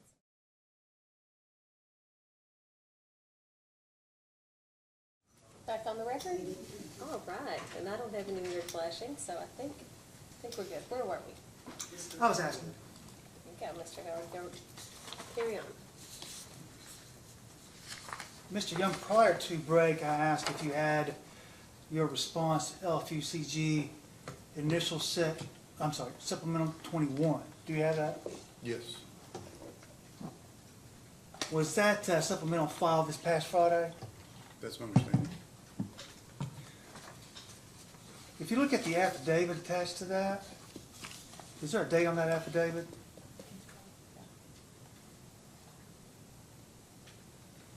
I don't see a date. I have no trouble.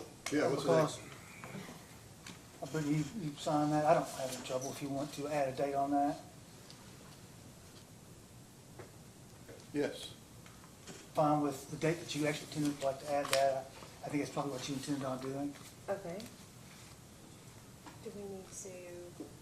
We can file that after the hearing. The date is just not filled in on the notary when it was notarized. Like it's got a blank there for the date. We feel like we know what date it was notarized. It was the day that we filed it. Yes. And I have no objection to that whatsoever. When did the, attached to that is the environmental site assessment, correct? Correct. And I understand that the company claims that to be confidential. Question though, when did that become available? I think we finalized that at the end of July, 1st of August, 2024.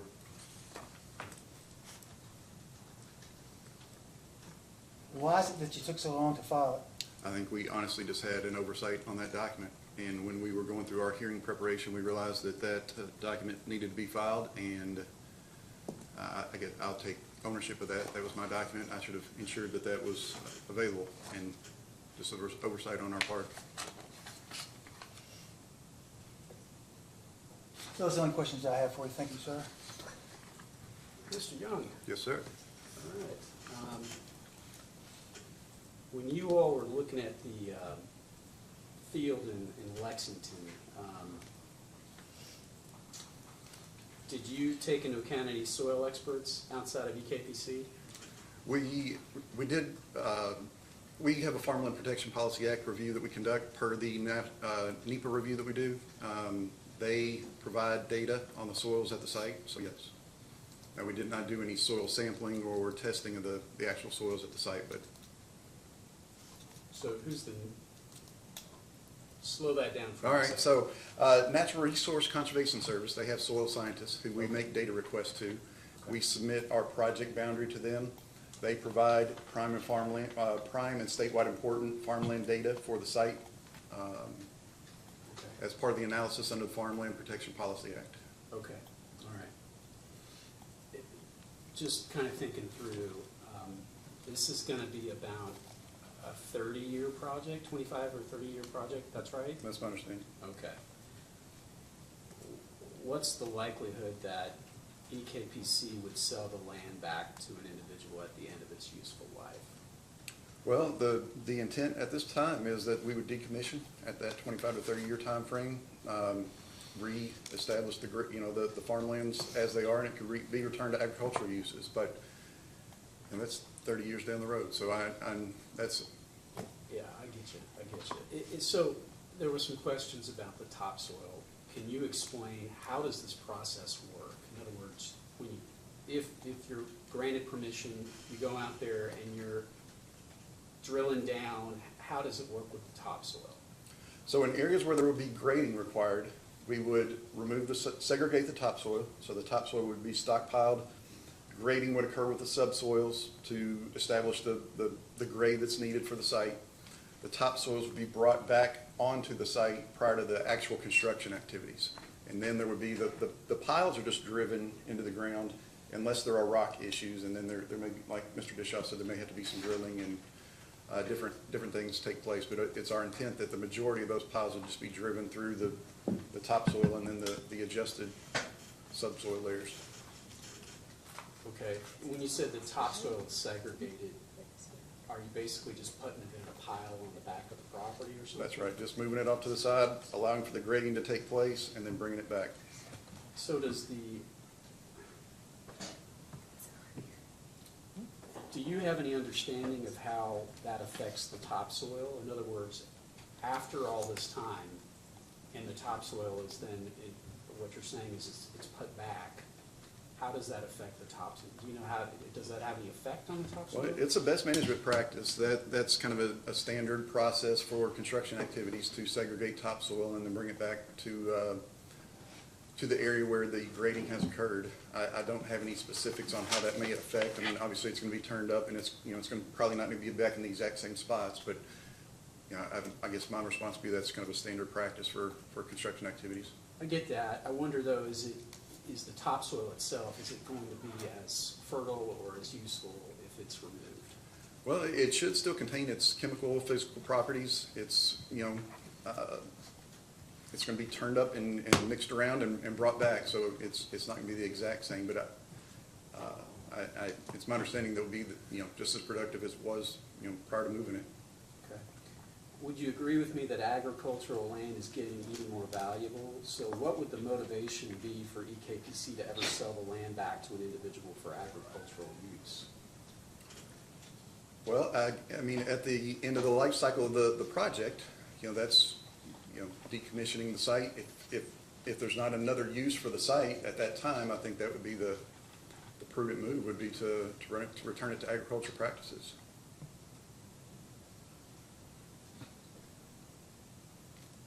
Given the valuations, I guess where I was going with that, it seems unlikely. Would you agree with that? Well, again, I haven't predicting 30 years from now. That's difficult. That's right. I will spare you any other questions.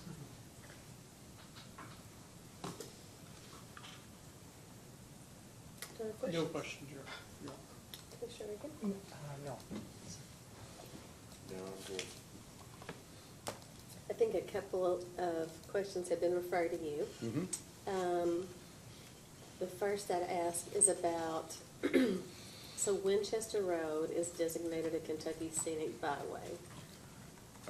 I heard that earlier. We did not identify that in our analysis, so I'm not sure about that. Do you know if this solar array will be visible from Winchester Road? Portions of it will.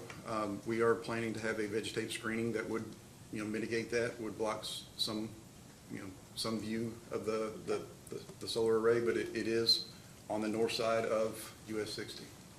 I got that information just from a comment that was filed from Bluegrass Land Conservancy. So, assuming that's true, do you intend to have vegetative screening sufficient to screen it from? That's correct, yeah. So there is a good vegetative buffer there currently. There's about a 50 or 60 foot fence line with a pretty thick understory. Now it's not evergreen, so the intent is to come back with an evergreen on the inside of that would provide an additional year-long screening in addition to the deciduous trees. But currently, as it is, you can't see the field from US 60. Now, when the leaves fall, you will be able to see. So that's why we will have the vegetative, the evergreen screening. How tall are these solar panels? Up to 15 feet at maximum tilt. So that's So 15-foot vegetative screen is, Right. is possible. And then there's an upper reaches of Boone Creek National Registry of Historic Places, Historic District. Yes. That abuts this area. It does. How, or if, tell me how this would affect that. So our property is to the north of US 60. The Boone Creek Rural Historic District is to the south. We did a cultural historic investigation, so we put an area of potential effect. We buffered that by a quarter mile. So that did reach into the Boone Creek Historic District.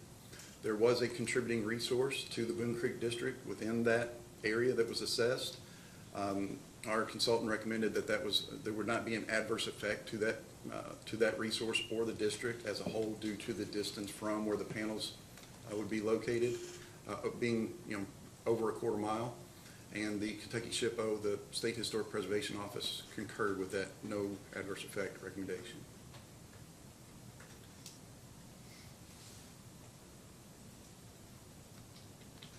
That might be all the questions I have. Do you redirect?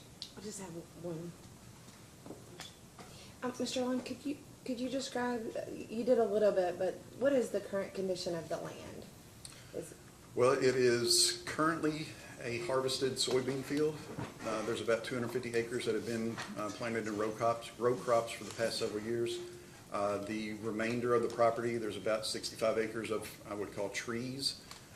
There are native trees in those areas, but the remainder of the area is significantly affected by native or invasive bush honeysuckle and winter creeper. So there's quite a bit of invasive species in the forested areas of the property.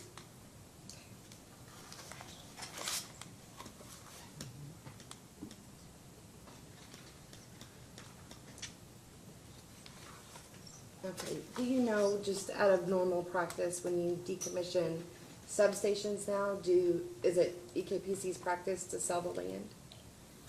The substation sites, we typically do not sell the land. We can, if there's testing that can be done, the soil testing, and that can be released back to the property owners. So that we typically don't, but we have done, it can be done. Thank you. Just a few, did I understand that you don't reclaim the land where substations were? Was that the question? Well, if we have a substation that is at the end of the life, aging infrastructure, it gets replaced with a new facility.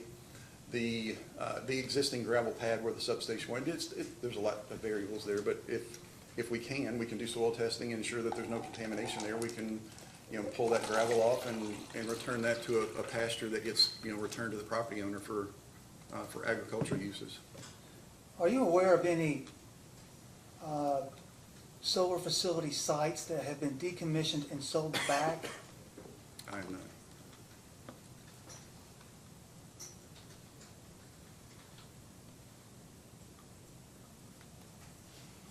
That's all I have, thank you. No questions. Steph, No questions from staff. do you have any questions? Yeah, are there some homes across US 60? There are. How many of those are there within sight of this project? On the south side of 60, I would say in the range of 10. How close are they to the boundary of the property, first of all? It's 500 to 600 feet. Some of those homes, they're up really close to 60 across the road. That's correct, yeah. Yeah. And then, so how close are they to where the panels would be? That's what I was saying, 500 to 600 feet. So that 500 to the distance from those to the panel locations, I would And estimate you've 500. got that fence line that's grown up, That's correct. and then you're planning on putting what size evergreens in there? Well, I think they would start out in the 4 to 5 foot range and then, grow from there. Okay. So what's the closest a home's gonna be to this? I don't know the exact distances, but I think it's in the 500 foot range. Okay. Been any comments from these homeowners? There was one, Nikki, I can't remember her last name, she lived across the street, she was not in favor. What was her, Just the view shed impact. it was, I'm sorry, what? View shed impact, just the visual impact from her house. And I guess I would add, it is a bit of a rolling, hill there, and it's just been, it's farmed with just soybeans and corn, so it has been, it's not a horse farm or a rolling field like some folks have indicated, just for. So, and what's her last name? My last name? No, the lady. I can't remember, was it Weiss? I It's think not it's really Weiss. important, but, so you're saying that there's a little rolling area that's kind of on the site that's right in front of her house? In front of her house, US 60 is kind of on a little rise, and then it rolls over a little bit to where the panels would be. On that rise, she could see those panels. Well, they would be kind of on the back side of that rise, so it would help to reduce the view from her house. Yeah. Would be some kind of possibility of way to accommodate her, to reduce her visual impact? I think we could commit to doing any and everything, within reason. These are our neighbors. I mean, this is 2 or 3 miles down the street from where we work every day. So, if there are negative impacts, we are going to work with these property owners, like I said, within reason, to provide mitigative measures to offset, to prevent this from being a visible or a significant issue with them.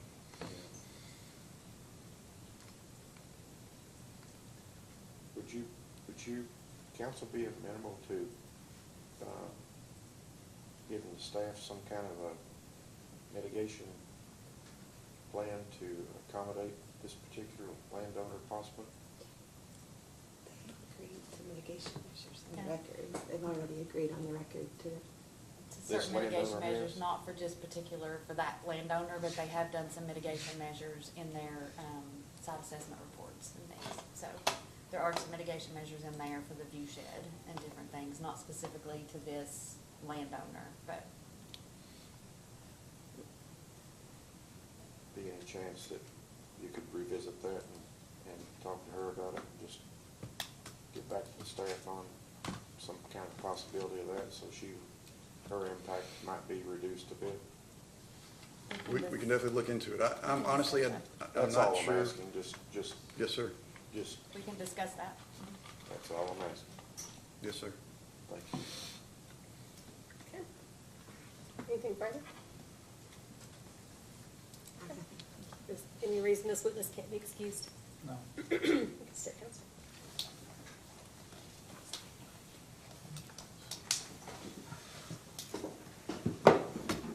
And call your next witness. We'd like to call Nick Comer, please.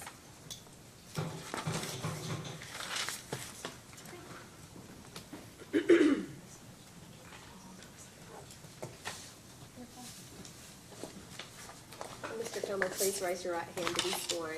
Do you swear or affirm the testimony you're about to give is true and correct to the best of your knowledge under penalty of perjury? I do. Please have a seat. Tell us your full name and business address. My name is Nicholas Paul Comer.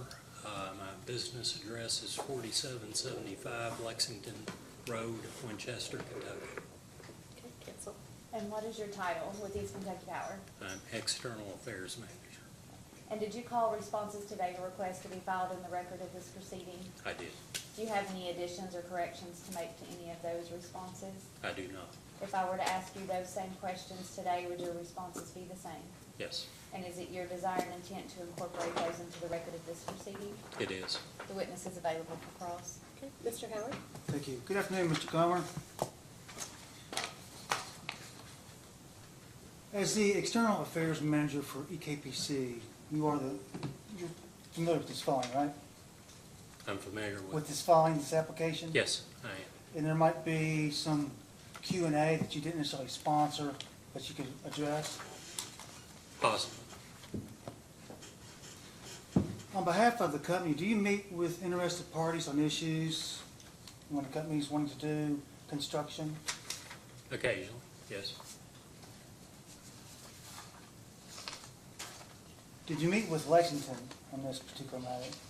Officials with Lexington?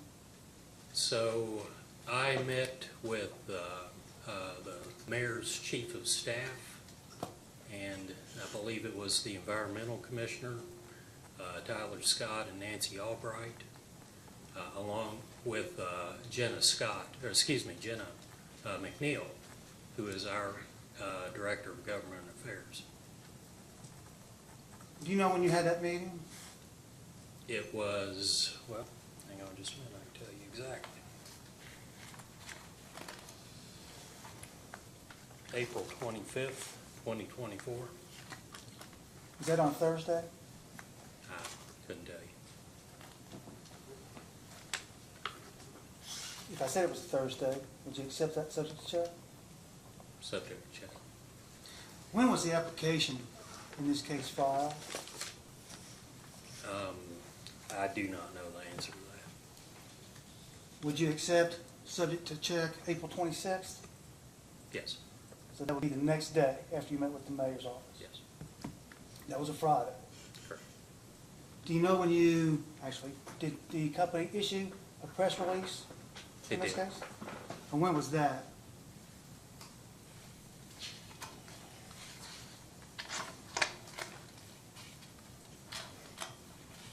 I can refer you to a response to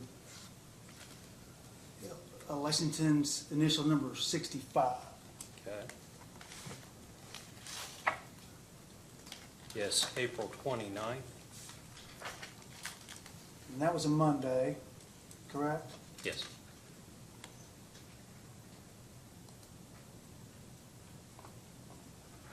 Did you issue any type of press releases about a meeting that was going to take place in May? I don't recall if it was mentioned in the initial press release. EKPC sponsored a meeting at its offices there on Lexington Road to provide information to the public. It was advertised in the Lexington Herald Leader, I believe on 2 occasions. I do not recall if it was in the press release. But you did advertise the 2 meetings. Well, you advertised twice about the meeting on May 16th. Yes, that's correct. And the advertisements were May 9th and May 14th? It should That be- is correct, yes, And that was a meeting on Lexington Road in Winchester, Kentucky? yes. Which is about 3 miles from the site of the proposed solar farm. In Clark County. Yes, If you look at your answer in number 65, and the question is, provide any communication with the neighboring communities regarding the project. State whether any public meetings / open houses have been held, and if so, provide the date and location of the meetings. And then you went on to answer the question. In looking at your answer, you refer to, actually you state on April 29, 2024, EKPC issued the attached press release to media outlets and posted on the Cooperative's website. Do you have that press release with you? I do not have it in my packet of information. Where I'm trying to go with this, just for clarity, the document that is referenced in the answer appears to be something different than a press release. Okay, And I'm trying to find out if I'm right or wrong. okay. This is the document, Ms. Harkin, this is on a couple, that's the document that I pulled. That's the one identified in the answer being the press release. I think the document to which Mr. Palmer is referring is this item. Obviously, I would have to ask him.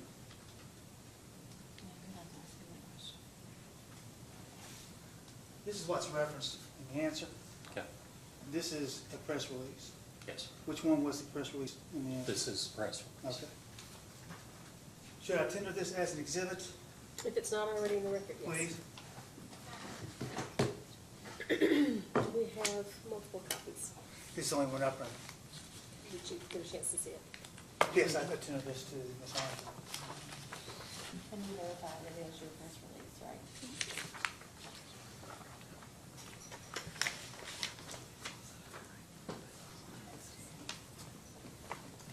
I think that this is in the record, but I'm trying to find exactly where it's at. Yes, yes, it is my press release.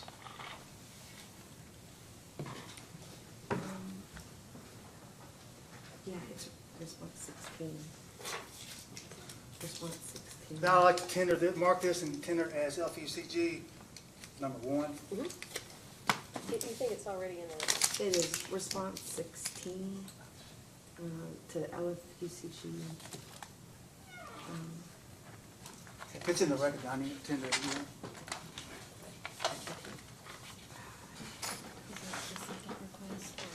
Yeah, I just turn that, like, get that profile name to come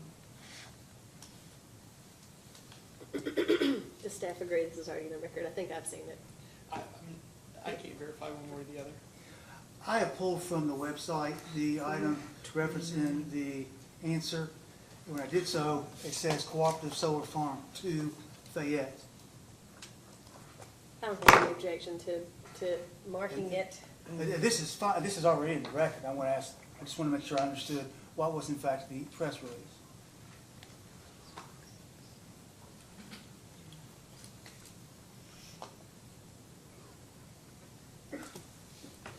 We'll go back to the Cooperative Solar Farm 2, Fayette. Do you have that, your own copy, Mr. I Palmer? do not have a copy in front of me, but I'm familiar with it. Okay.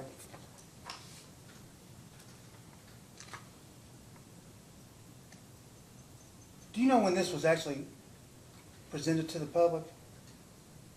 That was released, I believe, at the same time that we posted on the website, which would have been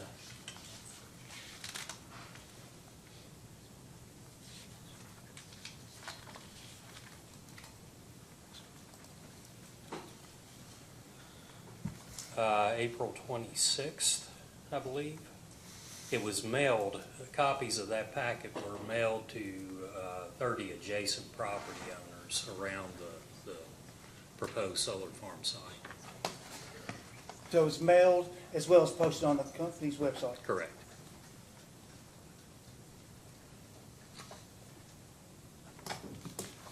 You don't have a copy. Ms. Harker, is there any way you can give him a copy? Do I just so Is it everybody the have? Cooperative Yes, Solar Farm that's too? correct. Thank you.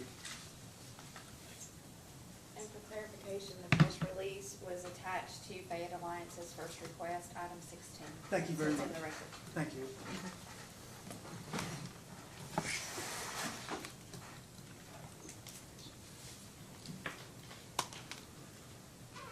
You have that before you now? I do.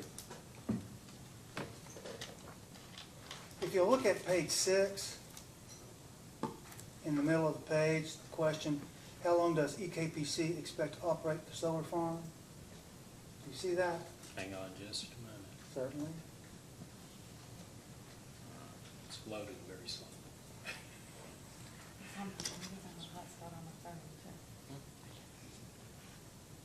Okay, page 6. Okay, what was the question?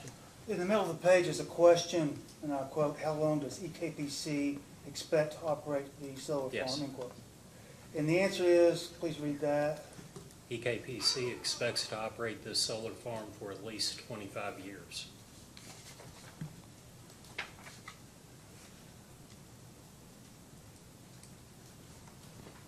And in the application, how long does the company represent that this facility will remain operational? Is it 25 years or 30 years? I do not know.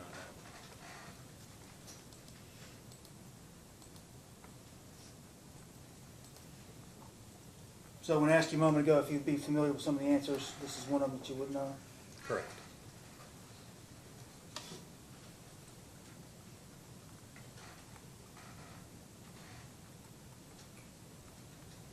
Now, as the person in charge of external affairs,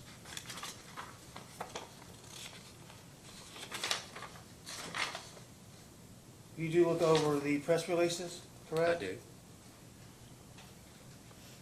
Are you responsible for the posting of the PSC's press releases or other information on the company's website? For EKPC's press release? Yes. Yes. And is this a document that you would have reviewed before you would have posted it on the Yes. company's website? Yes. And you're telling me today you're not sure whether the operational life is 25 or 30 years? I'm telling you, I'm not sure what is in the, did I understand you to ask me if EKPC's application says 25 or 30 years? Was that the question? Here's the question. I want to know, what is the operational life of the facility? According to the information that I understood at the time that we put together the pack of information, it's 25 years. Okay. And is that your answer today? Yes.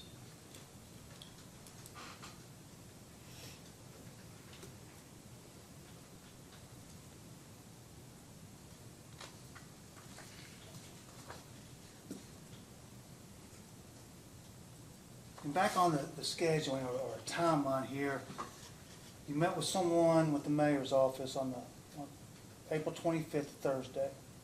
The next day, the application was filed. The following Monday, April 29th, the press release. There was a company advertisement on May 9th and May 14th for a meeting that took place May 16th in Winchester, Kentucky, correct? Correct. And that's all the contact you've had with Lexington on this matter? I attended a meeting that I believe Urban County Council Commissioner Kathy Ploman hosted, and I forget the date, I believe it was in July, and answered questions at that meeting. I've had some inquiries, phone calls, emails. But as far, I'm sorry, go ahead. Earlier, I believe Mr. Young was talking about Nikki, and I want to say it was Metz, maybe. I did respond to her with a letter and an email with the identical contents, responding to the questions that she had submitted as part of a survey that EKBC handed out at its open house meeting. But as far as you going, shall I say, out of your way to talk with Lexington in your official capacity, except for the additional July meeting, that's it? In addition to the other that I just described? EKPC provide an opportunity for the community to attend our meeting. Okay.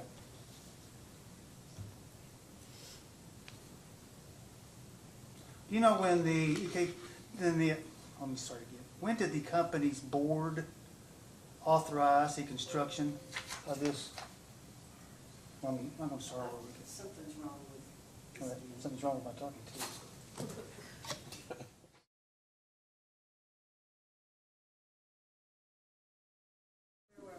I have no further questions. No further questions. All right. Mr. Morrow? No questions. Okay. Staff? Staff has no question. Commissioner? Just one quick question. As external affairs, I think Commissioner Stacy talked about the person who lives across the street. Is that outreach that your group would do Yes. with them? Yes. And maybe you could follow up with her, I don't know, mitigation Yes. of some type, if there's something that can be done? Yes. Okay, perfect. Thank you. Can I ask you, have you met in your opinion, all of the statutory requirements of outreach?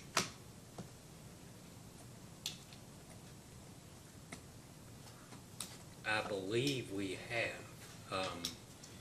To my knowledge, we're not required to conduct a public meeting. We did that. We're not required to post information on our website or put out a press release. We do, with a project of this type, whether it's a solar farm or a power plant or a transmission line, EKPC, we typically try to take reasonable steps to make the public aware of what we're doing and why we're doing it. Kind of answer the obvious questions that the public would have about that project. So that was a long way to say yes, I believe we have. Thank you. I have one. Sure. EKPC is a monopoly, correct?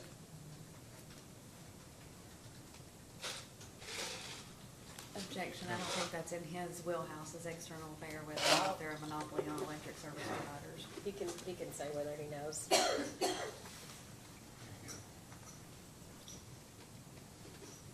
You can say whether you know the answer to that or not. I'm not sure I understand what you mean by a monopoly. EKPC is a utility company that provides electric service, correct? Yes. And in its guaranteed service territory, and it has one, correct?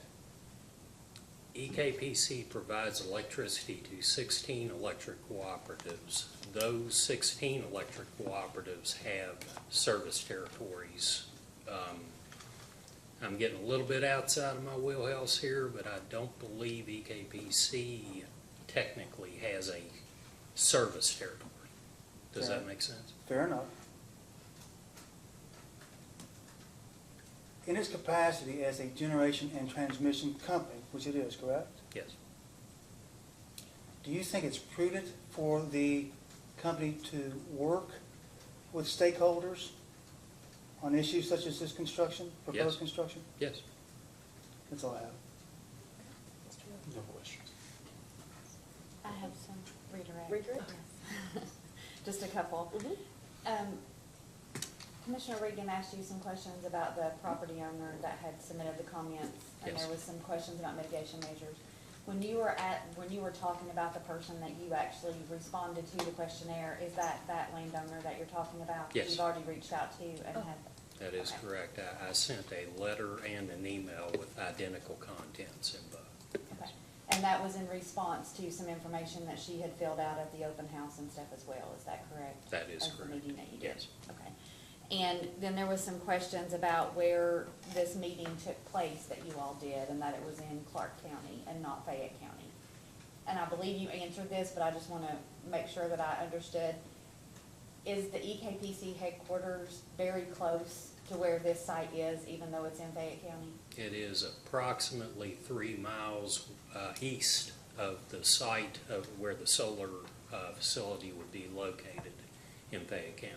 So the affected property owners that live in that vicinity would have been very close to EKPC headquarters had they wanted to attend that meeting? That is correct, yes. Nothing further. Okay. Any reason why this witness can't be excused? Okay. You may sit down, sir. And is that the last of your witnesses? Yes, it is, Your Honor.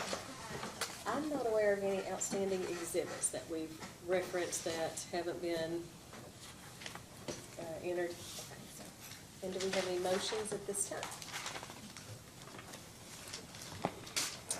All right.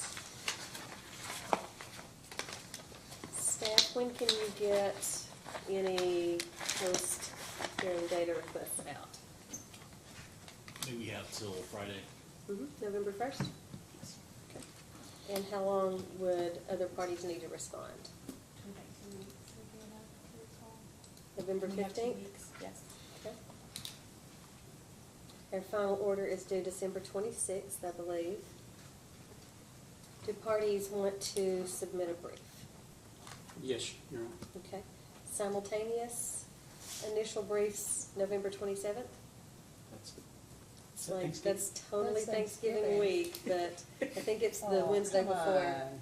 We've got till the 26th to get it out, so I think the 28th or 29th is 20. Thanksgiving this year. I think the 28th, so if It it's is. 27th, we You can. gotta get it out by Gotta the work all that Wednesday off before. somehow. Yeah, that's Uh, right. Simultaneous response briefs by December 6th. December 6th, okay. And we'll be getting our final order out like the day after Christmas. So hopefully we're getting that out a couple days before Christmas. So the briefs are due December 6th, correct?